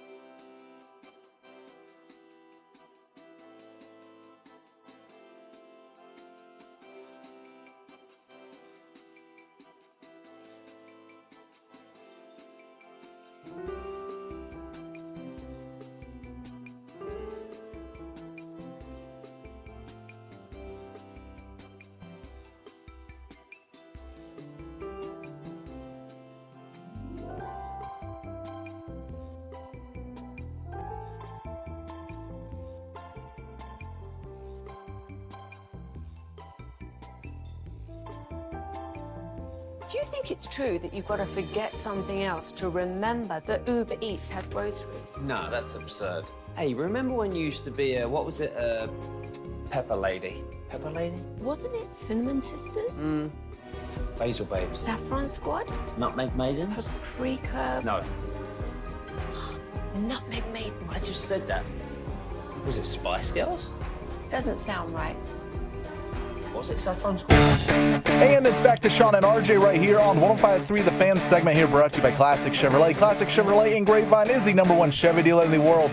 More Silverados than anyone else. This is Texas. This is Classic Chevrolet. Together, let's drive, relax, enjoy the difference based on new Chevrolet registrations 2023. Let's crosstalk with the KNC masterpiece. RJ Choppy is hyped up. Jared Sandler's in the room as well. Is it raining outside? It was until I got about halfway here. Then it was fine. Okay. It was like, barely anything on my windshield. Oh, man. I got to wash my car. Need the rain. Are you hoping for the rain to wash your car? I mean, that's the best. Why did you just Trump the rain? What just happened? That wasn't Trump. That did sound like Trump. Need the rain. So you want to talk about Trump? Let's talk about it. Guys, we do have Boch coming up at noon today. So he's moving from his typical 12:20 to noon because of the day game of baseball that will be here right here on 105.3 The Fan. Kevin, how much did you watch last night? I got about 2/3 of the way through it. And Evaldi was really struggling. No, I'm sorry. I did think he meant the debate. Nice setup. That was a nice setup. I meant the debate. I thought the bats were struggling more than Evaldi. But, yeah, I watched about 2/3 of the debate. Thank you. Hey, I got to be careful with Jared around. I don't have hot takes. I'm just kidding, Jared. I'm kidding. As long as he watched the game. Okay, fair. I bailed after about 2/3 of it. It topped the joke. I was like, I just can't stand this anymore. Bobby? No, not Bobby. No, that's Sean. Sean can't stand me today. Yeah. Most days. No, today. Today's for real. Well, It it's is most today days, but especially bad. Today's really for Can I real. ask you a question? Do you have do fidgets help? No, so nothing aside from the medication helps. Right. Because there were a couple times this morning I was like, what the hell is he saying right now? I gotta catch up, man. Choppy mistakenly was like, that's your Adderall. It's like, no, that is the I appreciate, I'm sorry. I did appreciate you saying I know what's going on behind the scenes here. Yeah. Slow down because well, it's more than just that. He slept through the alarm and 5 minutes late ruined his whole mood and focus for the whole show. So they had to deal with that, sulking and moping over being 5 minutes late. And then it just carried over, messed up my last commercial that I read, messing with my money. Oh, no. Getting in my messed pockets. that up. At 9:15, he's asking Brett Boone a question, destroying our clock. You know who else wants in your pockets? All right, let's talk about it, Kevin. All right. Okay. I could have asked that off. I'm going to try to, I'm sure people are going to get mad either way. There's two things that I was like, don't fall for that. You can't fall for that. The rally. But props to Kamala for baiting him on two different things. The rally was one. The other one was like, well, if my dad left me with $400 million, and I was like, don't respond to that. That is irrelevant to the question that's been asked. And then he spent most of the time talking about, I didn't really have $400 million. You got a decent amount. He gave you a little bit of money. He turned it into the amazing empire. And then the thing about the rallies. Millions and millions. Yeah. Millions and millions. So many millions, billions people. of dollars. Billions of dollars. I was like, just point out, did she answer the question? No. Point that out. But instead, she was like, I know what to do. And he fell for it so hard. He literally had to just, every answer of his could have very easily have been, she's been in office 3.5 years if you want change. That could have been his answer for everything. He's a moron. He can't, he's a moron. And he that's, can't help himself. That's the part I don't understand, because she was saying, well, we need a fresh start. The only response you need, who cares about your crowd size, what kind of inheritance you got, is you can just be like, the Democrats have had the presidency 12 of the last 16 years, and you are part of the current administration. So I do agree. We need to turn the page. That's it. You don't need to say anything about the size of your crowd. Here's my nerdy question, though. You know, I'll do nerdy broadcast questions, but from a campaign advice question, does it really hurt? We keep saying he fell for it. He took the bait. Okay, so he keeps talking about his crowd sizes. Does that really turn off? You know, from a strategic standpoint, Why is that so terrible? Why is that so bad to get him off on that tangent? I worry that this will get marked, but I will argue it's not that it turns anybody off, but it doesn't turn anybody on. Yeah. You know what I'm saying? Like, you saw the betting lines flip about 4.5% in Kamala Harris's favor last night. Really messed that up. Yeah. And so you didn't turn anybody on with those kind of things. And that's the thing. You still need to win some votes out there. Both candidates. It's got to be really hard, though, for him to listen to all these people, give advice, and be like, I'm a walking god everywhere I go. I got 80 million votes, and I'm going to go ahead and take it must be like Belichick hearing from the analytics nerds, right? Yeah. Like, everything I do, I won the presidency. I'm still the man. Everywhere I walk, people bow down or whatever. They worship me. So I'm going to go ahead and listen to what my instincts and the way I do it got me here, and I'm right. So the only thing I would tell him, and especially the second time versus the first. Okay. And this is what I would tell him. I don't know if he'd listen or not. And it doesn't matter. I don't think he would. Yeah, that's probably true. I don't know the point of my whole setup. Here's my advice. But whether you like Trump and you're going to vote for him, you don't like Trump, you don't want to vote for him, either way, he's playing the hits to people who are absolutely already going to vote for him. I don't think he says enough things to try to appeal to newer people frequently enough. He says things that, like, people who are 100% going to vote for him are already like, yes. Yeah. They're eating the dog. Yes, that was, I know. That was the strength. Like, that's one of the parts of the strategy for Kamala is a lot of people didn't know her. Yeah. So that last night was part of the campaign to get her in front of eyes that don't go to her rallies. I just wonder what resonates with, like, people strategically. So how much of a win is it that she goes and does it really show that she's a greater sport and a higher class because she made him shake the hand? Yeah. And did you see the handshake this morning? They did it again. Who? Kamala and Trump and Kamala. Harris. Did it where? What is this, like a Super Bowl morning after presser? It's at the 9/11 thing because it's September 11th. It's one of the worst days in American history, Sean. So here's the video. I remember where I was. Oh, I did not realize this. So so you got Vance, Trump, Biden, Schumer, and there's Kamala. Yeah, great job last night. Thank you. Oh, he did the left hand on top. Yeah, he did the left hand on top. Okay. What does that mean from a body language perspective?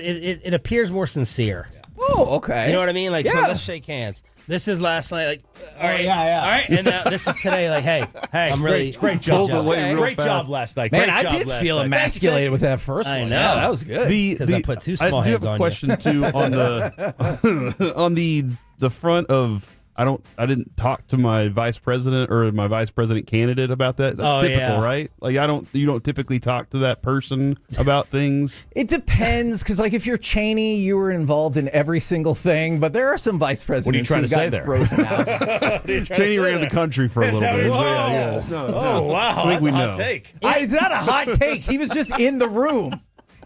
I think giving advice. I think it is kind of funny, though, the whole thing that everyone gives the strategy of, well, you've been in there for the last 4 years and nothing has changed. So now all of a sudden we are giving the vice president all the power in the world, whereas before, That's right. vice president does nothing. That's right. And now You can twist whatever you want to fit your next and now, politics. why haven't you changed everything Yeah. when the vice president before, we all made the jokes, did nothing? Yes. No, that's a very fair point. I'm really curious, and if like, at the risk of alienating people even more, if you were an undecided voter, like, did this push you one way or another for people that are listening? Because I know there's a lot of people listening like, I'm going to vote for this person, I'm going to vote for this person, change nothing. This was depends more on what your issue is. Like, like if you're into, if your issue is like economy, Sure. you have like, I think I saw a poll last night where like he improved on the economy from before the debate, which makes sense to me. But I mean, that's the Republicans' platform, right? And then, but she would have improved on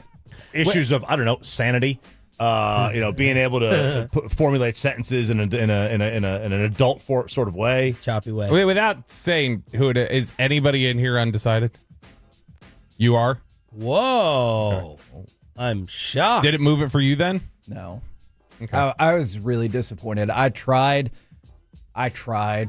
Did you think Choppy tweeted this is just as bad as the first one? You agree? No, this one felt more like a traditional debate in terms of Everyone who was on Kamala's side agreed that she won in a landslide. Everybody who was on Trump's side agreed that he won in a landslide. It was much more. That's why I didn't like it.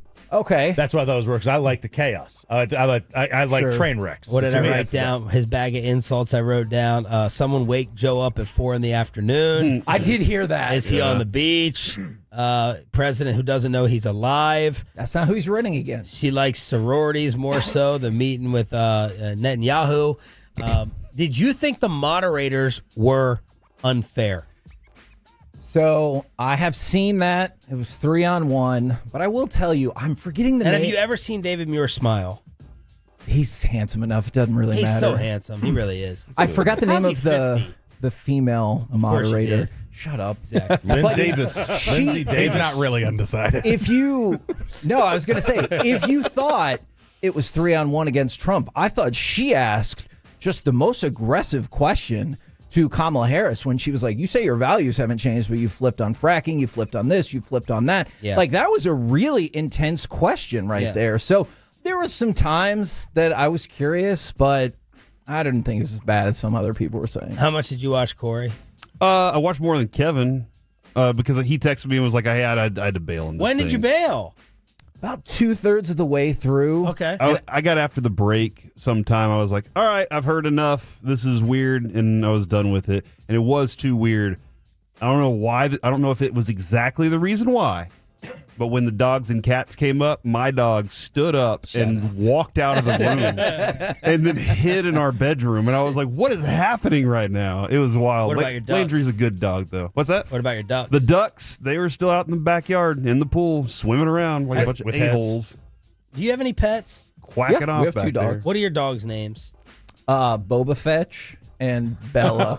I like that. What was that, Jared? That's good. Man, That's good. Jared. That's clever. I was about to say, what a stupid name. I feel like. That's clever. That's very clever. Okay. I've seen Star Wars now. Okay. Yes. Now? We get it. I've watched. When's the last time you? When Never. Did you watch it for the first time? When? You watched This 4, year 5, and during 6? like road trips on planes to. Really? I said 4, 5, 6, 1, 2, 3, Solo, and Rogue One. Okay. What are your general thoughts? I thought 4, it just doesn't hit with me the same way it hits with other people because to me it's just an old movie with bad CGI or like bad effects. But what you're saying is you're allowed to be critical of it because now you've watched it? Jeez, here we go. I did enjoy it. I did enjoy Star Wars. It was fun. I'm not like an obsessive Star Wars fan. Sure. But I enjoyed it. It was good. I want to watch 7, 8, 9. Ooh. Suck, but I want to watch it. Did you pick up on Jar Jar? He's a Sith. Oh, my God. Jared asked, is he Jewish? That was all fair. Probably should have stayed off fair. We're back tomorrow morning. The K. Yeah. Do you think he said, is he a Seth? No, I thought you I thought that's what you thought. I don't think that's an exclusive name. I don't know. Hit it, Peyton. Just hit it. Thanks to Kumar.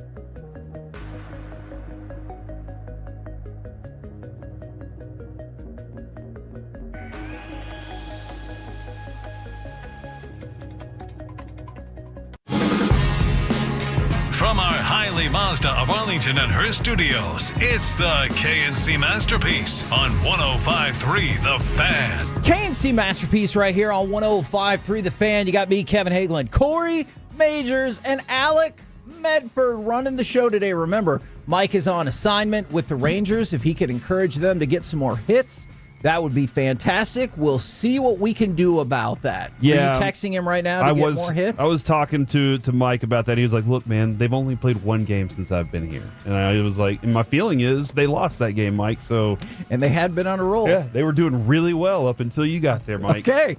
All right. That's that is a great point that I hadn't entirely considered. All right. I want to do something else entirely. I want to do something totally different with this first segment, if you guys will allow it. I do want to talk about the Cowboys, but I want to talk about some old school Cowboys. Go ahead and fire up cut number 5, if you will. At the 34-yard line of the Dallas Cowboys.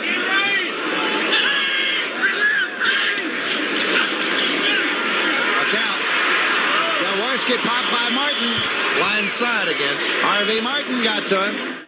Now, there are 14 former Dallas Cowboys. I dare you to name them all. I actually can name them all. Do you really want me to name them all? Is this going to be a Bobby situation where I'm going to get in trouble just send me a link afterwards? about okay. it so I can. Don Meredith. All right. Daryl Johnston, Herschel Walker, Billy Houghton, Ray Donaldson, Ralph Neely, Nate Newton, John Nyland, George Andre, Ed Too Tall Jones, Harvey Martin, Leroy Jordan, Cornell Green, and Everson Walls.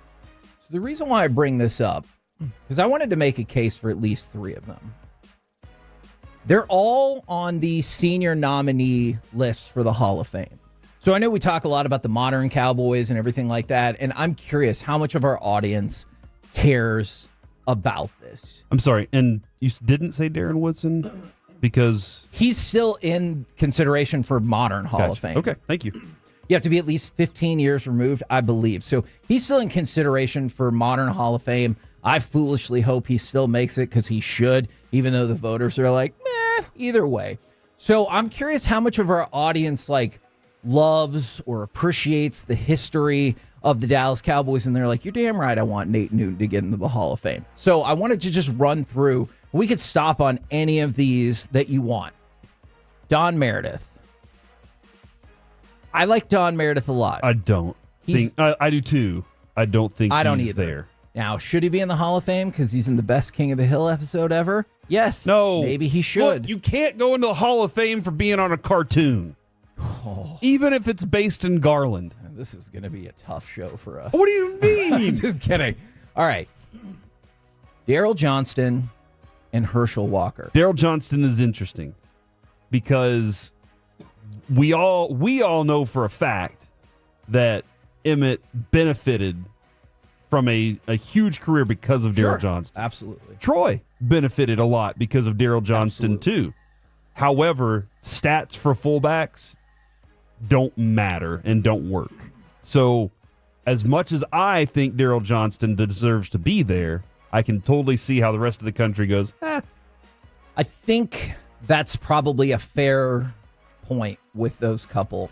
I have to admit, Billy Houghton, I didn't know or remember offhand. My apologies for not knowing or remembering. How many times was Daryl Johnston an All-Pro? Because he made the Pro Bowl twice. Was he an All-Pro? Doesn't say All-Pro. So that's interesting to me. Who was the fullback that was beating Daryl Johnston for All-Pro? That is a good question. Or did they just roll out 2 running backs at the time? And they're like, hey, it's the same. Yeah, it's like the same thing. All right. I want to skip down just a couple. And Herschel Walker, I agree with you. I just don't think that is the case. All right. What about Nate Newton? Now, Nate Newton, I think, is a Hall of Famer. His post-career stuff has nothing to do with his on-field stuff. At least it's not supposed to. I can't speak for how people vote, but it's not supposed to. Like, that's what they say in the Hall of Fame voting bylines or whatever. Guidelines, maybe. So, Nate Newton was a part of 3 Super Bowl championship teams. He was first-team All-Pro twice. He was a 6-time Pro Bowler. But the other thing that Nate Newton has working for him, and maybe this just doesn't translate for Hall of Fame voters. Maybe you just look at hey, what are your All-Pros? What is your sack percentage or your win percentage allowed? All that stuff. It was called the Great Wall of Dallas. It was viewed as unquestionably the best offensive line in the 90s. Who is in the Hall of Fame from that group? Larry Allen. So you're telling me they had the best Hall of Fame, the best offensive line, without question. Like, good luck stopping them. You can't, blah, blah, blah, blah, blah. And that's even led to some people saying Emmitt Smith is not that great. First of all, I don't agree with that at all. But if you're going to say he's not as great as this or that, why? Because he played behind one Hall of Famer. That makes no sense. So Nate Newton, in the prime of this offensive line, back-to-back first-team All-Pro, and I think he's got a little something that transcends beyond that. By the way, somebody said Larry Centers at fullback, Kevin. Somebody also said Daryl Johnson, GTFO, that's why y'all are called homers. And I don't understand. Like, I literally just said as a Cowboys fan, but I understand why nationally it wouldn't be. Yes. So I don't understand. That is a confusing that take. stupid line. But, Kevin, at running back in the 90s, they didn't have fullback. So there's no fullback listed there, so he would have had to have beaten that out. So this next one's going to be tough. Ed Too Tall Jones. In my heart.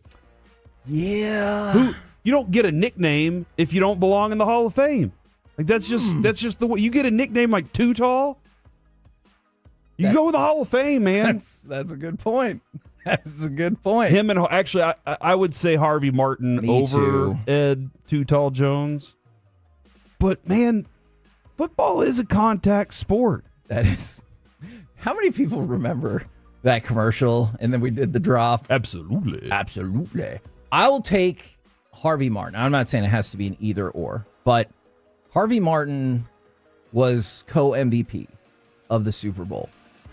He won Defensive Player of the Year in 1977. He was first or second team All-Pro 4 times. If it's not for the archaic way that the NFL quantifies sacks, I think he would be in there. He was also on the All-Decade team. Yeah. I agree with you, man. He belongs right there in that category. So Harvey Martin is the person that I would throw in the Hall of Fame. So thus far, I think Nate Newton, I think Harvey Martin should be in the Hall of Fame. Absolutely. Yes. Thank you, Too Tall. Really appreciate you making your comeback on a show that originated that drop. Thank you. Fact. And then there's one more. I'm going to pitch out to you. Although if you have questions about any of the others, we can definitely dissect. Everson Walls. Because no on Leroy Jordan? I would say no. Lots of Pro Bowls, but I would... And, well, he's on Super Bowl winning teams, too. All time. Like, he's a... That's... I don't know how to exactly go about it. 32 interceptions in his career? That's pretty impressive. Pretty impressive, man. Maybe Leroy Jordan does deserve it, but no All-Pros. Yeah, and that's... Look, whether you think it's fair, whether you think it's not fair, that's how a lot of modern Hall of Fame voters go after this. So I wanted to pitch to you Everson Walls. Everson Walls led the league in interceptions 3 times. Yep. You know who else has done that? Nobody? One person, Ed Reed. Oh, okay. And Ed Reed's is a Hall of Famer. Yeah, Ed Reed is obviously a Hall of Famer. He led the league in interceptions 3 times. He was a first-team All-Pro 3 times, including one of those years he led the league in interceptions and didn't make All-Pro, which is also confusing. This is somebody, to me, that especially in the first half of the 80s was an absolute force. So if I had to pick 3 from those lists, and you don't have to limit it, I would go Nate Newton, Harvey Martin, and Everson Walls. Those are my guys. All right, let me ask you this question, though. Everson Walls played on, like you said, the 80s teams. He did. And that works against him, I'm sure. He's not playing in the Super Bowls. That he's not winning Super Bowls. Fair. And I'm not saying you have to, because there are people in the Hall of Fame that at other positions. It's usually the quarterbacks that rely a lot on NFC championships and Super Bowls. And a lot of these other guys get in based on the merit of what their careers were, the All-Pros and all that stuff too. I'm not saying he has to, but that's definitely one of those things that kind of gets you there as a skill player. You need that. And that's where it seems like a double penalty. And then I want to talk about the modern Cowboys in just But a second. he was phenomenal at his position. And I see people continue to bring it up. Darren Woodson. Darren Woodson should absolutely be in the Hall of Fame, but we're just running down people that were on the senior candidate list, which maybe potentially smooths the way for them to get in the Hall of Fame just a little bit more. Darren Woodson should be a Hall of Famer. The fact that he's not in the Hall of Fame now perplexes me to no end, because you just brought up Everson Walls. Maybe he gets penalized for the fact that no Super Bowls. Okay, well then does that mean there should be a benefit for Super Bowls? Because you would think Nate Newton and Darren Woodson would be right there. Yeah, I can definitely see that part of the conversation. By the way, I want to add too, if you have never listened to the Wednesday night Cowboys Hour, it's very entertaining. You got to. It's awesome. And Everson Walls, Darren Woodson, all these guys frequently make their way on to these shows on Wednesday nights. I'll be on October 2nd. So that's my first night to be able to do that. Everson Walls is entertaining as hell. I will also be on October 2nd? You and me? December. Okay. Yeah, so and Darren Woodson is always has great takes, great information. So if you want, you need to listen on those Wednesday nights during the Cowboy season. Now, let's talk about the modern Cowboys. Something that came out. All of them. Okay, I'm not going to talk about the Hall of Fame for the modern Dak, Cowboys. Tyron. I'm not going to do that right Tyler. now. Tyron's not even on the team anymore. The Cowboys officially reworked the contract of right tackle Terrence Steele. Okay? That opened up $4.5 million. We already talked about the money that the Cowboys could save in the current year with Dak Prescott and with CeeDee Lamb.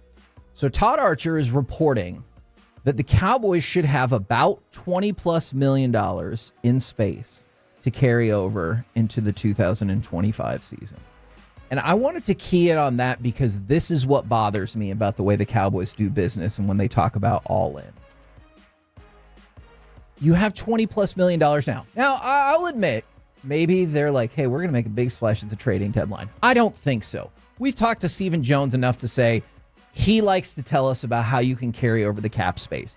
What do you think are the holes on this team right now? I know it's only been one game, and you're like, oh, it looks pretty good. What do you think are the holes on this team? Running back. Okay, where they could stand to add a, make a trade there. Okay, where else would you like to add? Another receiver, third receiver. Okay, where else?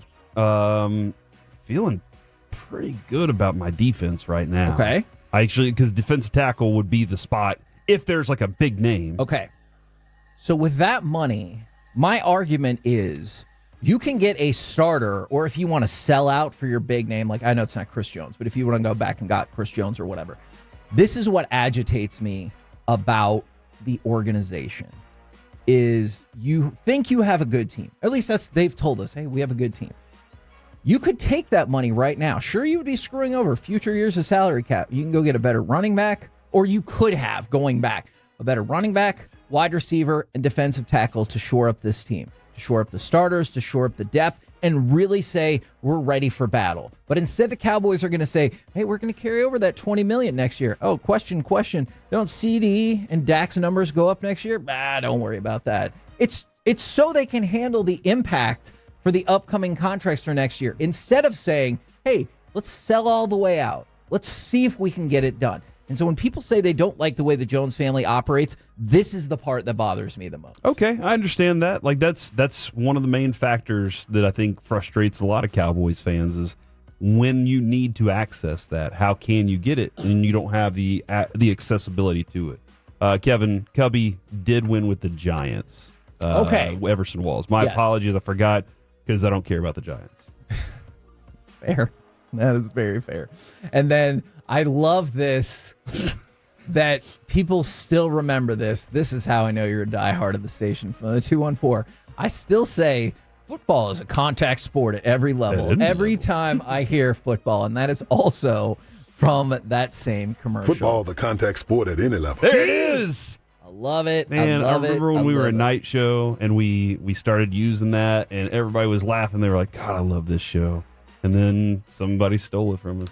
It happens. It's okay. It happens. Imitation is the sincerest form of flattery. Appreciate that. And for the person who brought up, they still have to sign Micah Parsons. Great point. Thank you for bringing that up. He just came up. He's just now. That's fine. That's a great point. You know how much he counts on the cap next year? $21.3 million. Once you inevitably give him his long-term deal, guess what's going to happen to that $3 million. number? It maybe not that low. $2 million. But it's good. No, you can't go further down. It's going to get lower. All right. It's that first year of the new deal where you can fold in some of that money from the option or whatever else. You have the opportunity to make that number even lower. And sorry if I'm spouting a whole bunch of numbers, but my point is that is not disqualifying from going all in right now. Kevin, back to the real quick. Jim Jeffcoat on the list? Did he? I did not see him what on about the Kelvin list. Martin? I didn't see him on the list. No either, Alvin I'm Harper? sorry. No. No Godfrey Miles? Stop it. James Washington? Of all those people, is Godfrey Miles Steve the Pallure? least deserving? Steve Pallure? Why not Steve Walsh? Where's Danny Are you White? just naming old Cowboys? Tony Dorsett's already in, so I can't just name him. You know what I mean? Yeah. Why not say Danny White? Why I go did to say Danny White. Okay. Steve Pallure. Osa? He is on the team right now. Yes, we should get him re-signed as well. We're the KNC Masterpiece right here on 105.3 The Fan. Coming up next, do you ever boo your own team at sporting events? And do folks who do so bother you? Let's do next right here on The Fan.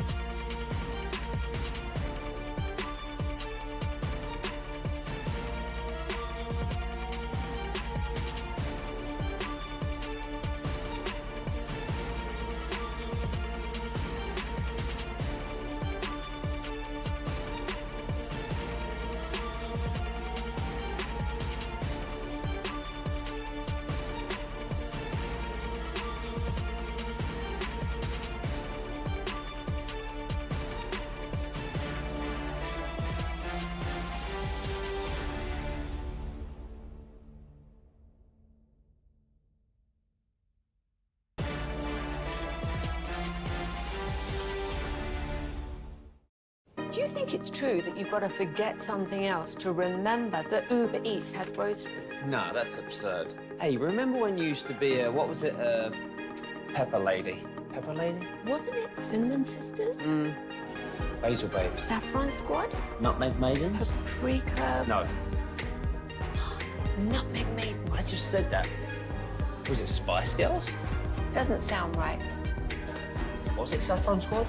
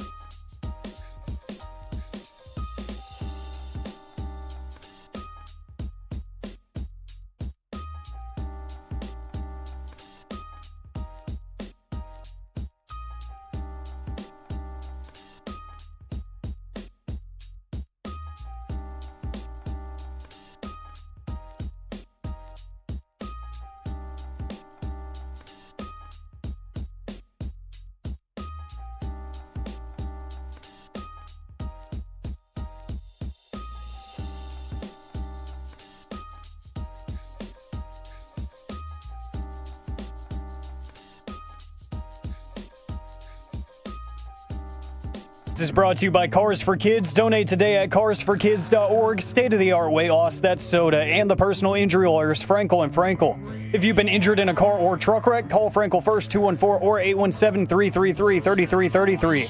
With Frankel & Frankel, there's never an out-of-pocket cost. They only get paid when you win. Frankel & Frankel, the go-to car and truck wreck attorneys in Dallas. KNC Masterpiece right here on 105 through the Fan. Corey, I'm going to ask for a one-time exemption to do a special shout-out. All right. Went to Texas Roadshow, the card shop in Mansfield yesterday. I promised to shake them down. That is what I attempted to do.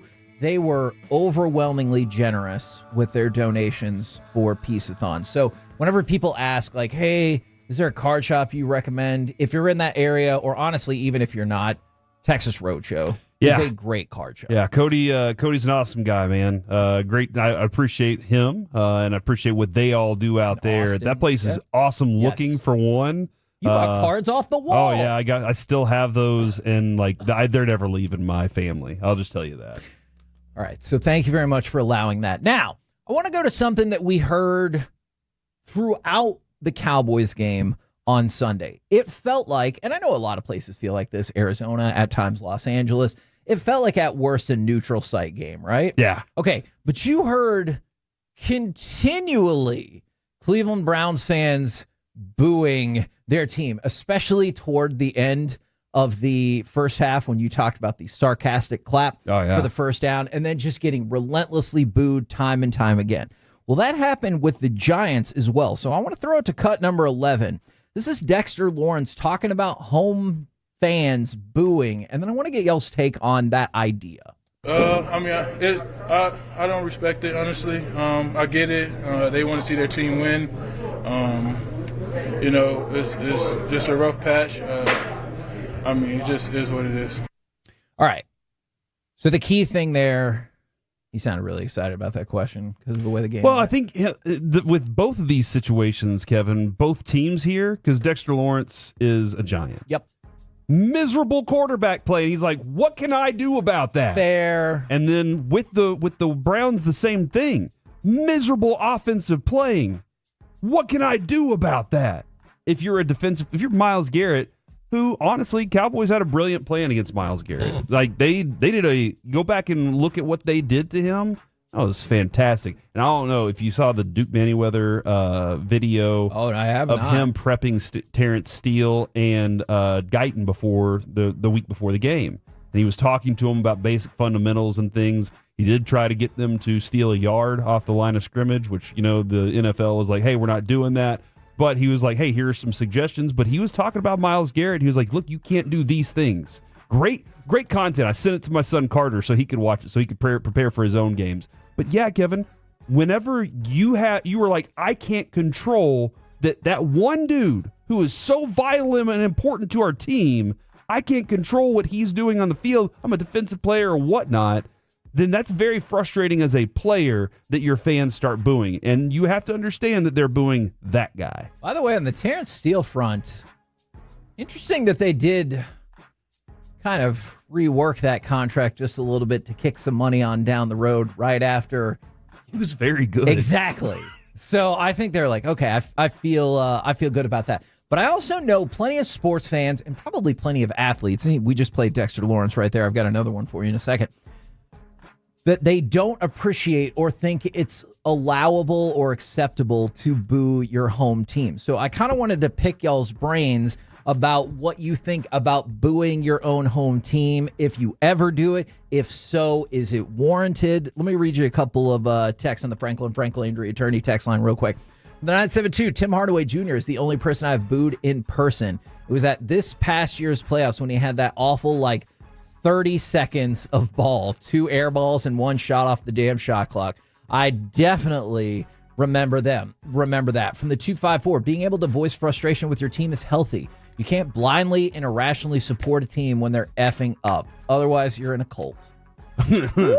Yeah, and I agree with that. I definitely agree with that because at home, when you're watching the game, do you not cuss your team whenever they do something wrong? Do you not throw your remote control into the couch or across the room or your phone or whatever it is? What's that? Into your couch? No, fair. I was trying to read a text and process, and to respond to you, I said fur. Fur. Because I got this amazing text from the 214. Were they booing or were they saying boo-earns? That's from the amazing film festival episode of The Simpsons. Yeah, man. I've never booed in the stadium, but I've said, what the F is this? Yeah. What the F is that? Are you kidding me? There have been plenty of those moments, but that I yelled out, but I'm not much of a booer. I guess I boo ironically or sarcastically. Okay. I boo sarcastically sometimes. Okay. I'll hear some boo and I'll be like, yeah, boo this man. I think it's funny, but I don't typically boo just to show my disdain because I know what they're trying to accomplish on the field. Okay, so Myles Garrett had a different take to this, and I want to kick it over to you in just 1 second, Alex. I also don't care how the players feel on the field, honestly. Okay, if they're sitting there crying over that, Kevin, they are paid millions of dollars to achieve their goals. That being said, I'm going to read you this next quote. Just like the texts that come into the show. From the I'm paid millions of dollars to do this job. Is that right? Oh my gosh! That's why he lives in Plano. We negotiated separately. That's a good point. Myles Garrett, because again, his home fans were booing. He said, if we're not playing well, they have the right to boo. If we're kicking ass, they have the right to cheer. It's their privilege. They come in, they pay to see us do well, and we didn't. That part I think is fair. I think people get soft on just the booing. When you're calling names or saying all kinds of inflammatory things in front of the kids. I know some people will argue don't bring your kids to the game, but sometimes I'm like, let's all work together as a society and make this go. But I appreciate what Myles Garrett said. Alec, where do you fall, and are you a home fan booer? I probably have at some point in my life, especially that rough patch of Ranger seasons where it felt like it was just 100 loss after 100 loss after 100 loss. So probably in the middle and high school ages for me, I've done it, but I'm not against it, especially for a situation like the Browns where, this is a team that everybody was saying you need to respect them because that roster of theirs is so talented, and they were favored at home against the Cowboys and they get blown out. So all indications say that they should at least have a fighting chance in this game, and your offense can't even get the ball moving. There was some crazy stats that the broadcast was throwing up there about how unsuccessful their offense was. They were getting like negative yards or no gain on half of their plays. Their first like 44 plays. Yeah, their first 44 plays. That's wild. Absurd, and that's a guy that you paid $230-some-odd million to play quarterback and everything. I understand. I don't hate it, and if the players are getting mad, I'm kind of on the same side of these people are paying tons of money in most cases, especially season ticket holders. They're almost getting a mortgage for some of these teams to be able to go see them 8 times a year. Yeah. I do know a time that I boo, though. Okay. Whenever I am at a venue, it could even be a dinner, and some a-hole starts something in the venue. Remember when we went to the Toadies concert and this dude got into a fight? At a Toadies concert. Come on, be an adult. You think he came from the water? And I boo that guy. I boo as he's getting hauled out. I'm like, boo that guy, because everybody else is standing around trying to have a good time. This guy's trying to create a mosh pit that nobody wants because we're all in our 30s or 40s. All right, come on, grow up. I did not want that mosh pit. Back in the day, I was okay with the mosh pits, but we're at a point now where we don't need that. Or if you're at dinner and somebody does something that you're just like, get this guy out of the restaurant, you start booing that guy. I'm okay with that. I appreciate this text, but I totally understand why these people do it. From the 817, I also don't get booing a pickoff at a baseball game. Absolutely. I think that you do. It doesn't make the most logical sense in the world because, I'm trying to prevent you from stealing a base. The home fans all know, hey, we got a speedy guy at first or a speedy guy at second. Let him do his thing. And they're like, I would like to stop you from doing your thing. And so when you try to stop that, they're like, boo. I just think that is lazy booing right there. But I definitely understand. And sometimes the pitcher's doing it to stall for time, not now because everything's kind of changed. But back in the day, there was definitely I got a guy in the bullpen. My arm's dead. I'm throwing over there because that's my only option. I definitely think that's fair. Now, I have a quick addendum to this because I felt bad about honking at somebody yesterday. What? All right. You never feel bad about honking at somebody. You're right. But I saw her reaction to it, and I was like, okay, so you're just lost. Your car is the goose. And yes, because it honks so much. She just shouldn't have been out on the road. So. Oh, no, it was an old lady. It was. I'm driving back from Mansfield. Again, shout out Texas Roadshow. And there's that part where 20 breaks off, and you can go to the right. You can go to 6. You can go through 635. Go back to Mesquite, go to Garland, everything like that. So we're moving off on that side, and there's plenty of lanes on either way. You got a whole lot of space to figure it out. This lady is in the middle lane on the way to Mesquite and Garland. So not almost close to being able to go the other way. She just decides to slow down to about 30 miles an hour. And it's not because of traffic. It's not because there's a slowdown coming up. She just slows way the F down. And I honked at her. And because I was like, what are you doing? And then I saw her reaction in front of me. She kind of shrugged her shoulders and just put her hands up in the air. And you could tell she was like, I don't know what to do. You could tell she was not in the space that she probably should have been driving her car. I don't know if it was just a bad day, or I don't know if she shouldn't be driving in general, but you could tell the pressure of, I guess, the highway, if you want to describe it like that, although I didn't view that as a particularly pressure-filled situation, had gotten to her because she needed to go to the left. There's no way she was ever going to make it because, like I said, she was in the middle lane. But then, I go around her and she just looks lost. And so she tries to, of course, cut across all of the traffic and get off the highway so she can inevitably turn around, go the other direction, and fix it. But listen, do that. Yes. Get off of the highway at the next exit, turn around and fix it. Yes. Don't try and cut across 7 lanes to try and ultimately hurt somebody. That's ultimately what's going to happen. And so that's why I'm curious. Have you ever felt bad about honking at someone as we transition from the booing. And do you wish you would have just rolled your window down and booed her instead? No, I really wish. I don't have time for this, and I'm sure there's no way she would have like rolled her window down. Is we could have pulled off the highway together, and I've been like, "Hey, I'm sorry about you that. probably shouldn't be driving anymore." Oh, but also, I'm sorry I honked at you. But there's no way like. Somebody honks at you, they pull off the highway with you, and you walk up to their window, and they're like, "Hey, how's it going, buddy?" Like that feels like a road rage situation. They're in a fight. But I just wanted to know, like, hey, should you be driving? Because the way she threw her arms up, she was lost. She was like, I don't know what to do, and the highway is scary to me. The highway can be scary for a lot of people. Have you guys ever felt bad about honking at someone because of a reaction like that? Or you saw perhaps it was an older person and you're like... Kevin, I've told you about my honking habits. I honk maybe once a month, maybe.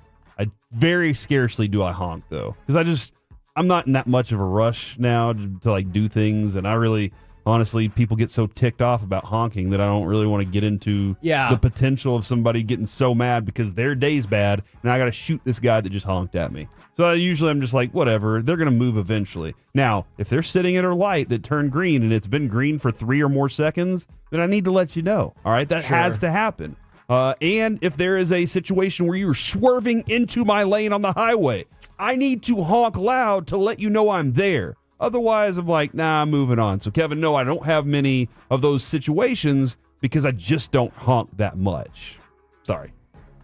Yeah, and then I see the obligatory from the 469. I honked at someone on the freeway because they cut me off, and they got mad and pointed a gun at me. That's where I think I get into trouble, is I think if you honk at somebody because they made a driving mistake, they should just accept their mistake and move on with their life. But, like, this is not a classroom. And I am not a teacher, and that's not the way it works. And so I've been trying to get better at that. I'm not saying it's an overnight process. I've been trying to get better at it. Sometimes I'm like, you just made a mistake. Like, just own your mistake and keep driving. Yeah, Kevin, having had a gun pulled on me once. Now, granted, it was a pistol. It was a revolver. And I don't know why that old man had a revolver in his car. He probably shouldn't have been driving anyway, to be honest. But after that kind of did change my mind about a lot of approaches to things. All I was doing was driving, though. He just got mad, decided, like, I wasn't driving the way he wanted me to. So I still blame him for that. We're the KNC Masterpiece right here on 105.3 The Fan. Coming up next, it's time for Baseball Buckets with Corey Majors. Oh, my gosh. Playoff teams to beat and the surprise MLB playoff contenders. We do it next in The Fan.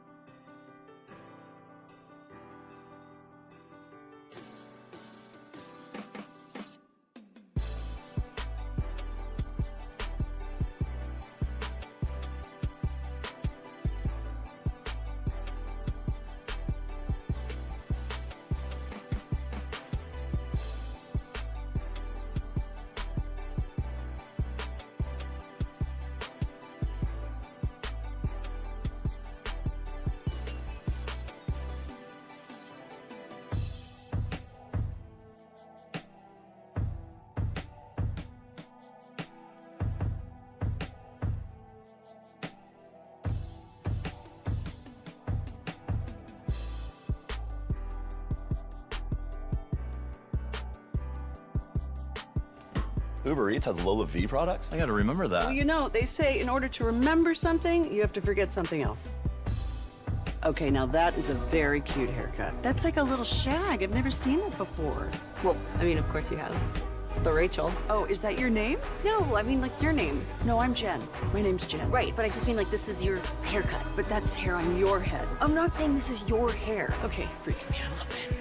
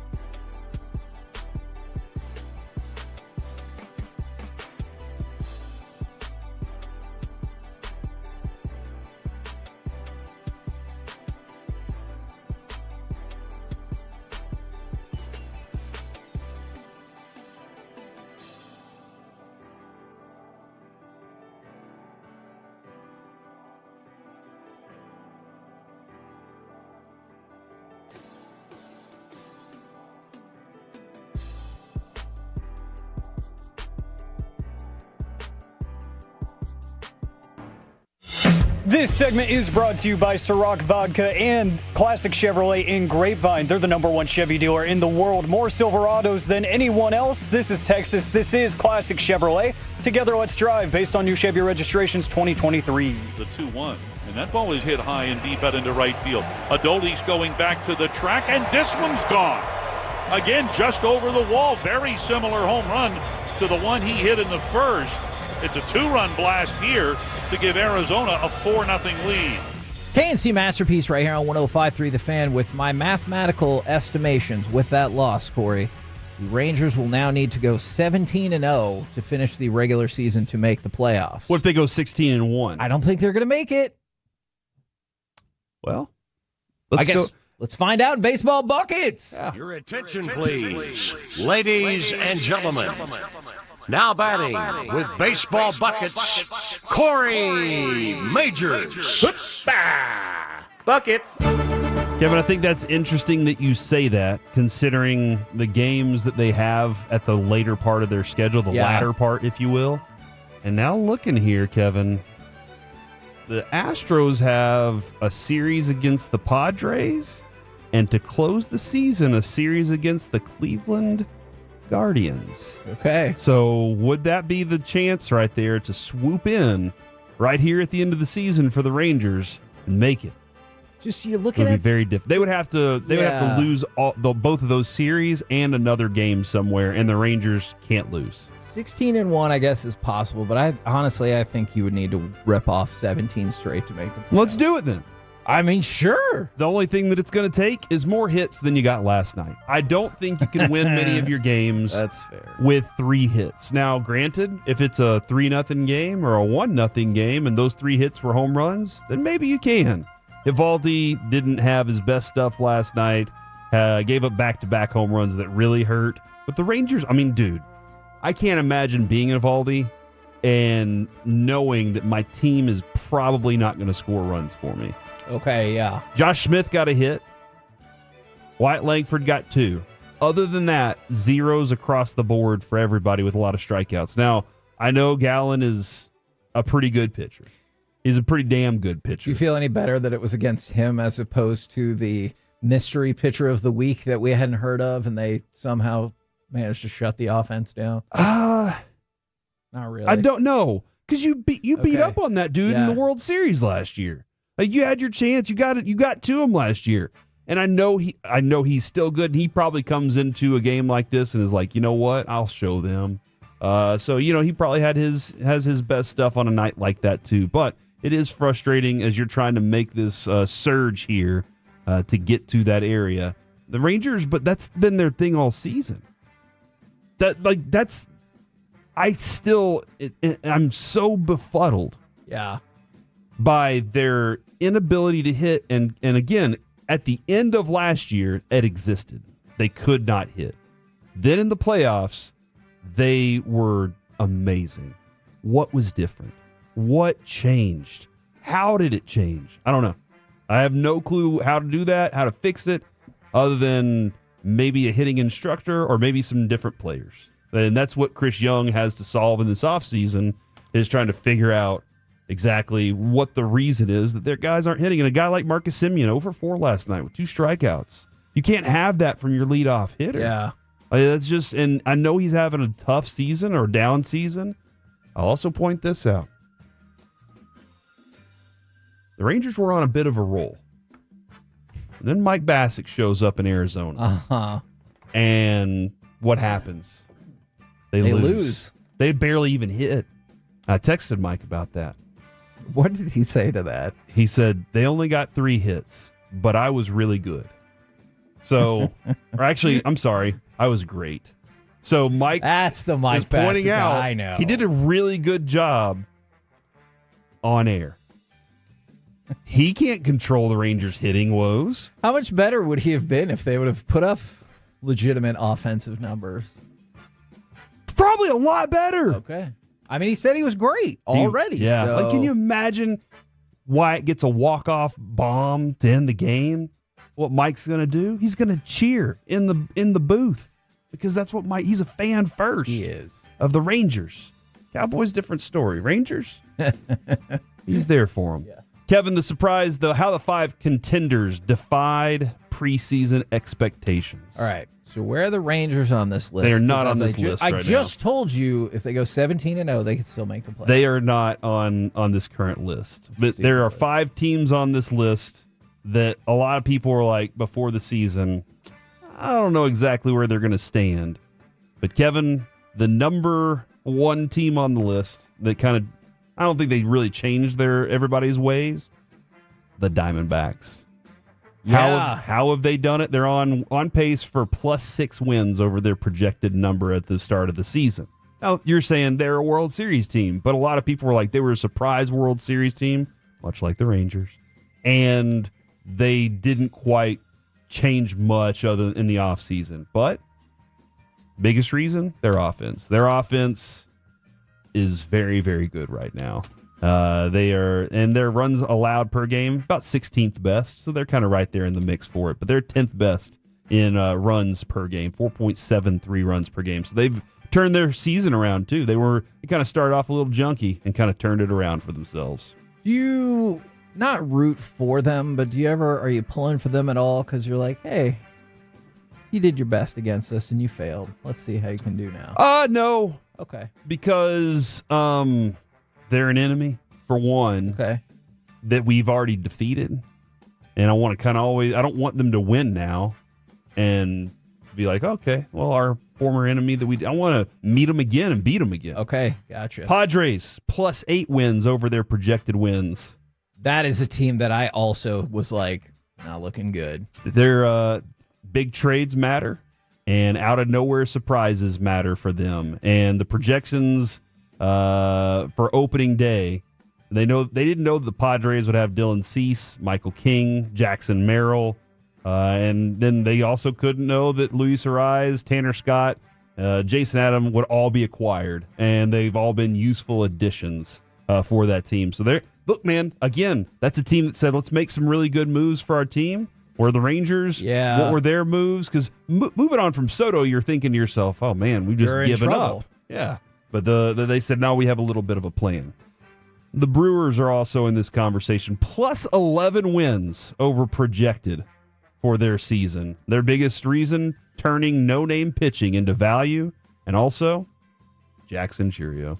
Is he the dude? Yeah. He's the guy in Major League Baseball. He looks like the dude. Gosh, man. But then again, I mean, that doesn't always translate. I thought Luis Robert looked like the dude. Yeah, no, you're right. Obviously for different reasons. Wander Franco is not going to be the dude, but he looks really, really good. And Frankie Montez's fastball jumped over 1 mile per hour since he got there from Cincinnati. What do you think changed? Did you put your hand on his shoulder? No, I didn't. Okay. Beer, though, probably is the thing, because they're Brewers, Kevin. So he probably started drinking some beers. I'm sorry. I did not track you on that. My apologies. Kevin, there's another team on this list. The Guardians, plus 11 wins over projected. We kind of know what we're getting there, as we've seen that team. But this is the one that I really wanted to dive in on, Kevin. Currently, they are, where did my list go? Plus 12 wins over projected for the season. And they have one of the hottest hitters in baseball. And Mike has collected almost all of his cards. This is the Kansas City Chiefs. It is the Kansas Royals. Kansas City Chiefs. Sorry, football brain. Royals. It is the Royals. Daddy. Thank you very much. It is the Kansas City Royals, who are now their biggest reason starting pitching. Yes, starting pitching. Which again, for the Rangers, pitching's not that bad. It's more about the fact they can't hit the baseball at all. But pitching has been the big factor for them. And Kevin, Reagan's. He proved his 12-start cameo last year was the real deal. He is still rolling along. But I think the most important part of that, Alec Medford, during spring training, while we were sitting there, the Rangers have one dugout, the Royals have one dugout. I found out that Will Smith signed for that team. And I said, well, obviously the Royals are going to win this World Series. And Kevin said, no way in hell that's going to happen. And I was like, fact. Do you want to bet? Kevin said, I do want to bet. And so our bet is that if the Royals win the World Series, Kevin will grow a skullet. So he will grow long hair on the side, no hair on the top. If I lose... Unless genetics decides to play it back for me. Hold on. They're like, hey, we changed our mind. Do you think that the genetics would just be like, look, we'll give it back to you? Chance in hell. Are you going to go for like the Hulk Hogan, just let it hang, skullet? Or are you going to kind of comb it over? No, I'm going to go for that. I'm going to start being a bandana guy. I think it's going to be great. I can see it now. Yeah, I do see it. Brother. Yeah, well, and then... Except without all the others. If I lose, I have to grow a mullet, which... I'm not a big fan of the mullet. Me neither. Somebody on the fan text did say, Corey, you're going to look great in a mullet. So we'll see how that all rolls out. But there you go. That's the surprise teams and how much better they are than everybody expected, where they're going to land, and where are the Royals going to land on this conversation about this bet. We're the KNC masterpiece. I mean, obviously, I hope they don't win the World Series. Right here on 105.3 The Fan. Coming up next, let's talk with our Dallas Cowboys insider, Mickey Spagnola, right here on 105.3 The Fan.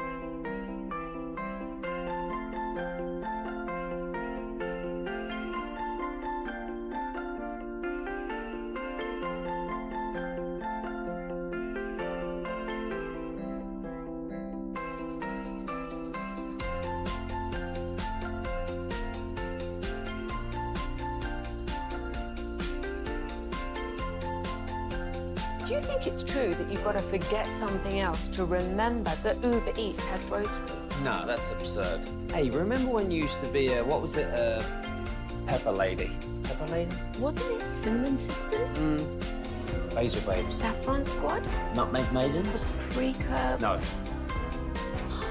Nutmeg Maidens. I just said that. Was it Spice Girls? Doesn't sound right. Was it Saffron Squad?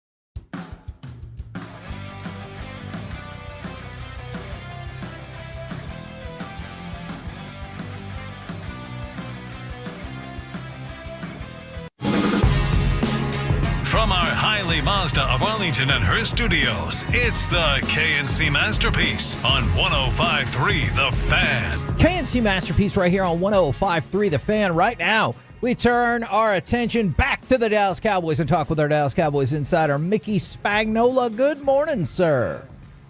Good morning. How's it going? We're doing very well indeed. So I know there's a whole lot of different stats that come out after these games, but I like it when there's stats that kind of reinforce what I feel like I saw, you know? And one of them was Dallas had 6 sacks. They've had 12 games since the start of 2021 with at least 5 sacks. And I thought that was a really interesting stat because it replicates what I feel like I've been saying and just really hammers home how across the board good the pressure can be from this team. Yeah, I think you're right. Now, we saw it last year, right? Yes. And we saw takeaways, but we didn't see in the big game stopping the run.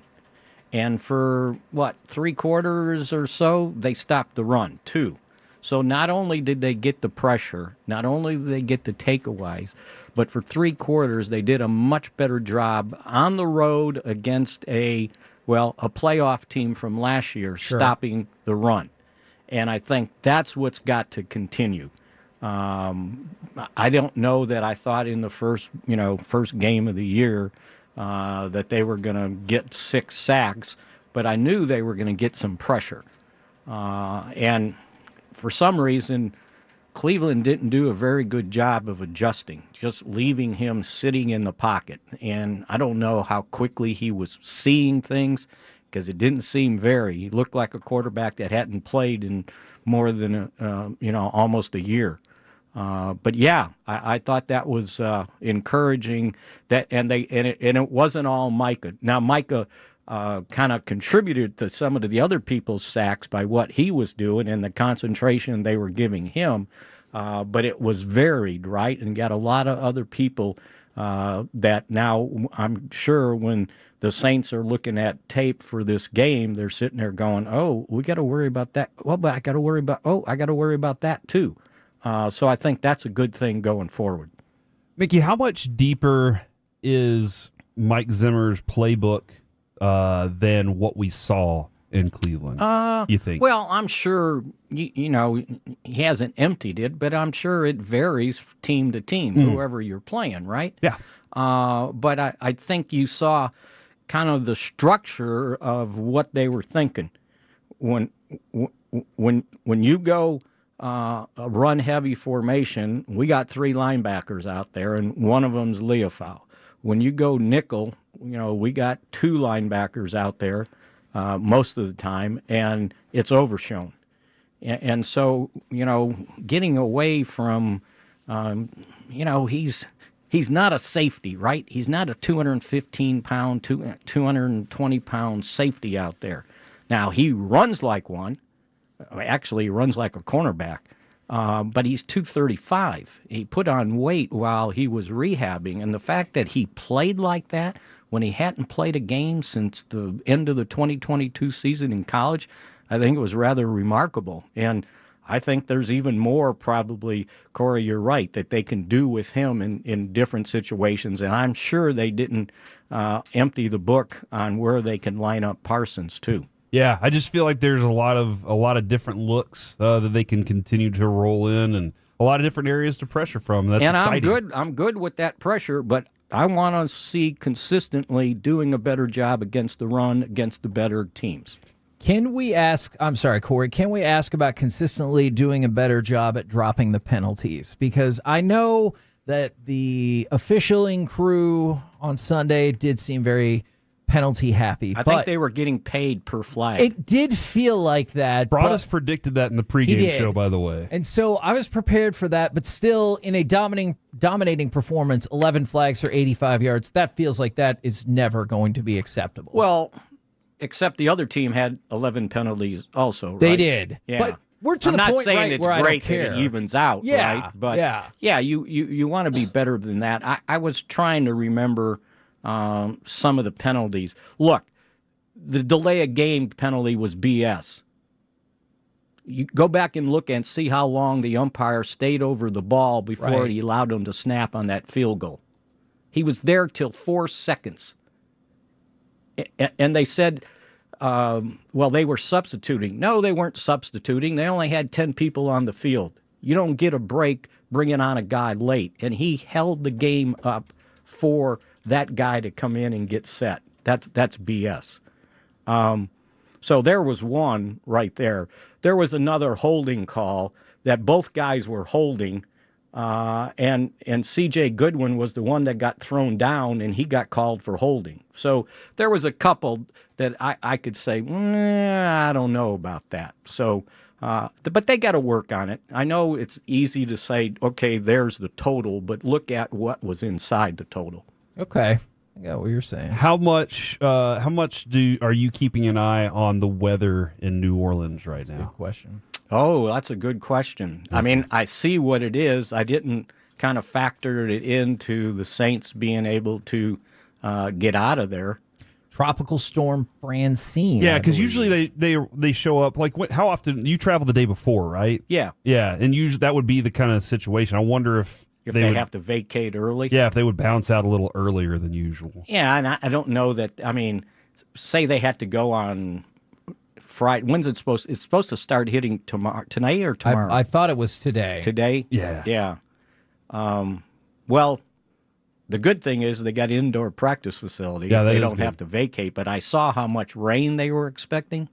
So there's going to be some flooding in New Orleans just because of how, sea level that town is.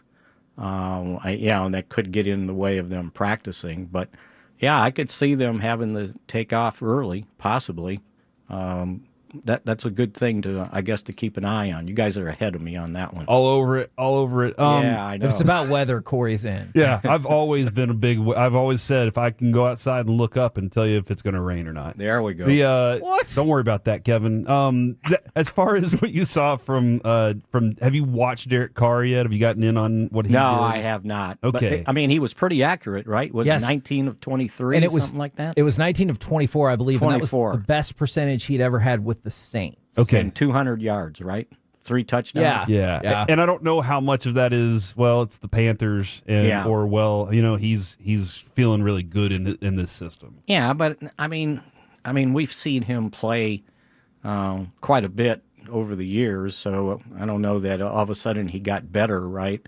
I think he is what he is, and he can hurt you. It's you don't sit there and take anything for granted. But again, if you put pressure on a quarterback, that makes the difference. That makes the difference on how well you can cover receivers too, because receivers, they're going to get open. Yeah. But if the quarterback doesn't have time to get it to them, then you've covered him. You can feel pretty good about it. I think the key thing in all this is continuing to put pressure on quarterbacks from different angles, from different ways, from different people, and you can always be in the game. That should never, that should never change. There should be no variable there if you can continue to put that kind of pressure on people. And there were times they were triple teaming Parsons. Yeah. They would double him, and then he'd get away, and somebody else would try to pick him up. That's kind of how he got the sack, right? He got doubled, and he kind of went inside and beat that guy and got the sack. So I think that's a key element that has to be a staple for this team. And you were just bringing up that's something that shouldn't waver, and I think I'm finally to that point in terms of that level of pressure is inherently going to create turnovers, and Dallas had a plus 10 or better turnover differential in the last 3 seasons. So I think I finally accepted that turnovers don't have to be like some people will call it a fluky stat from week to week, but because of the pressure, don't you feel like maybe not count on the turnovers, but you get that they're more likely? I would like, somebody to come up with a percentage, but, coaches always say, turnovers start in the pocket, either pressure for an interception or sack fumbles, and that's where majority of the pressures, are instigated. Now, we saw in games you can punch a ball out, right, when a guy's running or somebody gets careless, but I would think predominantly it's in the pocket, and it's caused by the quarterback uncomfortable trying to get rid of the ball and not making a good decision or getting hit and losing the ball. And so, I think the turnovers certainly could continue at the rate they were at just from the pressure you put on quarterbacks. And think about it, everybody's worried, they lost Dorrance Armstrong, they lost Dante Fowler Jr. Well, they got some young guys that are, stepping up. Sure. And I think everybody kind of, wave their, their heads or eyes or whatever when Jerry would say, well, we had young guys last year that didn't get a chance to play enough, and now they're playing. And it was like, oh, okay, right? But he was right. Some of those young guys needed to be on the field last year on defense that really didn't get on there. And that was one of the things I was somewhat, worried, skeptical about when you start bringing in 30-some-year-old defensive linemen. I didn't want to see those guys, take snaps away from a Marshawn Nealon, a Chauncey Golston, even Mozzie, get those guys out there. That's your bread and butter. If these guys can play and they were no more than second, third, fourth, fifth round draft choices. That's how you manage your salary cap. I know he's a super tough human being, but am I to believe that Jake Ferguson might actually play this week? Well, I think we'll get a better idea of, maybe what he's able to do today. And it may be one of those things that he doesn't do much and you just try to get him to Sunday. I'm sure that he will give it his all to be able to go on Sunday. But when Mike says he's with the return to play rehab group, that means you're probably not practicing. Yeah. You're just doing rehab with the idea that, well, maybe I can get out there, and they just kind of judge on how much he's able to do. So I think it's, it's been termed a sprained medial collateral and a bone bruise, which is usually caused by an hyperextension. So, we need a percentage of how much is it at MCL and how much is it the bone bruise. Yeah. Because sometimes the bone bruise you can recover from. If the MCL is minor, then, you might be able to, kind of wrap it up, put a brace on it and play. But if it's, even a medium sprain, it's usually 2 to 4 weeks. Yeah. And when you don't have your lateral movement, especially for a tight end, that's a really tough thing to try to play through. So there's some things you can play through that, okay, it hurts, but there's other things that don't allow you to play through. And I think that has yet to be determined on, at least for our sake at this point. And Mickey, you were right. It was 19 of 23. My apologies. You're all over that. I figured I just shot it off 24. I'd accept that. I was close. Well, I saw 24. The Saints say it was 23. All right. We'll talk with you again tomorrow, Mick. Thank you very much. Sounds good. You guys have a good day. There you go. Mickey Spagnola from DallasCowboys.com. Yeah, the Saints are like, it was 23. I saw 24. That's what I thought, times. too. All right. We're the KNC Masterpiece right here on 105.3 The Fan. Coming up next, it's time for My Buddy's an Idiot. Does your friend have a terrible sports or pop culture opinion, or does he try to eat rice cakes over the microphone during an interview? Let us know. We'll do it next right here on The Fan.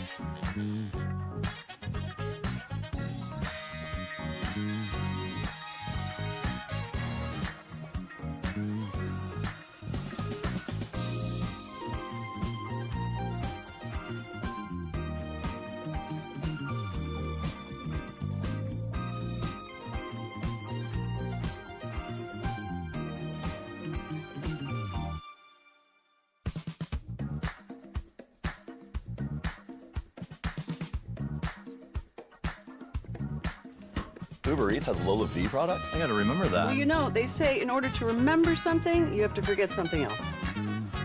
Okay, now that is a very cute haircut. That's like a little shag. I've never seen it before. Well, I mean, of course you have. It's the Rachel. Oh, is that your name? No, I mean, like, your name. No, I'm Jen. My name's Jen. Right, but I just mean, like, this is your haircut. But that's hair on your head. I'm not saying this is your hair. Okay, freaking me out a little bit.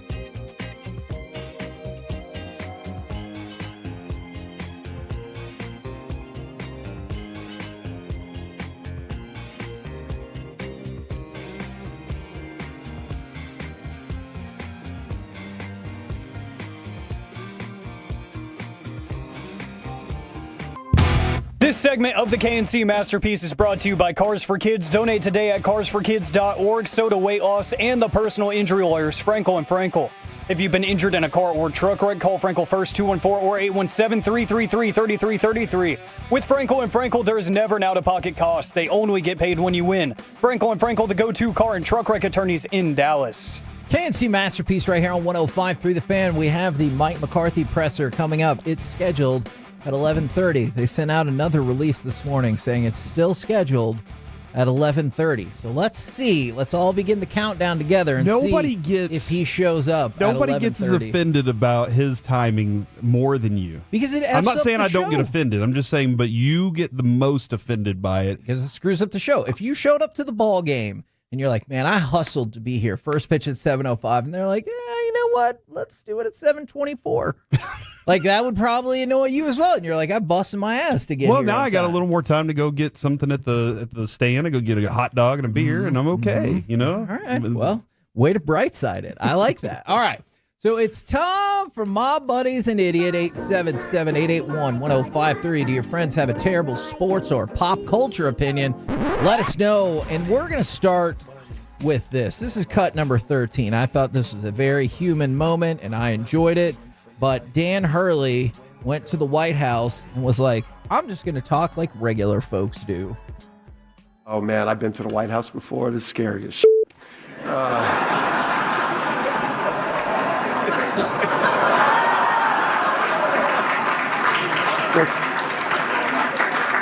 Stick to the script. All right. Thank you, Mr. President. Is Dan Hurley... No. Okay, I thought that was tremendous. He showed he was human.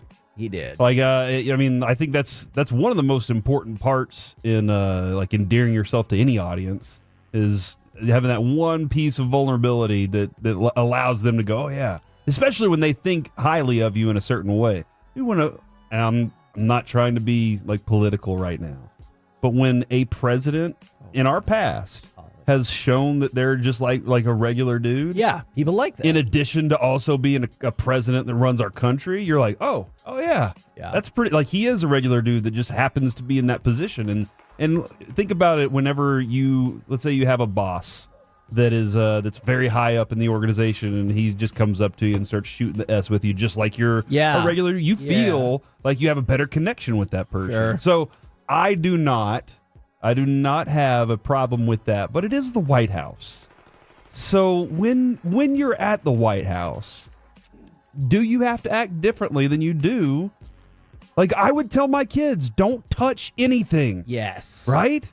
I'm not walking around touching everything. Rick Carlisle was like, you know what? I'm going to play the piano. And I probably am not going to do that. Even if I knew how to play the piano like Rick Carlisle. What do you think is the most likely reason you get invited to the White House?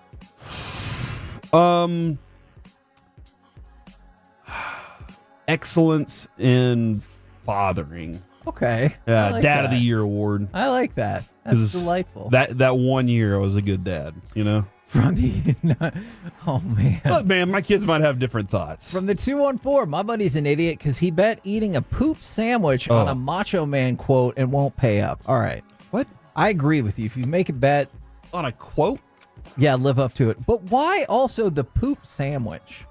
What was on the line? It wasn't one of those bets where you're just like, I'll do this, and there's nothing else for you to gain. And whose poop? Does that? What kind? How much does that matter to you? I don't want to eat human poop. I'm just being very honest about that. That feels weird, but I also don't want to eat. Do you rather eat dog poop than your own poop? I don't know. I'm not. Listen, you know what? Honestly, no. Because if it deals with our pets, I don't want to eat our pets or eat anything that comes from our pets.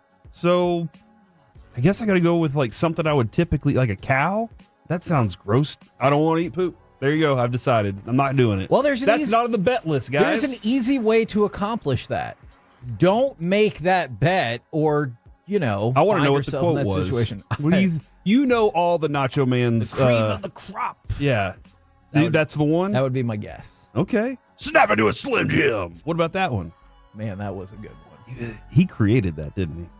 I don't know. He made the Slim Jim? I would love. That's awesome. For his style to be a big thing. And come back and everybody. The tassels and everything. Yeah, and big hats. And the tank tops and the big old like Patrick Mahomes ski mask or whatever. I'll bring it back. Guys. Sorry, y'all are eating lunch. Since you brought up the Slim Jim, I'll admit I was an idiot back in the day when I started working at a car wash. The car doors got locked and the keys were inside. And they said, don't worry, we'll get the Slim Jim to get it open. I swear to you, I thought they were going to get a giant meat stick product and figure out a way to open up that car. I stayed for the rest of that and then when they just brought out the tool, I was like, oh, that's really disappointing. But I didn't dare tell anyone at the car wash that I thought it was going to be like, snap into it. And they were going to figure out a way. I couldn't figure out how they were going to do it. It was really disappointing after that. All right. What would be the best meat product to use to get a car open? Ribs? Somebody who doesn't know how to do jerky properly, because it'll be so hard that you can just smash the window in. All right, that's an option too. Okay. Text in, let me know. There's Jared. Jared has a whole bag of jerky in our studio right now. for the game stuff today. All right. He's a snacker. Do the world breakdancing rankers, are they idiots? You know who the number one female is in the world? Ray Gunn. It is Ray Gunn. Told you. Now, that is confusing to people who are like, hold on, I saw the Olympics and she got 0 points and she was not good. So here's how the rankings go. It's for the last 12 months, your top 4 performances in the last 12 months, but they don't count the Olympic qualifiers or the Olympics themselves. And there's no events scheduled between December of 2023 and the Olympics. So basically, she was the best in October and November of 2023, and that currently has her number one in the world, even though we saw that she is not good at breakdancing. How do we take this away from her? Do we have to what competition is next that we can have anybody from So You Think You Can Dance just go show up and do this? That's a great question. And I don't know, from the 214, Kevin, bro, what the heck? I'm trying to be honest with you. I could have lied and said, and I took the Slim Jim and opened the car. I could have lied. That's not what happened. I thought that was what was going to happen. And this is a fair point from the 817. When the hell did breakdancing get so organized? Yeah. They probably had to when they got admitted to the Olympics. They're like, here's our rating scale and this and that. And it's not just somebody throwing part of a cardboard box down on the ground on a sidewalk and just breaking it out. That's what I've always wanted to see. But they made it so organized, but then they proceed to say that the Olympics are basically non-canon by saying that your placements in the Olympics don't matter in our rankings. And then the next Olympics is like, we're not even doing breakdancing, so don't worry about it. So what? I don't understand this at all. It's so confusing. I just want to win at breakdancing. Who do you think would be the best breakdancer at this station right here and now?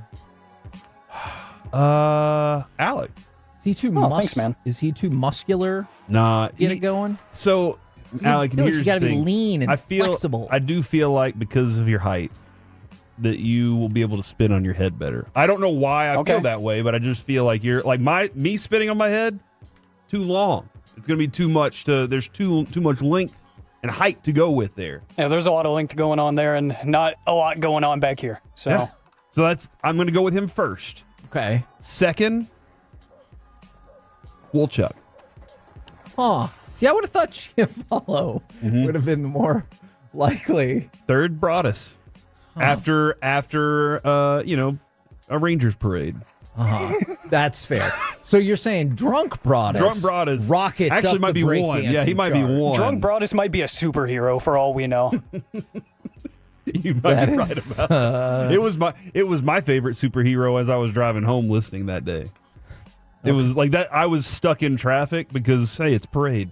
And it was absolutely amazing. Thank you for the insight on that, Corey. I appreciate it. You're welcome. Is Adrian Peterson, is he an idiot? Because he's had to turn over numerous assets to pay a debt that is estimated at more than $12 million. Oh, no. The issue started in 2016 when he took out a loan for $5.2 million. Since then, that's grown with interest and whatnot to $8.3 million. You think of Adrian Peterson as a great player who probably made a good amount of money. Why can't he pay this? Because people spend money.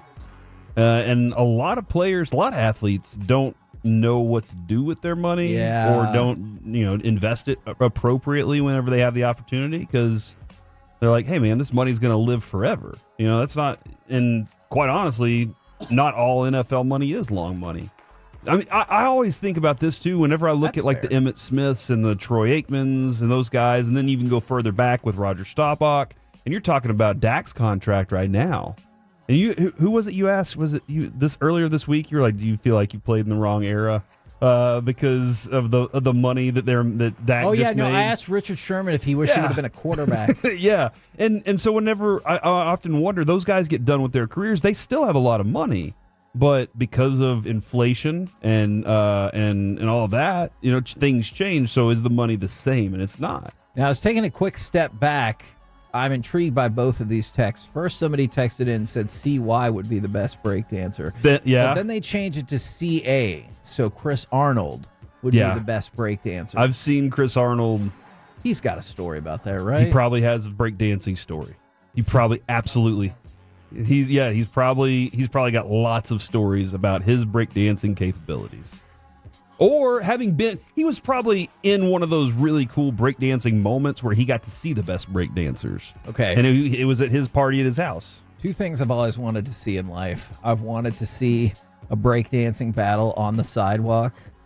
And I've also wanted to be part of the circle at some sort of organized dance function where two people have a dance off. You also wanted to be part of a flash mob and that's where people walk around and just flash everybody as a group. No, that is not how that goes. I'm sorry. Where do these happen? Can you please explain that to me? No, wasn't it flash mobs like people plan ahead and all of a sudden you're like at the mall or whatever 15 years ago and all of a sudden everyone has a choreographed dance routine. You're like, what the hell's happening? And you've always wanted to be at a wedding where somebody professed their love. True. I really wanted to do that at your wedding, but I would have supported that. I thought that Jess would have killed me. Think about how many weddings you go to. You're going to remember that one where somebody busts through the door and is like, hey, you can't do this. I still love you. Kevin.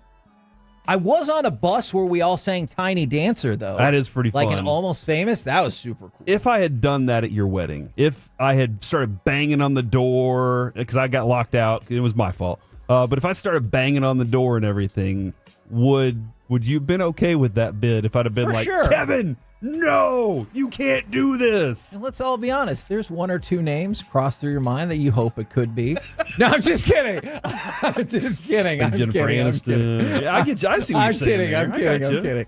All right. Does Mrs. Robinson? Well, I don't. That was not part of the. Never mind. Never mind. Does the Mexican men's national soccer team, are they idiots? Because they had a draw with Canada at AT&T Stadium, and much like the Cowboys' attendance at training camp, it is dwindling. Oh, no. There was only 32,623 fans at AT&T Stadium last night. I get it. That's a lot. But when they first started playing there, Mexico was averaging 67,000 fans over the span of 14 games. So it's already dropped in half, and it's 8,000 lower than the worst attendance ever for the Mexican national team at AT&T. Are the tickets too expensive? What do you think the reason is behind Cheapest this? ticket, $30. That's pretty damn good right there for that game. 30 minutes before kickoff if you're like, I want to go. I have no clue how to explain that.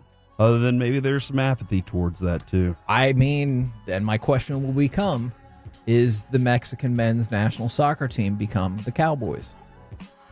Yes. I'll confirm that one for you.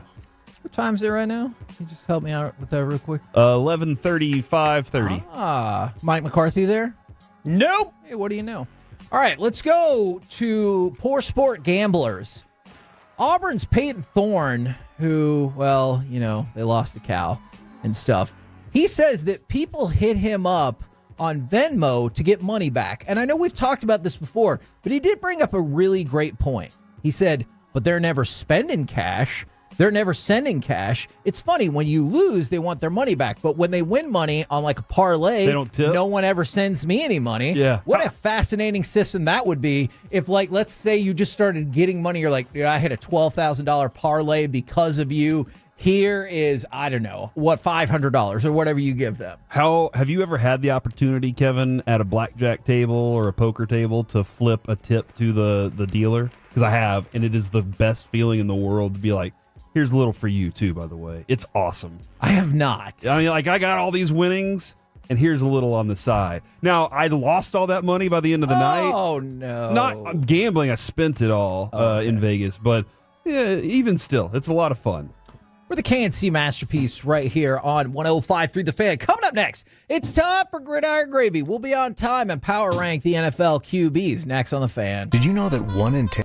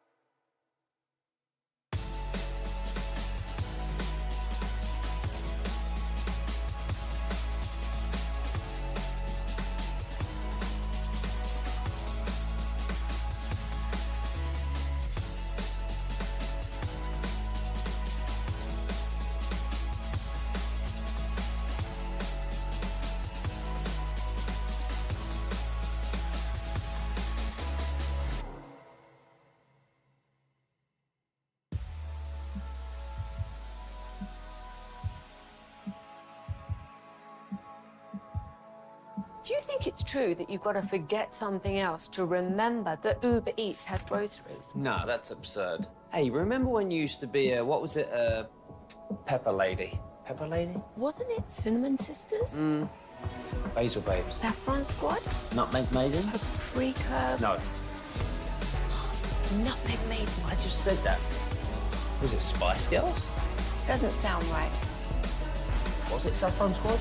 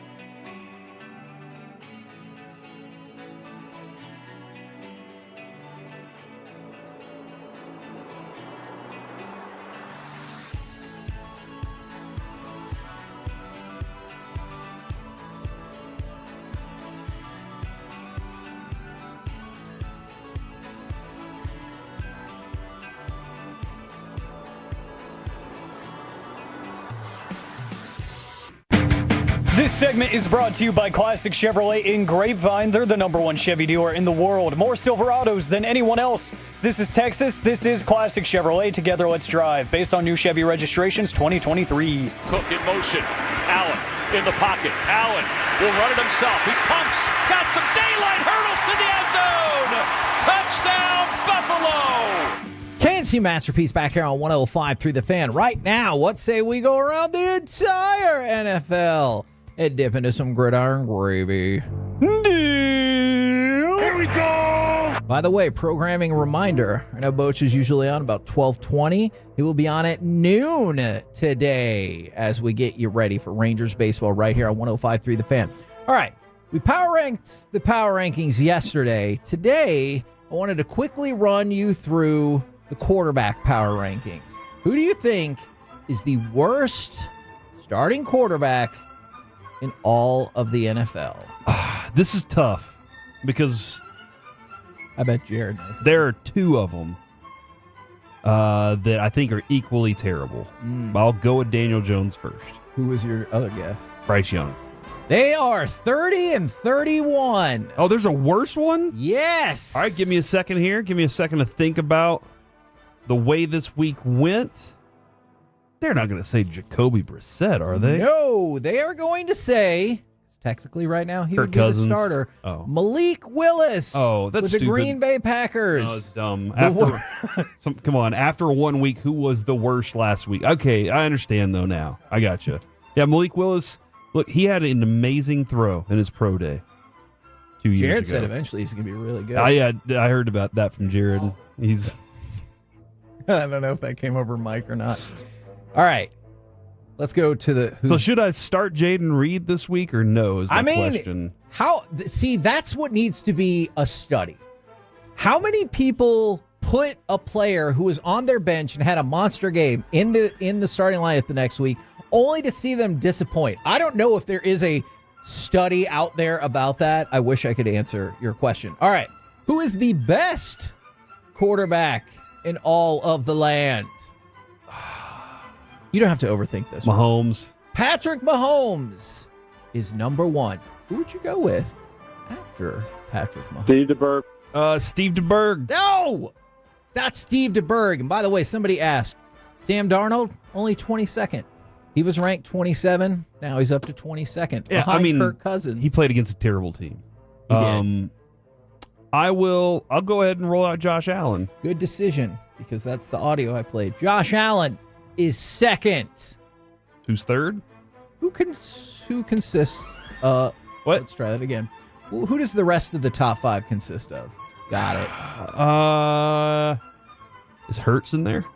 He is not. Interesting. He is 6. I don't think Lamar belongs there. But I'll say Lamar Jackson. Oh, Corey, going against his principles to be correct. Okay. Lamar Jackson, number 3 on the list. Brock Purdy? Brock Purdy, number 5. So you only got one more. Would it be Dak? He just got paid all Dak that? Prescott. It is not Dak Prescott. Okay, crap. It is C.J. Stroud. So the top 5 goes like this. Patrick Mahomes, Josh Allen, Lamar Jackson, C.J. Stroud, Brock Purdy. Baker Mayfield. Baker Mayfield is 16 on this list, up from number 21. That's exactly where Baker Mayfield belongs. Where do you think Dak Prescott belongs? I would have him in the top. After this performance, because the performance wasn't great. It's fine. I'd say 10. He is number 7 on the list. And this is the descriptor, which I think is probably a fair way to say it.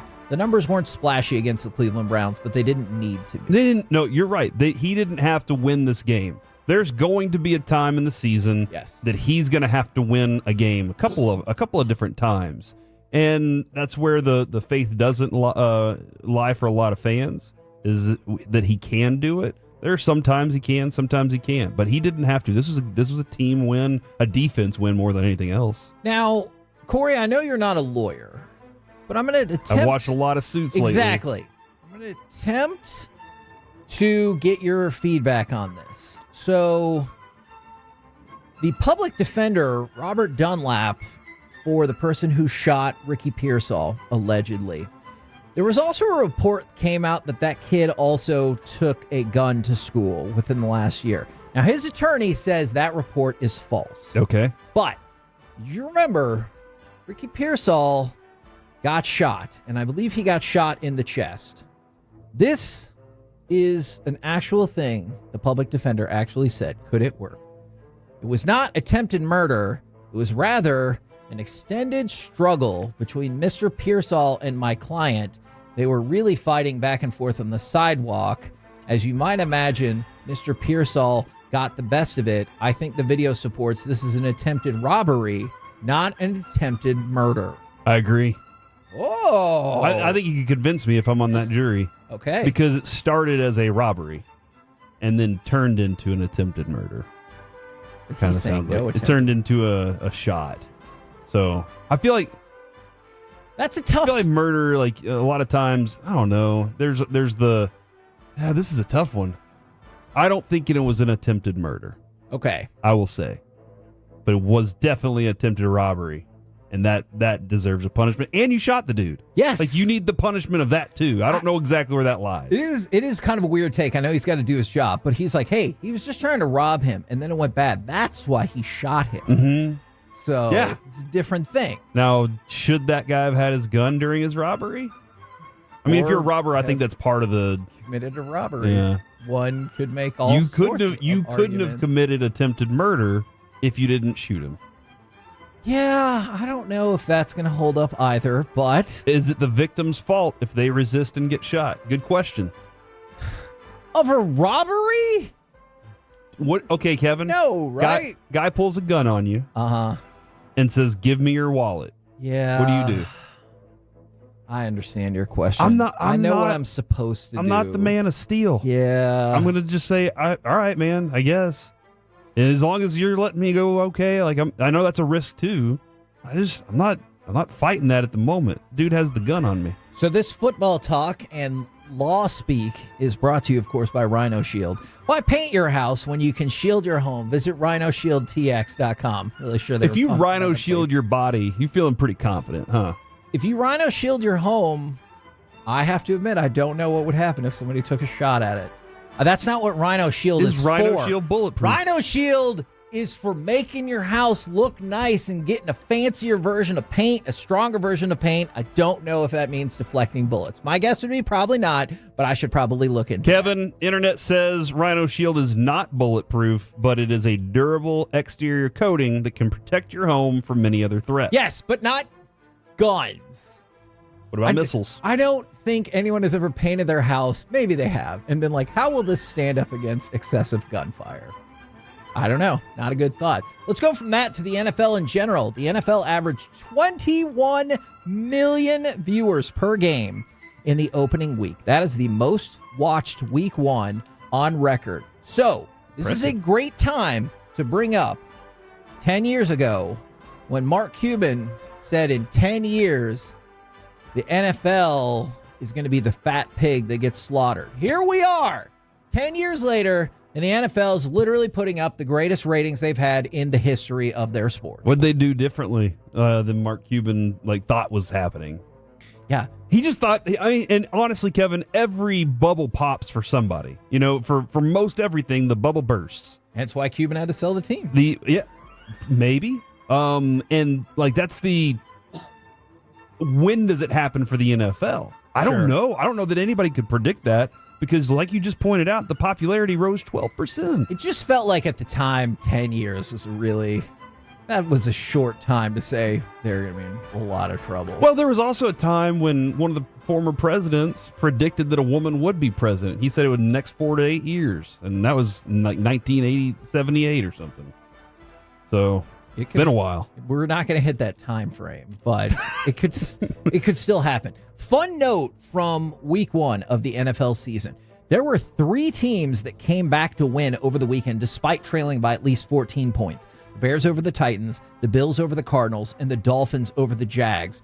That's the first time in 45 years that 3 teams have made that kind of comeback in the opening week of the season. That's impressive. It is impressive, but perhaps also shows you how preseason probably needs to be played. That is a great point. But keep an eye out on the Bears. Now, the Bears, this is a really obscure stat, but I love it. The Bears became the 3rd team in NFL history to overcome a 17-point deficit without recording an offensive touchdown. Yeah. Think about that for a minute. That's crazy. That was an impressive game to watch. The last team to do so, the 2016 Chiefs. What happened that year? What happened that year, Kevin? Tell them about it. What happened in 2016 for the Chiefs? That year, the Kansas City Chiefs lost in the divisional playoffs. Oh, so the Bears are going to lose in the divisional playoffs? Or there's this. The team before them to do that, that was the 2006 Chicago Bears. And that team went to the Super Bowl. Wow, that is a stat I did not expect. Are you prepared for the Chicago Bears run to the Super Bowl? If it happens, my fantasy team will benefit because I got Caleb Williams as my quarterback. So hopefully he'll be better than he was last week. 93 yards or Kevin, whatever. Mike Bassick, who frequently joins our show, posted a post on Twitter, and it's a picture of the stadium in Arizona. Mm-hmm. And it says, "My morning coffee and view. Go get Rangers." Shut up. Does it say that? Hashtag go get Rangers if that's what you want. It's disappointing. I think he wants us to tell Boach that. Now I have something that's going to make you upset. Oh, no. The NFC Special Teams Player of the Week. If it had been 71 yards, it would be...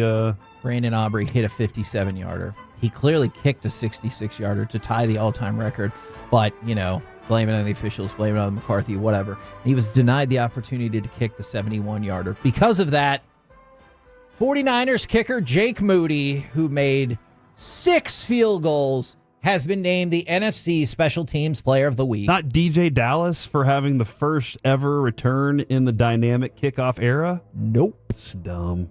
We're the KNC No wonder masterpiece. that their bubble's going to burst soon. Right here on 105.3 The Fan. By the way, if you're curious, Saquon Barkley, NFC Offensive Player of the Week. Coming up next, let's talk with Texas Rangers manager Bruce Bochy right here on your home of the Cowboys and the Rangers, 105.3 The Fan. You've made us number 1 in DFW. Don't care what they say. Thank you for laughing at it.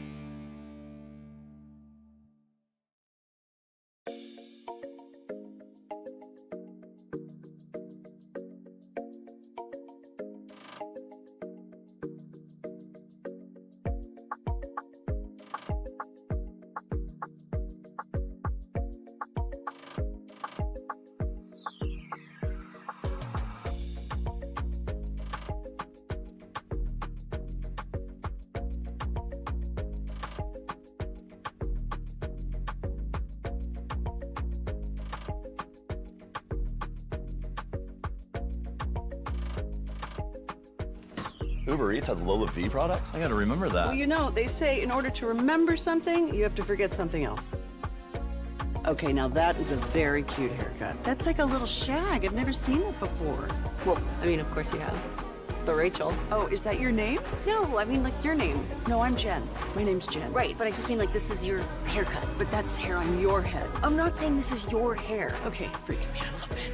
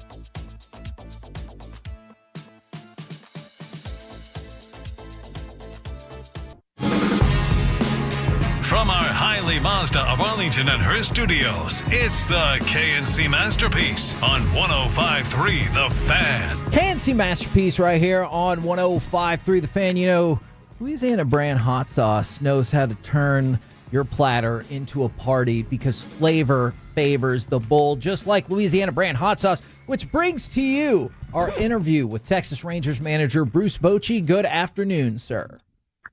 Good afternoon. How's it going there? We're doing well. Hope you are doing good as well. I know last night wasn't the desired. I got in trouble there. I know last night wasn't the desired result, but I was kind of curious your thoughts about the evolution of Wyatt Langford as a hitter, or is it just simply he's a rookie, he's naturally going to change things up as he goes? Right. Yeah, last night wasn't done. And, we ran in a really well-pitched game. We saw what he did last year to us, but we found a way to win that game. He's a guy that stays up the barrel. And I think we only hit 2 balls hard last night. Langford, maybe 3. Langford hit 2, and of course, Dolly hit 1 there in the 9th. But getting back to Wyatt, you're just seeing the growth of this kid. I mean, he didn't get a full year in the minor leagues. Here he is facing major league pitching, and so it's only going to get better with him. And we talk about his hitting, and that's just going to get better and better with his knowledge of the pitchers. I mean, he's got bat speed, he's got strength, he's got all that. So, and he's got a good eye at the plate. But it's just his overall game. He's fun to watch. I've said this many times, I love watching him, how hard he goes out there on defense or running the bases. He stole 2 yesterday. He just is a complete baseball player. And I got him in a 3-hole and, playing around with that a little bit. I could see that being a spot for him at some point. And it doesn't matter to him where he hits. He doesn't ever say a word, whether second, third, fourth, fifth, sixth. He just comes out here and plays hard. I know Mikey B, our co-host, is in Arizona with you guys calling the game for TV, and we talk a lot with him about, the swings for each one of these guys, and we've talked about Wyatt Langford a lot. Was there an adjustment at some point with his swing, or was it more about, for me, I just felt like he got his pro timing down. What is it for you? Yeah, I think more than anything, he just got his timing. He got a reference of major league pitching, velocity, the breaking balls, and he's, the more you see major league pitching or good fastballs, the more comfortable you're going to get. It just slows things down. When you play college ball the year before, you don't see that on a consistent basis. You may run into it once in a while, whether he faces Skeens or somebody, but every night he's seen really good arms, and that's a big adjustment. We threw a lot at him, including hitting him in the heart of the order, and then he had the injury that set him back a little bit, but it's only getting better with him. He's had a tough year as far as the calls. He doesn't get rewarded for having a good eye at the plate sometimes when they call that ball just off the plate. But he handles that well too. He's a professional. I mean, he's not a young man. He's a man. I know a lot of folks are excited about Rocker and deGrom coming up, and I definitely get that. But with Bradford, Scherzer coming back as well, I'm curious how you guys are going to handle Jack Leiter. Will he continue to start? Will he bounce back and forth from the bullpen? What's the big picture idea there? Yeah, we're talking about it. We still like to keep Jack going. It could be in the bullpen. Don't have him penciled in right now. I'm kind of waiting to see how pitchers get through it, who may need a day. See how Max is doing. He's going Saturday. So anyway, Leiter's going to continue to get some innings and continue to pitch. And so it's going to be up to us to be creative to find that work for him, because I think he's making progress. But we do want to see Kumar throw some here now as we go into next year. We have a better idea about where we're at with his rotation. To me, that's always the priority as you go into season, to have that rotation set. And this kind of goes into that. I'm curious, when you talked about being creative with Leiter, how important is it to just get him innings and see how he does versus like starting the game innings? Like, how do you differentiate the importance between those two? With Jack? Yes. Yeah. No, you know what? You never know what his role could be. You know, whether starting or similar to what Dunning has done for us. Have another guy that could be a starter or a long man. I'm not saying he's not a guy that could be our guy in the rotation every fifth day. But, you do want to keep options open there. And sometimes that's a great way to develop pitchers. That's the old school way. Make them a lone guy, get them more and more comfortable. And I think with Jack, I think we have to keep our options open to see what's best for him. But you see him getting better. His last couple starts, they've been better. He's getting, that sense of belonging, as we say. So we'll have this kind of figured out here the next few days on what we do the rest of the way. I don't see us going to a 7-man, but I see us going to a 6-man. These guys pitching every 7th day because of these days off. Boch, I've always been kind of curious too with younger pitchers versus older pitchers. Do you have a different approach on gaining their trust, and do you have a different way of like them gaining your trust too? Well, I think that's something that has to be earned on both sides. You want them to know that you believe in them and they can trust you, and then you're finding out about them with their work, how they prepare and everything. And as the game goes, how they're handling that, pitching behind or pitching with the lead, things like that. And, this comes with experience, getting better at all these things. But on my side, I just try to let them be who they are. Mike's the one that spent a lot of time with them in the bullpen and getting ready for a game and all that. But I want them to know, hey, I'm behind them. And just give you an example. Jack, we tied the game. I'd let him go back out there in the 6th to start before, where it's a 1-run game. He went back out there in the 6th. Now, yeah, you can protect him, whatever, but, I talked to him and said, listen, that's the trust we have in you, and he needs to know that. Oh, that's great. I like that part of it. Earlier in the season, I've always wanted to ask you this throughout the year, too. I just keep forgetting. Jared Sandler had one of your I think it was a former player, maybe it was a former guy that coached with you on the pregame show, and he said, the respect is there, but there's also this demand that Bochy has, that the demand is there. And I didn't, when he says that, is that something that you vocalize, or is it just there's a known, you got to do your job? What is the demand that comes from Bruce Bochy? Well, I think any manager has his demands, and that's to do things right, play the game right, honor the game with how you go about your business out there, and that's going down the line and playing hard. Those things. This game's been going on over 100 years. That's all I ask is go out there and just give us your best effort and do what you can to help us win a ball game. It's pretty simple, and if that's not there, then that's up to me to then make a change or pull them or whatever it takes.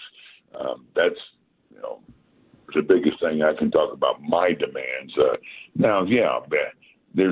I'm a big believer in culture with the club, and I want guys to be a good teammate, and that's kind of CY's mantra too when I came here. So anyway, it's all about doing things the right way. That's all I ask, and these guys have been great about it. One of the players that it feels fits exactly what you would be looking for, Marcus Semien, the Roberto Clemente Award nominee from the Texas Rangers. I'm just curious how prestigious it is to be that club selection, let alone perhaps winning the entire award for the league. Yeah, you always talk about a player's talent and what they can do on the field and those things, but this is character. This tells you who a person is, and then this is what stays with you your whole life. And so this is very meaningful, and it's a great honor, and Marcus should be honored. It's just shows what that person is about. He's just not. It's just not about baseball with him. He wants to do what he can in the community, help the needy, whatever. And so this, I really think, is one of the highest honors that a baseball player can get. Boch, I'm considering taking a bet up with my co-host Kevin here on whether or not Kumar Rocker is going to throw a no-hitter on his first time out. What should I take that or no? Is that a bad bet, or how would you go about it? Well, I guess you have to give me what the odds are. Are they out there yet? But no, I'll give you aside. 300 to 1. If I could tell you he'd go 9, then I'd go for it. But he's not going to go 9, so I don't think that's a good one. What do you kind of though want to see, expect out of Rocker, because what he's done in the minors so far has been very impressive. Yeah, he's been going 5 innings, so we can at least go there, maybe a little further, see how the innings go. But you look at his numbers, what he's been doing, he's earned this. I mean, he forced it because we were thinking, okay, we'll bring him in spring training. He'll compete for a spot. But now, with how he's throwing the ball, it's unreal. So we want him to get a little bit of time up here and give him a chance to take away that unknown factor as he goes into spring training. What it's like up here, what it's like to pitch up here and face major league hitters. So I'm looking forward to him. Do you feel like the general idea is, I know he'll only get a handful of starts, but you'd like to he'd pitch well enough that you'd be like, we could probably put him in the rotation, versus he has to win a spot in the rotation like you were talking about in spring training? Yeah, well, the way he's throwing the ball, you're always going to keep it competitive. You can't ever take that away, especially with young players. They don't have a lot of time up here, whatever. But still, you look at the body of work and you go, okay, he's ready. And you got to, believe that throughout the organization, and I think and that's how we all feel right now. Now you go to spring training, hopefully carries that into what he's been doing here this year. That's including Jack, all these young players, the Bradfords, and so you go to spring training. Yeah, you have a good idea. Yeah, sometimes you have to adjust. Things don't go well, but I think this guy's showing that he's ready to pitch up here, and that's why he's here. Rangers fans are very excited about deGrom as well. Same kind of question in terms of, how long we might hope or expect to see him out there. What do you think are the possible expectations for deGrom on Friday? Yeah, I'd say around 5 innings, somewhere in there. Of course, the pitch count's always going to come into play, around 60 or so. Could be a little more, but feels great. He's been throwing well, obviously, when you look at what he's been doing down there. So, it's going to be exciting to have Kumar, to him, to Max the next day. You see, gosh, it'd been nice to have these guys all year. That feels like the story of the season, at least part absolutely. right there. Thank you very much, good sir. I know y'all's game's coming up in just a couple hours. We appreciate you making the time with us. All right. Let's get some hits and runs today. There you go. Go get Rangers. Bruce Bochy right here on 105.3 The Fan. One of these days, he's still going to be on the line, and he's going to be like, did one of y'all say that several weeks ago? I have a prediction that by the next time, he's going to say, go get Rangers as he gets off the phone with us. That's what I'm betting is going to happen, Kevin. I think he's going to be like, you know what? I've heard this kid say it so many times. I'm going to say it. I'm going to say it before he does. And when Kevin tries to bump me off air, because that's what you do. You're like, all right, now you get out of here, Boch. He has a game in a couple hours. I understand that, but I think he's going to be like, all right, Kevin, go get Rangers. And we're going to be all excited and happy. We'll see how that goes. We're the KNC Masterpiece right here on 105.3 The Fan. Coming up next, we move into the Expressway, which means AM on the FM. Plus, I will ask y'all all the football questions next on The Fan.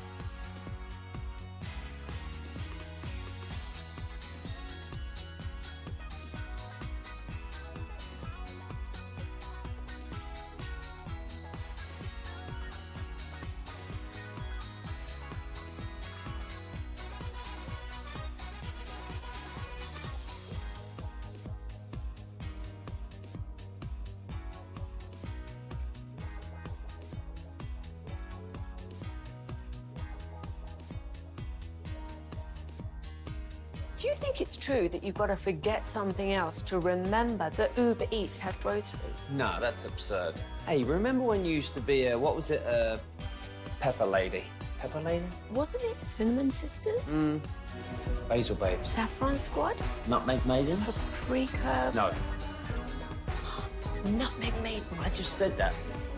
Was it Spice Girls? Doesn't sound right. Was it Saffron Squad?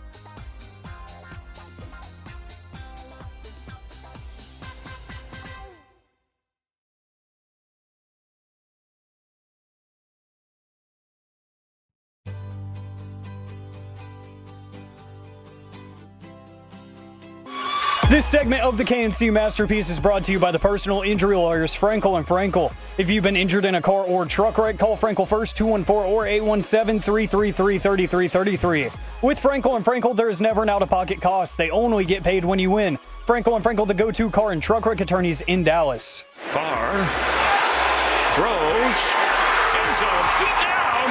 Did he hold on? Touchdown Saints! Jawan Johnson. KNC Masterpiece right here on 105.3 The Fan.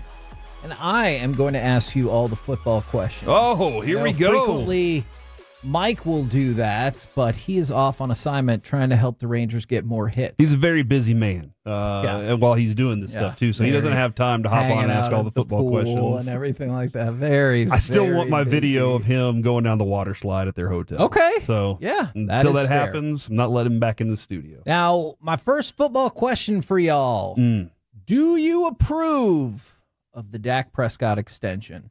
I had to go back and at least ask that because I know people are still talking about it. I mean,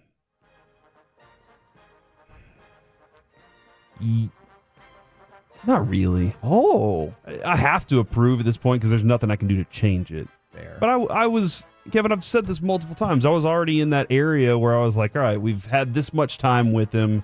They haven't built a contender or a winner with him. And he's let me down enough times for me to say, I don't know that I want to continue attempting it with him. The window is smaller now to get multiple championships with him than it was before.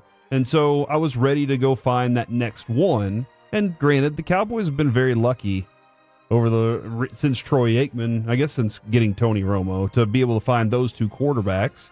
But it still, hasn't gotten you the fruits that you wanted.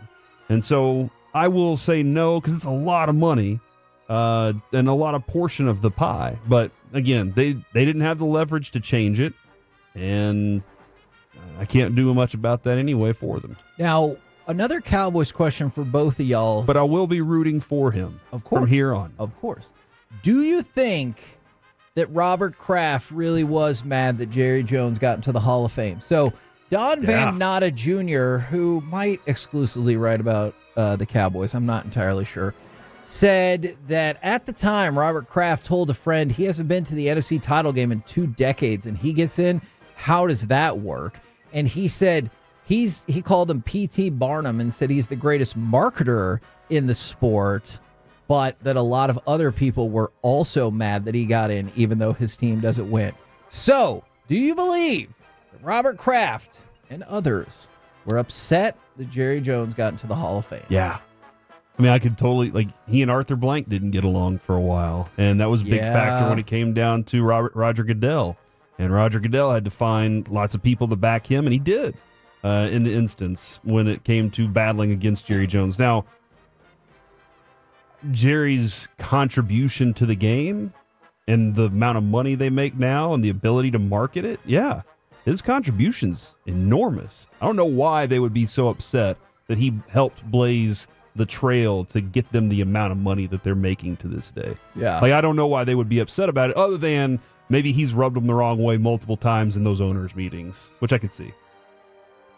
I think that a lot of people were mad, and I think it's kind of stupid for the reason that Corey said. His contributions to the game outweigh anything recent in my mind, and I think that's a big reason why he got in earlier than some of these other owners, is because he quite literally changed the game in different aspects and what he's done for the league. And look, I agree that if you're going to make it based on everything that was presented on the football field as an owner and general manager, sure, you have that right. But that's not the only thing that they're looking at when you talk about, did they make an impact on the game of football in the National Football League? He's made tons, so I think it's kind of short-sighted to be mad about it. Yeah. But you could be like, that's funny. I won a Super Bowl 2 years ago, but, I'm not going to get in for another 20 years if you're ex-owner. Sure. Now, throw it to cut number 3, because that will lead into our next football question.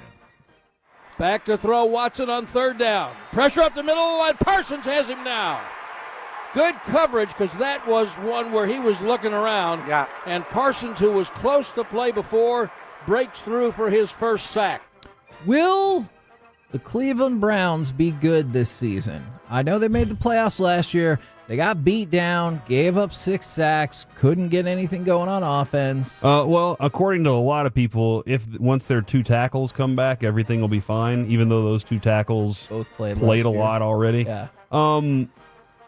I don't know how you get Deshaun Watson out of his own head. And so anybody that's saying, go ahead and start turning to Jameis Winston, then I agree with you there. Isn't that like the first call on some Cleveland radio station? Yeah. Get rid of this guy. Let's go to Jameis. And they're like, no, we're not doing this. I would absolutely turn my attention there, but I also understand the risk that comes along with Jameis Winston. And that is, he has big play ability. He has the locker room. Those guys still love Jameis Winston. But I also know that ball is going to get turned over, and he's going to make some bonehead plays that make you go, what did just happen? So it would be just as Cleveland as it gets for them to do that and for it to fail. Considering, didn't they list like 35 different quarterbacks they've had? That was amazing. I tried to tell my wife that since 1999, and she was like, she was not impressed by that statistic whatsoever. But I thought it was impressive. All right, guys, my next football question for both of y'all. You like the moniker, the Legion of Zoom? No. For the Kansas City Chiefs offense? No. Man, let me get to finish that question. No. Have you ever seen the movie Zoom, though, with Tim Allen? No. He was like a is former that? superhero that he was really fast. And there's like oh my gosh. Came out in 2006. Let's go to the tail of the tape. Audience rating, 33%. Critics rating, 4%. Which means I clearly have to go find these 2 critics out of 67 that gave, or I guess 3, that gave it a positive review. It's not great. Here's the first one. It made me laugh. I don't know why. And that is an actual positive review. So, again, check that movie out if you want to. I might not. Well, or do. I could. You've watched stupider movies. That's for damn sure. It's true, I know. Have you ever seen Slacks with 2 X's? Huh? It's a good movie. I would say I don't like it because it's too much, too similar to something that's already existed. So find some, like, you can come up with all sorts of different speed type ideas. Let me juxtapose that movie, Zoom, against Slacks. This is a big disconnect. Slacks, 96% from the critics. Audience, 45%. So there's a big disconnect there. All right, Alec, Corey hated it immediately. You like the nickname, the Legion of Zoom, for the Chiefs offense. I like the name, but I don't like putting it on them so early. Yeah. Like, it's been 1 week. Like, Sure. we've seen, like, it's kind of funny if you think about the Rashee Rice thing and you isolate that in a vacuum. Sure, haha. But, like, Xavier Worthy has played 1 NFL game. Rashee Rice, we don't know if he's going to be available for too much longer going into next season. There's already all kinds of issues there. I'm not ready to do it until they sustain this. Like, if Xavier Worthy's going to be a centripetal piece of that offense, just carrying the football after short passes and carrying it out of the backfield, sure. Then we can kind of start integrating that into our everyday language, I guess. But right now, after 1 week of NFL football, I'm not ready to do that because the Legion of Boom won Super Bowls. Like, they made it to championships. They dominated the NFC. Like, we haven't seen that from this group of Chiefs yet. If anything, Kevin, I would say call them the Central Expressway. Yeah, except isn't that where the it won't exist where today. Rice? Sorry, that's true. But we also I was talking about speeding on Central, Kevin. Sorry, guys. Heads up, we got our expressway taken away today. All right. Well, it's the next Rangers' fault. Football question: were you crushingly disappointed in the debut of Marvin Harrison Jr.? Bonus question: who do you blame that on? Yes, I blame it on the offensive coordinator, and I blame it on Kyler Murray, not Marvin Harrison Jr. There were times when he was wide open, times when he had plenty of separation, and anticipation would have set up perfectly. So I do blame that on the coordinator, who now has already said, I have to do a better job of scheming plays open for him and making sure that he is looked at as one of the main targets, and it should have been on day one. Alec, were you disappointed? I was disappointed, and I blame it on perhaps too high expectations for week 1. Because I do think that they're going to get it figured out. Yeah. But this was not going to be an overnight success story. People don't remember that the Cardinals overall are still a pretty bad football team. True. So it's going to take a few weeks, and I think that you will start to see the triple-digit receiving yards and a couple of scores in a game because he's going to quickly become their best player on the field. That's not the quarterback. So give it time. But I think week 1 rookie expectations are always way overblown. You'll probably like this. I believe it was Fox Sports who said that Marvin Harrison Jr. will surpass Puka Nakua's numbers from last year. Now, again, it's just week 1, so it could definitely happen. But a reminder that Puka Nakua last year had 105 receptions and 1,486 receiving yards, both new rookie records. Right now, Marvin Harrison Jr. on pace for a robust 17 catches for the season at 68 yards. Not good. I'm betting. You're going to take the over? I'll take the over on both. That feels fair. Guys, my next football question for you. The Carolina Panthers and New York Giants will finish with the worst 2 records in the NFL this season. I can't predict another team that would. At this point, just watching how poorly they were prepared for their first game of the year and how dominant the opponent was, even though I don't think the opponent's that great. Like, I'm looking at the Saints right now, Kevin. I'm like, hold on. Is this team going to give the Cowboys a real run for their money? And then I go, oh, yeah, it's Derek Carr. I don't believe in the Saints at all, but they made the Panthers look terrible. So I will say, yeah, those 2 teams finished dead last together. It's hard to disagree with that. Yeah. I mean, like you said, Corey, you look at the box score and you're just like, oh, the Saints are for real. But if you go back and watch the game, you're just like, wow, The Panthers are worse than we made them out to be. That's We true. had an entire offseason. We had, 6 months to sit here and decide who's going to be the worst team in the NFL. And a lot of people said the Panthers, but we're like, they might start piecing things together. Young head coach, sure. Nope. They look worse than I could have imagined. My next football question for you. Christian McCaffrey will miss this week's game for the 49ers as well. Kyle Shanahan said we have to be very careful about Christian McCaffrey's Achilles tendonitis. Also, there's reports that there's no investigation for the 49ers. They're like, you're good. Don't care. Is he going to miss the game again this week? Two things. One, I hope so, because I have Jordan Mason on my fantasy squad, so I'll start Okay. because San Francisco can run against anybody.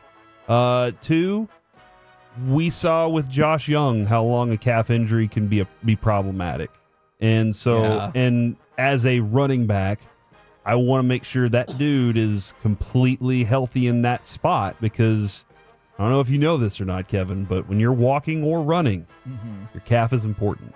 So I feel like he's gonna use it and exert his energy on it at some point. Okay, first of all, Alec, do you agree that the calf is important when walking or running? And then my other question about Christian McCaffrey. As a avid runner myself, I can say that the calf is very important, Corey. Thank you. Appreciate that validation in my thought process as well. Good insight right there. Yeah, and I do think that McCaffrey's going to miss the game because we've seen this in recent history in pro sports where it was the, ankle soreness, Achilles tendonitis that ended up turning into we overworked it and he's out for a year. You don't want to overwork the workhorse and the all-pro running back that is Christian McCaffrey this early. And if we're going off of what Jordan Mason said, he was probably told 2 weeks ago that he was going to start week 2. So, yeah, this has probably been set in stone for a while. All right. You got time for one more question? Yeah. One more football question. New NFL head coaches went 3-5 in the opening week. Jim Harbaugh won for the Chargers, Mike McDonald for the Seahawks, and Gerard Mayo for the Patriots. These will be the best 3 rookie coaches this season. Or I guess new coaches and new teams. I'm not certain about Mayo because I think the reality is they came out, mucked the game up real bad, really made it difficult for them to do anything, for the Bengals to do anything offensively, and said we're going to run the ball. And I think teams that know how to beat that are going to be capable of doing it. Okay. And Zach Taylor just could not figure it out during that game fast enough and ticked off Jamar Chase. The other two, though, I think stand a chance to have really good records there. So I'll say 2 of those 3, but there's another one not named Mayo. Alec, what say you? Take that, Mayo. I will say, I'm going to say yes. I really like Gerard Mayo, and I think that they might just barely exceed expectations, but I think that this coaching cycle overall, the openings were not great, just as a whole. To your point, your other options are the Falcons, the Panthers, the Raiders, the Titans, and the Commanders. So, as you could probably guess, not always the cream of the crop of jobs that become open. Yeah, I'd listen to Titans and Commanders. I'd listen to that conversation, but overall, I do think that Mike McDonald probably ends up being the best out there. I think he's the best coach that got hired this offseason period. So I think he's going to finish the year with the best record. So yeah, I'd say those 3 finish pretty strong. He's the dude that's saying, "You got a friend in me." Was that? You got a friend. That is Randy Newman. Oh, gotcha. Mike McDonald. What do you think that song's about? It's about 2 toys that are best friends. Can it involve people? Yeah, 2 people that are best friends. Yeah. We're the KNC Masterpiece right here on 105.3 The Fan. Coming up next, how about some AM on the FM? We got the question of the day and Cowboys' guilty pleasures coming up next on the KNC Masterpiece.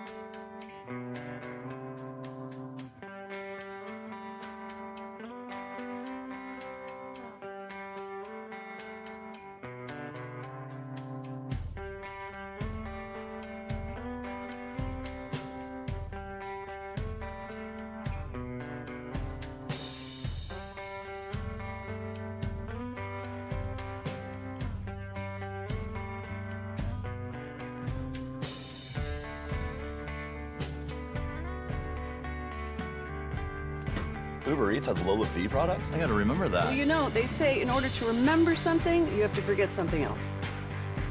Okay, now that is a very cute haircut. That's like a little shag. I've never seen it before. Well, I mean, of course you have. It's the Rachel. Oh, is that your name? No, I mean, like, your name. No, I'm Jen. My name's Jen. Right, but I just mean, like, this is your haircut. But that's hair on your head. I'm not saying this is your hair. Okay, freaking me out a little bit.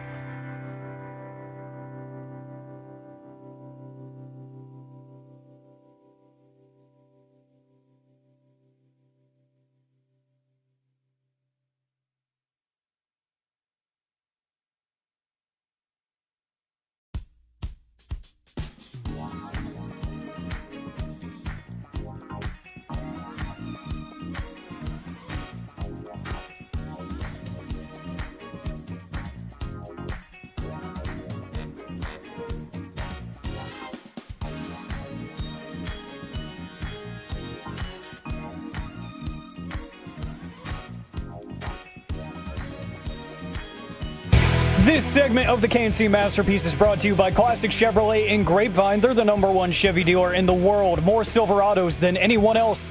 This is Texas. This is Classic Chevrolet. Together, let's drive. Based on new Chevy registrations 2023.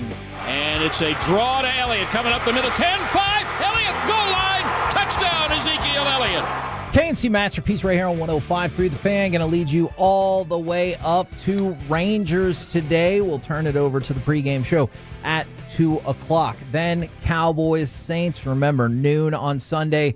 And tomorrow, we're going to be at Shakerton's doing the show in Arlington if you want to come and see us. Yeah, that's courtesy to our friends at Sagamore Rye, Sagamore Spirit Rye. We're going to be at Shakerton's in Arlington. I want to see everybody from Arlington there. Agreed. You remember that time, Kevin? We went to the World Series parade.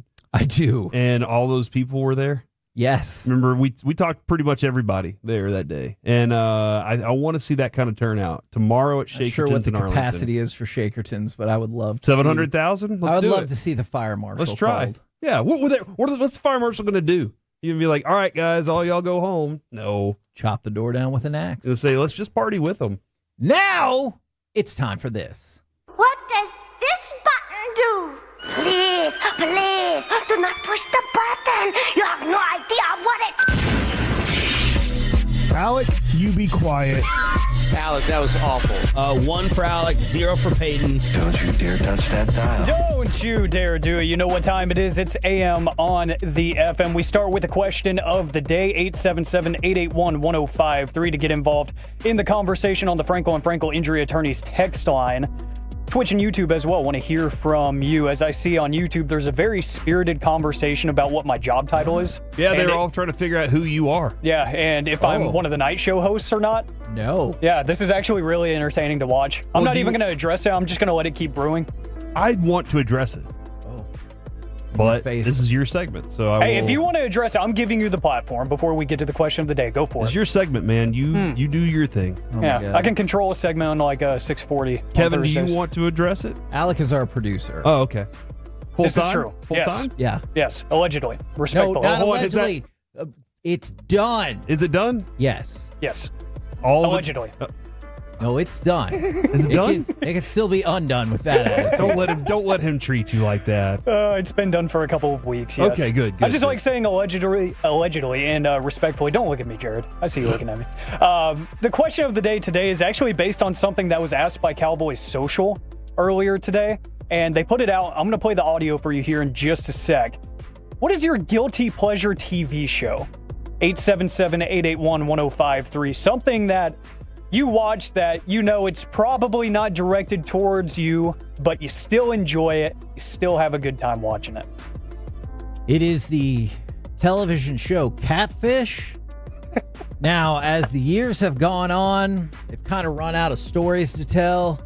But when that one lady's like, you shouldn't have told people I was a fat ass Kelly Price, I was in. And over the years, it has captivated my attention so many times.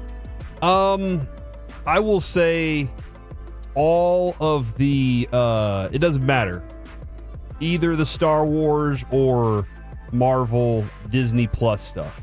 I know some people don't like Moon Knight. Some people hated it. I'm fine. I loved it. Miss Marvel, I thought it was really good. I enjoyed it. So all of those, I'm completely in on those. I bounce those up, and if people are like, oh, the Acolyte sucks, I'm like, I don't care. Just more of the story. Let me get into it. So I got after it. I haven't seen that yet. Don't do it. They canceled it. Oh, okay. I watched 2 episodes of The Acolyte, and I just this series came out before I moved to y'all's show, so my schedule was still all kinds of random. Right. And I was like, I'm gonna catch up sometime. The show ended, and like a week later, they're like, yeah, it's not coming back. Yeah. So I'm like, do I finish the show or do I not? I needed to finish it. Yeah. There've been plenty of shows in my time, Kevin. I tell you this all the time, where I stopped watching. Walking Dead, stopped watching it like season 10. I was like, that's it. Y'all have done it enough. I'm done. I wish I would have. They were like, this is the last season. And then it was in 3 parts. Yeah. What a dope. See, I might break my typical habit of being a chronic completionist, because even when I start watching a show and I'm like 2 episodes in, this is terrible, I still finish the show. Like the one that comes to mind immediately, somewhat recently, maybe 2 years ago now, The Idol on HBO.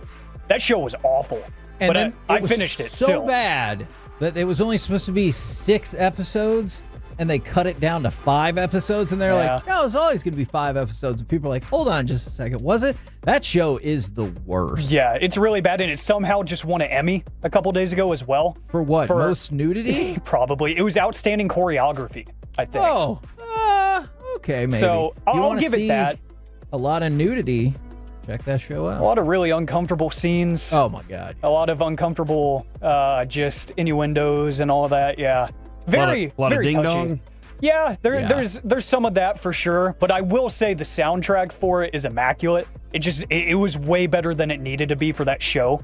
I had such high expectations because the music was so good, and then after literally 30 minutes into the first episode, I was like, this is awful. But for me, guilty pleasure show, honestly, it's because my dad watches a lot of these, and sometimes I'll just end up sitting on the couch with him and watching for like an hour.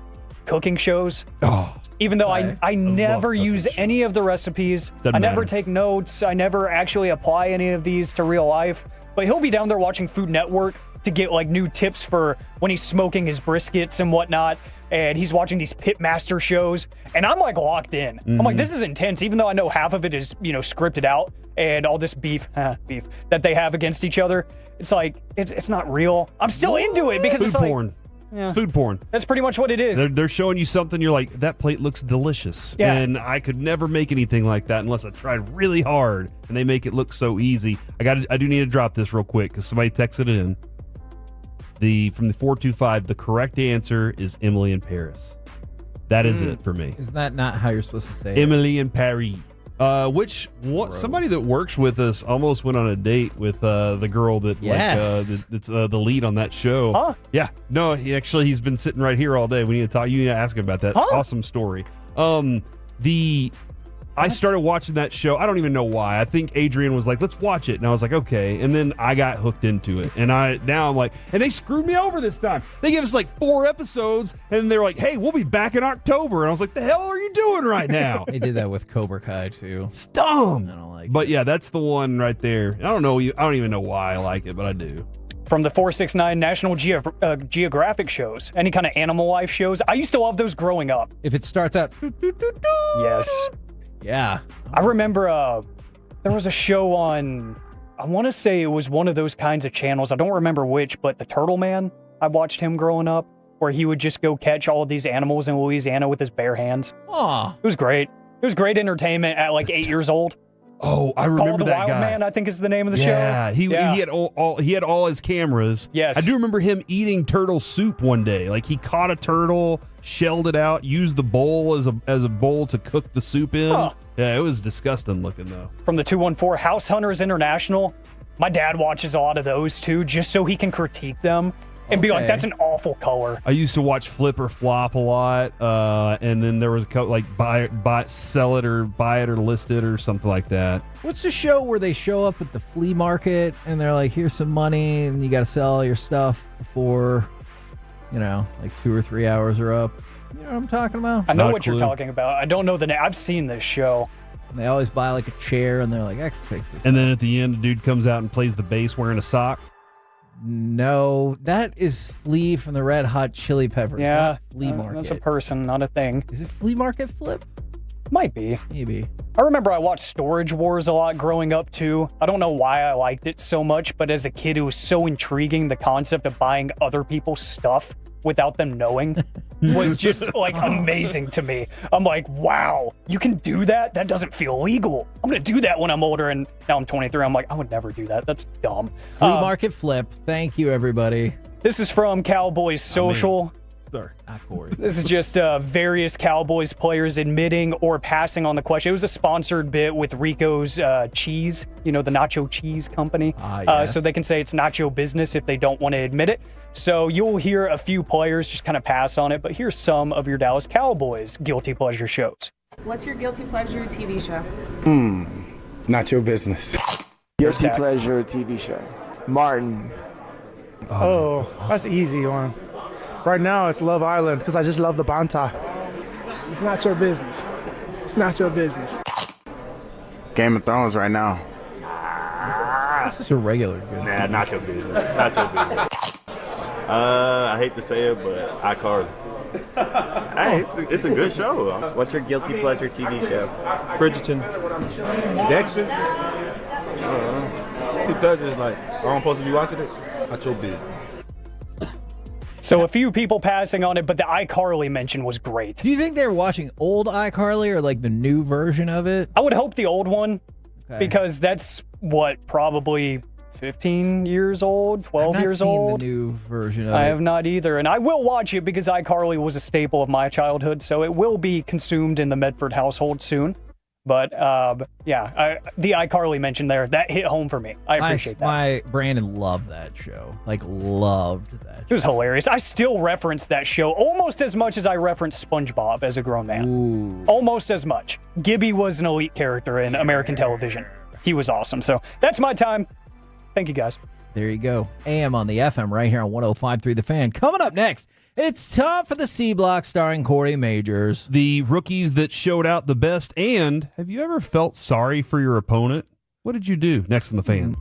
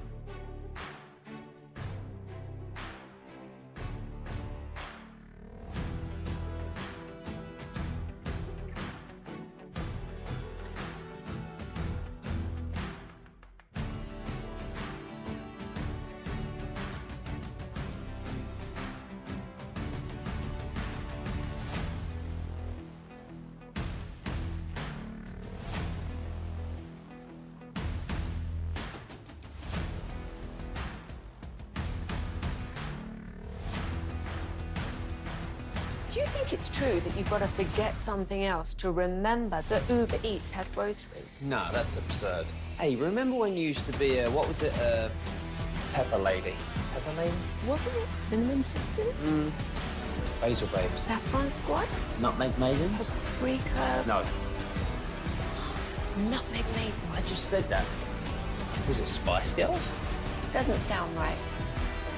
Was it Saffron Squad?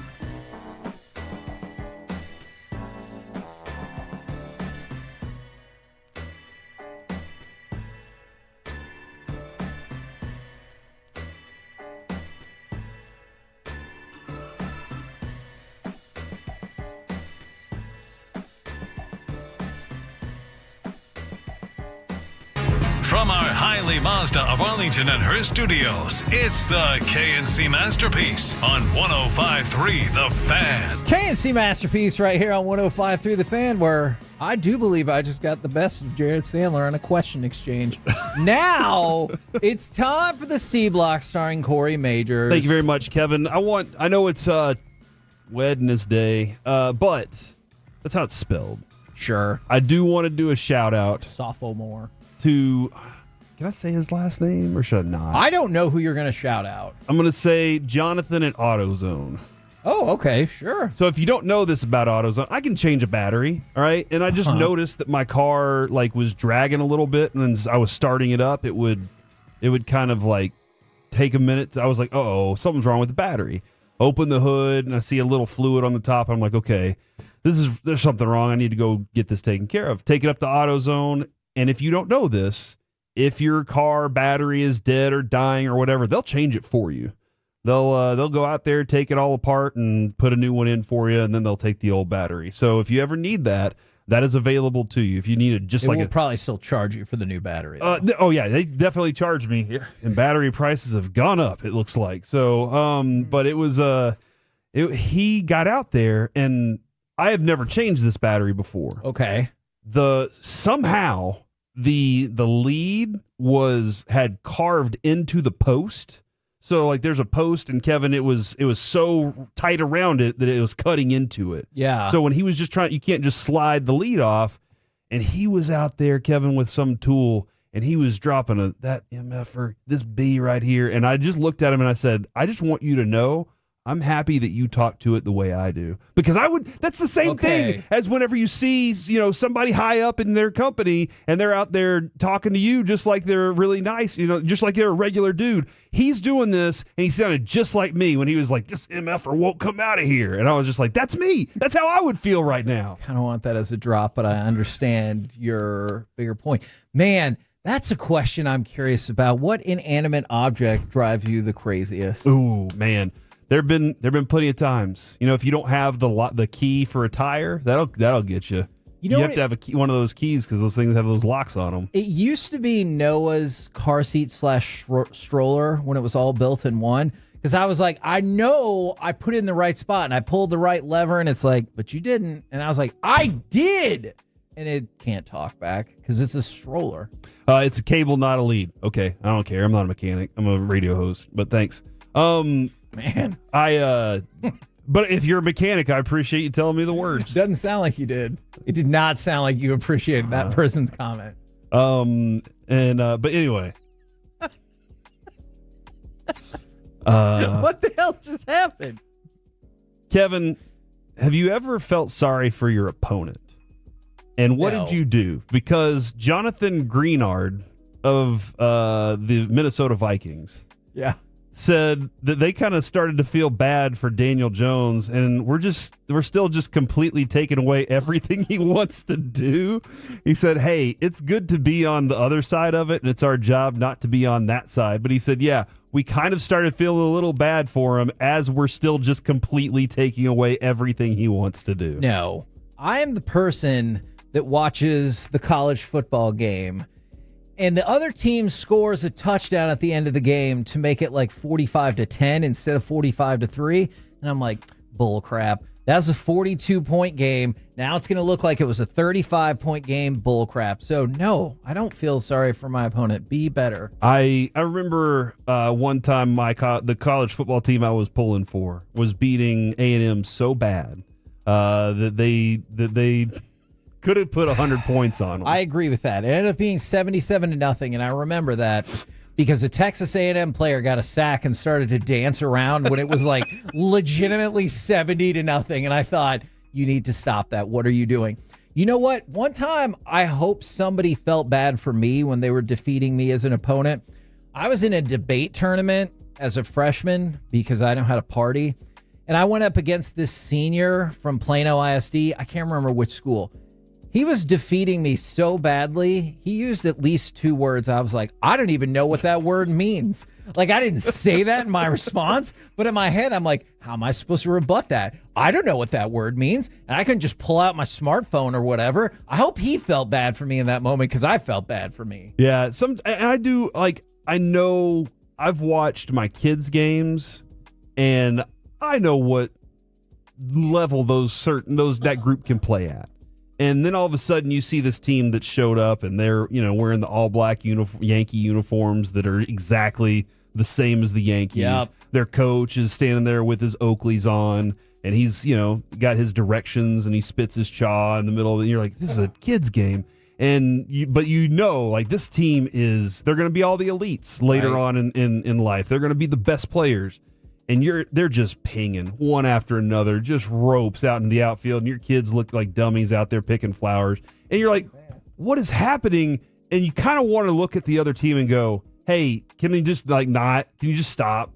And they're like, no, this is our way of showing your kids how to learn how to lose. I've told you the story about this where I saw instant comeuppance in this situation.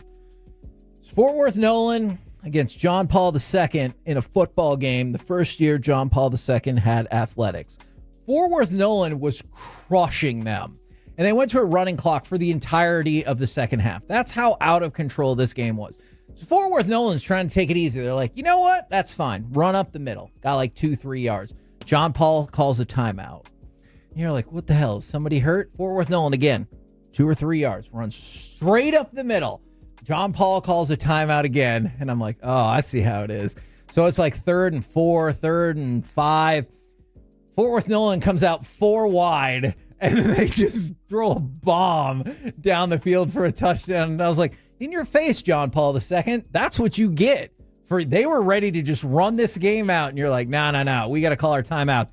Afterwards, people are like, don't you think that was classless by them? I was like, no, that is your own team's fault for doing that. From the 903, I feel bad if it's a sport where people aren't paid, but if it's pros, all bets are off. And I feel bad for myself. Somebody said they feel bad for themselves every day that they wake up. Oh. What do you need to do? What do we need to do to help you feel a little bit better? We're here. Hey, just super quick, serious note. I talked to somebody yesterday because of that. segment that we talked about Trey Wingo, and obviously it dipped into suicide prevention and everything like that. I talked with somebody yesterday, and hopefully we can start moving in the right direction. I played that back for Adrian. I wanted her to hear how the kind of dude, I was having a tough morning yesterday, and that gave me some energy. The rest of that gave me a lot of energy that helped me kind of get through that day because I was struggling.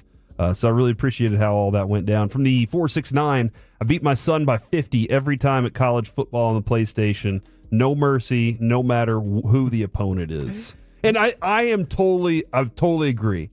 You're playing video games against your kid. You should destroy them and laugh about it the whole time, too. Okay. Because at some point, they're going to find a game they can beat you at, and you have to be willing to take that on, too. Okay. So do you feel that way no matter what, or do they have to earn it?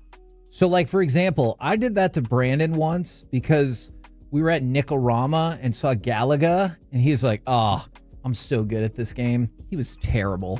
And he talked so much S that while I made him stand there while I still hadn't lost one single spaceship and passed his mark, he was going to walk off. I was like, no, you're going to stay right here, Mr. I'm so good again. He's like, I'm going to kick your butt. And I was like, no way. Avery had decided he wanted to play a video game tournament against me. Oh. And so he got to select 6 games and I got to select 6 games. And he had on his Switch, he had the access to all the old Nintendo games and everything too. Yeah. So I beat him at Super Smash Bros, but like barely. And he was like, you barely won. And I was like, all right, time to play Tecmo Bowl. And we played Tecmo Bowl, and I think it was 27-0 in the first quarter. And he was like, can we move on to the next game now? And I was like, no, we will continue to play this game until you have understood how much better I am at you than you are at this. And then he did. Cumulative points. And guess what, Kevin? He decided to quit the video game tournament after that.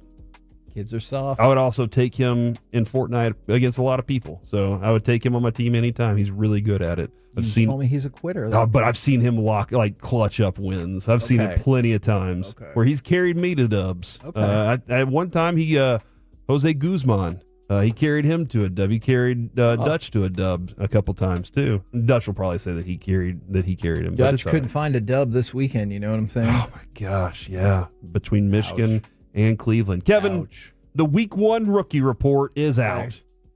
The number 1 rookie of all of the rookies in the NFL, Jared Verse of the Rams.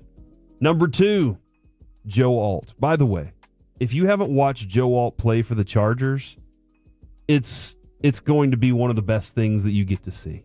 That dude is absolutely dominant. At 6'8", being able to get lower than Max Crosby and just beat up on Max Crosby is an absolute thing of beauty. Was this? Do you see something on the? Oh no! Was this a topic you were using tomorrow? No, Kevin? no. I was just going to ask about Talisa Fuaga. Oh, wait. Let me get to my list, Kevin. Okay, sorry. Xavier Worthy, number 3. Oh, that makes sense. Number 4, one of my favorite tackles from the draft. We'll be seeing him in the Saints this weekend. Talisa Fuaga. He was really good. He was one of the 2 rookies unbeaten in pass protection in week 1, according to True Media, which would say, the Panthers stink. Don't forget that part. Derek Brown did get hurt. Don't forget that part. But Fuaga was one of my favorite to watch when it came to scouting this past season. He was fun. Zach Frazier for the Steelers. Kamari Lassiter for the Texans. Old Lad McConkey for the Chargers as well. Sure. Bucky Irving. And at number 9, which Cowboy do you think is on the list? Cooper Beebe. All right, that is incorrect. Alec, which Cowboys rookie would you say had the best outing? DeMarvion Overshone. He's not a rookie. That was his second year, but it's not like baseball where they're like, yeah, we know you played a little bit last year. I got to work a Ranger game. I'm in baseball mode. All right, that is incorrect though. I would say. I have no idea. Okay. Marshawn Nealon was the one that NFL.com says was their best rookie. And he was good, man. Yeah. We talked about that with Broadus. We talked about it with Mickey. They lined him up outside. They lined up inside. Power is what we've said, Kevin, his primary asset. So that's going to be something that he's going to be very useful for. And he was right there as number 9. And then Brian Thomas Jr. of the Jaguars, who started slow at camp, but is looking like a very good target for Trevor Lawrence as things have gone along here. So that is the rookie report right there. So look, man, we watched Cooper Beebe. He looked really good. And Tyler Guyton, I think, stronger in run blocking. Sure. He struggled a little bit in pass blocking, but I love the way the Cowboys prepared for that and said, we will have somebody chip. We will have somebody there for you to help protect it a little bit. And then occasionally they gave him that opportunity to do it on his own. So that was one that I really liked. And then this, Kevin, I have a question. Which quarterback in the NFL do you trust the most right now, aside from Patrick Mahomes? Oh, man, that was going to be my answer. Man. Do you trust Josh Allen? Because No. you went through the quarterback rankings and he was number 2. I don't. But when it comes to trust, it's tough to say Joe Burrow right now. Yeah, Joe Burrow. They didn't look good.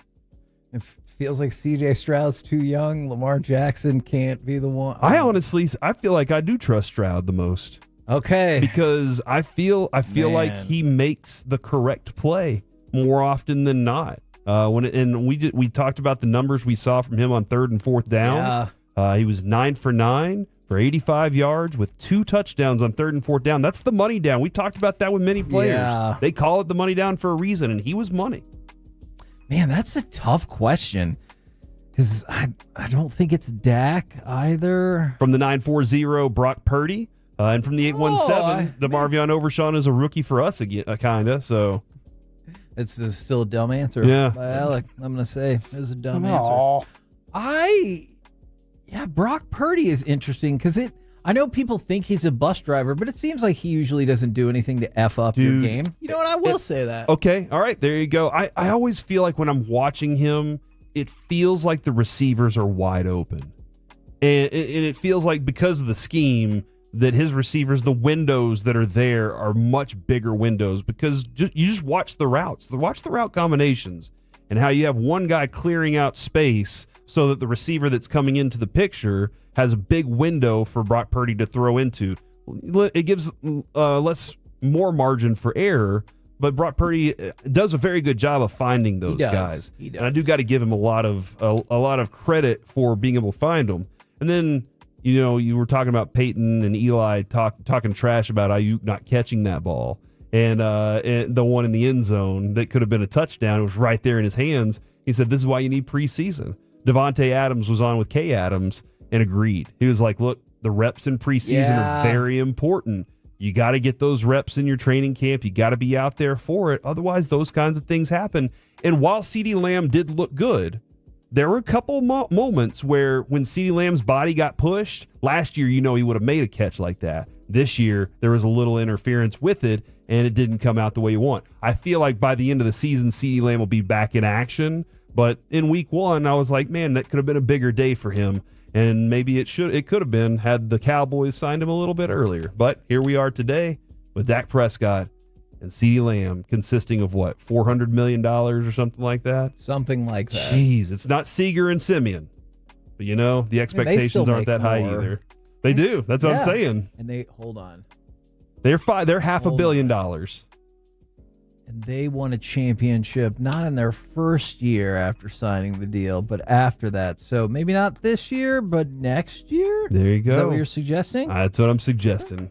We're the KNC Masterpiece right here on 105.3 The Fan. Coming up next, the demise of air yards on NFL passes. Let's go through the how and why. We'll do it next right here on The Fan.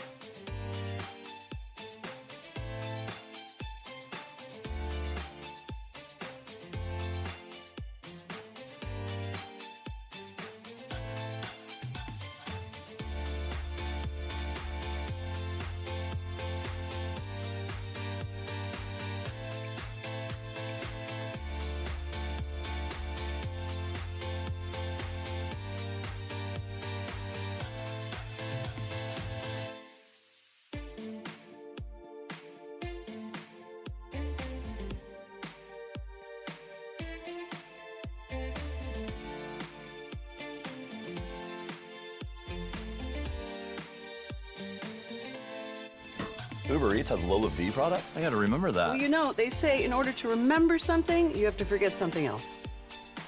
Okay, now that is a very cute haircut. That's like a little shag. I've never seen it before. Well, I mean, of course you have. It's the Rachel. Oh, is that your name? No, I mean, like your name. No, I'm Jen. My name's Jen. Right, but I just mean like this is your haircut. But that's hair on your head. I'm not saying this is your hair. Okay, freaking me out a little bit.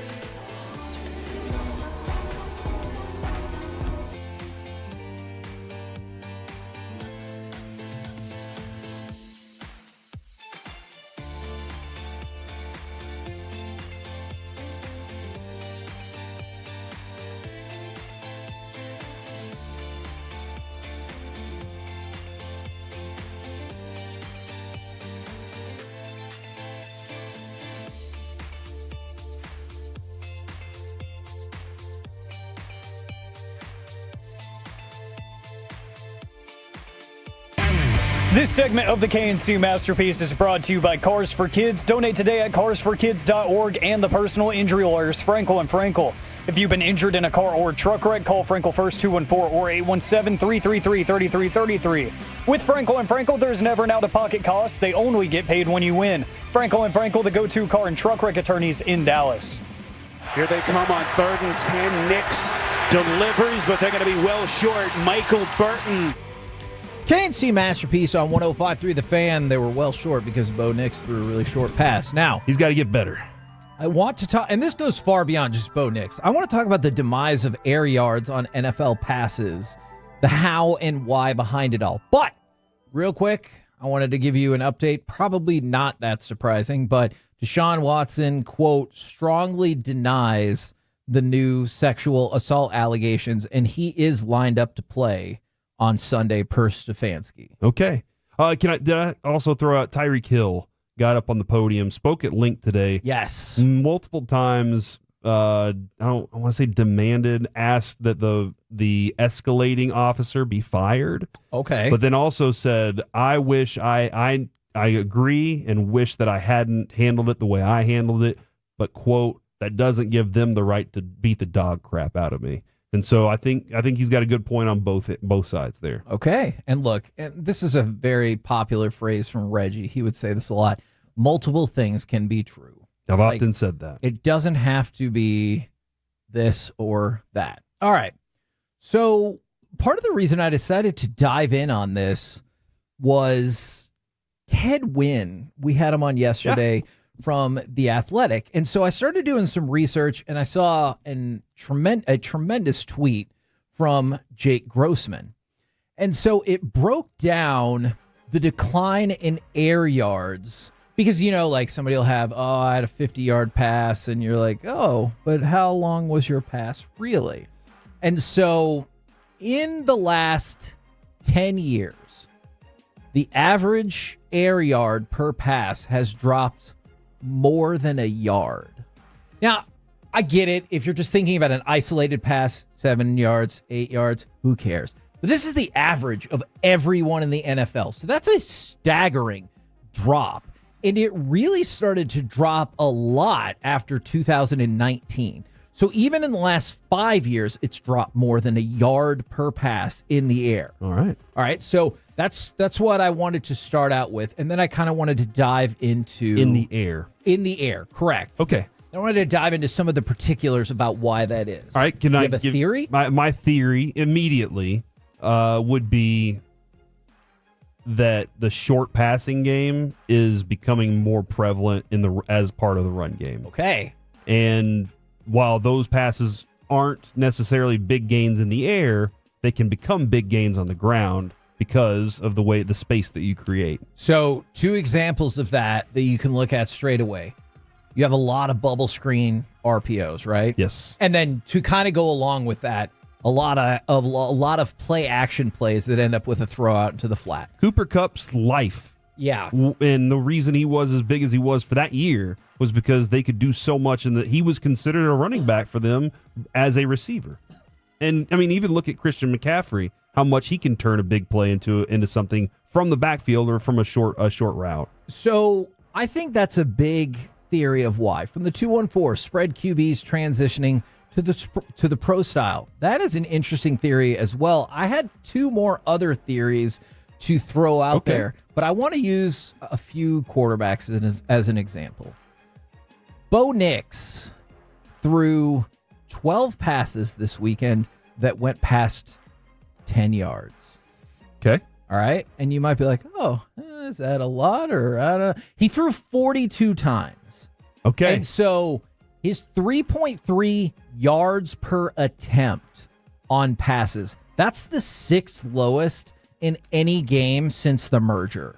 Drew Brees and Sean Payton love the short slants. Nothing wrong with that. It's part of, that was part of making that part of your run game is by passing these short routes. So Sean Payton automatically, in my mind, is going to have a lot of those plays built in. Add in that it's a new quarterback, a young quarterback that you don't want necessarily taking too many risks downfield, throwing too many interceptions, and exposing your team, giving them a chance to be in rhythm. If I'm Sean Payton and I'm looking at Bo Nix, I'm saying, hey, we're going to have a lot of short plays to get you comfortable. Now, that's interesting.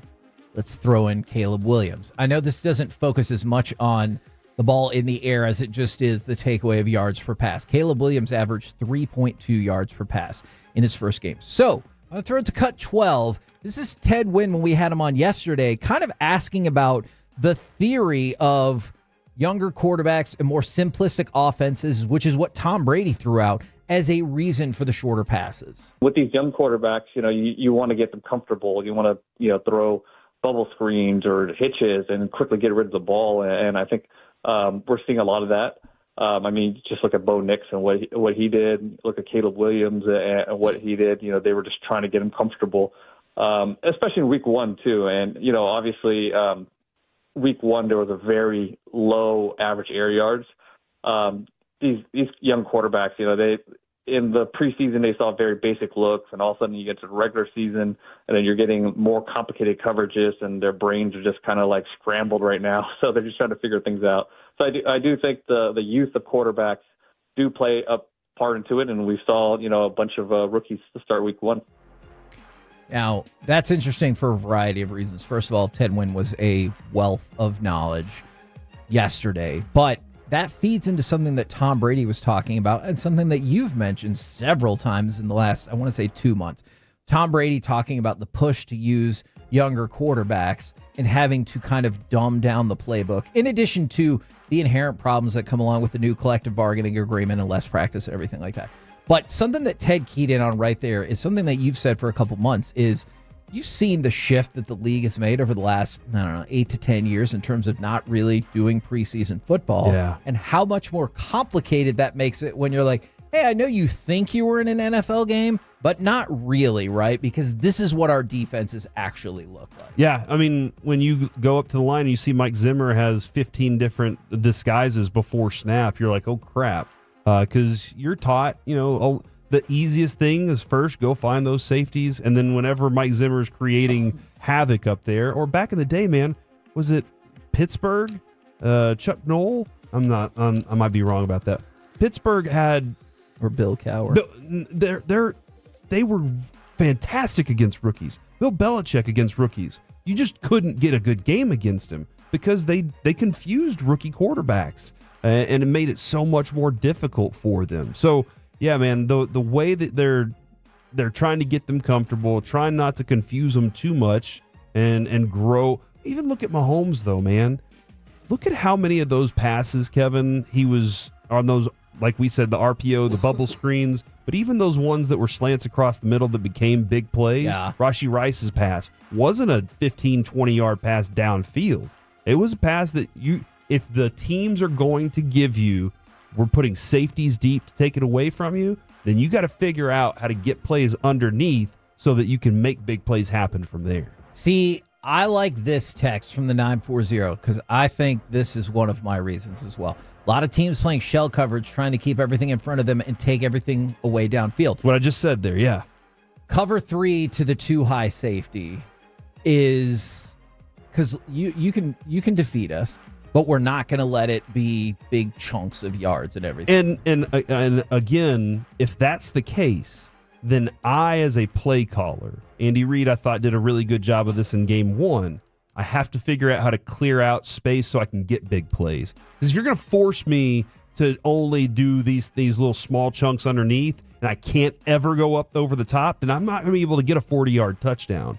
But if I'm able to clear out an area and get a short pass with my fast receiver, speed, you can't teach, it kills, all those things, he's going to be able to find a lane because the routes took all the safeties and corners one way and created a running lane that my receiver knows the running lane will be there whenever it happens. Now, I know the answer, Dick Corey. LeBeau is who I was thinking about. My Okay. bad. Thank you. I know the answer is probably a combination of all of them. But if you looked at the idea of more bubble screens versus kind of switch from a cover 3 to more 2 high safeties versus generally worse quarterback play via a youth movement, is there one in particular that you would lean towards the most? Again, I understand it's a combination of a lot of different things. I would venture to say the one I would lean to the most is just the way the defenses are playing teams first, because you're seeing it so often. And that's one of the things I'd love to see the McCarthy group figure out how to really take advantage of that. And then the second would be, I would say it's a lot more of the, not necessarily check downs, but knowing I can get short yardage plays turned into big plays to help us keep going down the field. And that's what I would say first. Then the youth at quarterback, because even the Aaron Rodgers, the Patrick Mahomes, those guys are still executing those plays the proper way. Now, I have a side football question for you. I guess it's kind of football. How much do you care about Shannon Sharp? A little. Listen, when he gave his Hall of Fame speech about Sterling and how he's the best one, and even though he's a Hall of Famer, like, that was an amazing speech. But I really very scarcely listen to any of that. Do you ever check out his Instagram? No. Okay. So if I told you that there was a video that was on his Instagram, it is now, they're trying to work on it and get it removed, but it popped all throughout social media, that you can't see Shannon Sharp's face, but you can hear a woman moaning in the background, and it sounds like it's a sex video. Hacked. Of course. Somebody hacked him. He said, beware, my Shannon Sharp 84 Instagram was hacked this morning. My team and I are working vigorously to figure this out. Question, do you care? Question 2, do you believe it was a hack? Or is that just the logical explanation you say whenever you accidentally post something or whatever that you probably shouldn't have? I just don't think, Kevin, that Shannon Sharp is accidentally posting a sex video on his own Instagram, or that it happened in his pocket. That makes sense. I just don't think that. So I do think whether it was somebody hacked it or somebody got his phone and did it, that's a different story. Like, that definitely could have happened. They could have gotten his phone and then said, hey, we're posting this. I think that is a more likely scenario. Okay, and you are gonna watch it? I have no reason to watch that at the moment. I don't even have Instagram up yet. What? Are you pulling it up right now? I'm watching medieval MMA on Instagram right now. Okay, that might be a side thing that we need to do, I don't know, like an entire topic on another time. Medieval MMA is exactly what you might think, where people are in kind of the circle or the octagon fighting, but they have full armor suits on and medieval type weapons and everything like that. So, yeah, it's a happening. We're the KNC Masterpiece right here on 105.3 The Fan. Coming up next, it's baseball time in Texas. So let's talk with our Texas Rangers insider, Jared Sandler. And you know what? Might have another special thing for you happening next right here on The Fan.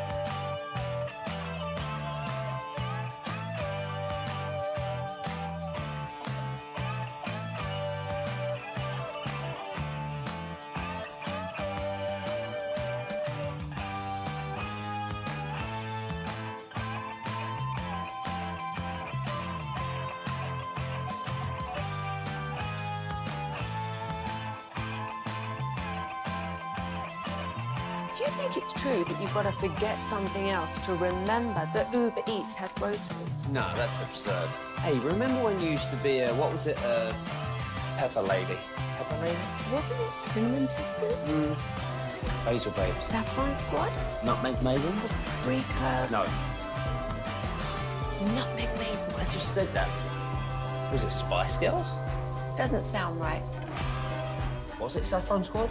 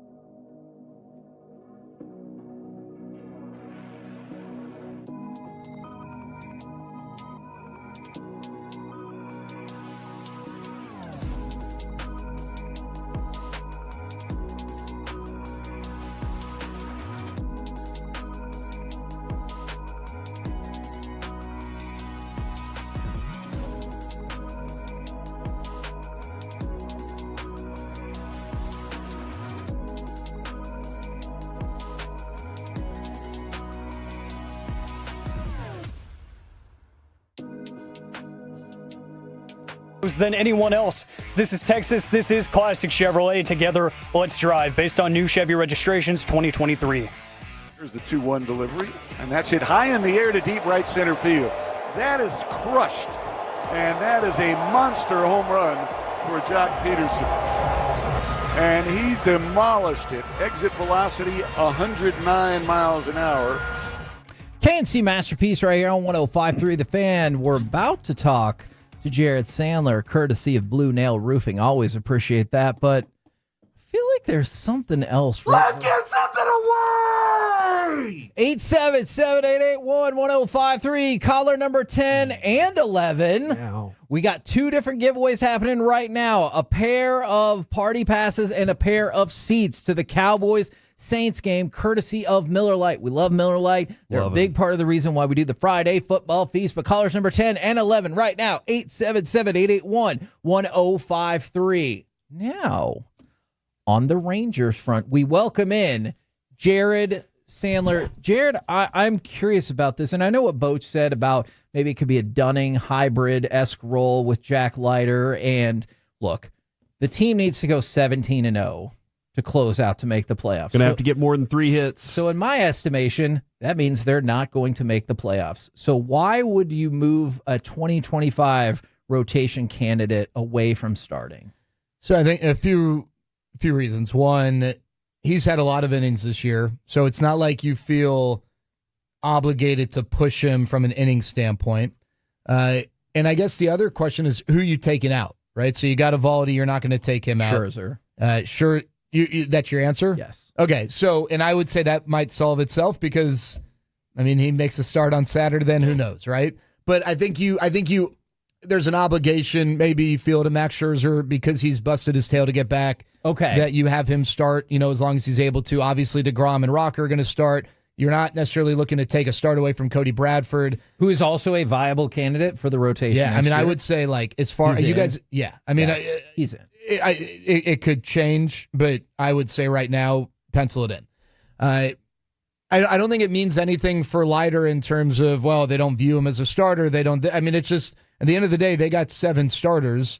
The guy who I think would make sense is Andrew Heaney, because I don't know, and the other thing you got to be sensitive towards with these guys, and you want to do right by your veterans, is you got to make sure that by pulling Heaney, you're not, taking him out of contention to get a certain incentive, right? Okay. Right, Yeah. so those are other things you got to think about, whereas that's not going to be an issue for Jack Leiter. But as long as that's not the case with Andrew Heaney, I think that would make sense. He's a free agent to be maybe not a part of your future plans. Maybe he is. I don't know. Maybe they might re-sign him, but Jack Leiter definitely is, and he's going to go to camp with a chance to be in the rotation. I've watched all of Jack Leiter's starts, and I've been very happy with the progression from him. I felt the most important part was him getting multiple opportunities in a row so that he could calm down. Like, I don't know if you agree with that, like that being a big factor, but it just seemed like once he got that second start, he just wasn't as juiced, and things weren't as frantic for him on the mound. If I told you today that the performance you have in this show is going to determine whether or not you are able to make the money that you can make and live out your dream tomorrow, is that going to impact you versus the first time we ever did drive time radio, we were talking 1,000 miles an hour. We were like, this is our shot. And then that's when Grego came in and was like, what the hell are you doing, guys? You guys, I've heard y'all's show. It's better than that crap y'all put on yesterday. And then we got to come back the next day, and we were better the next day. So you're dead on, man. That's exactly how I felt with it. I do think that makes a difference, right? I think that it's been good for him to know that, hey, you're going to get the ball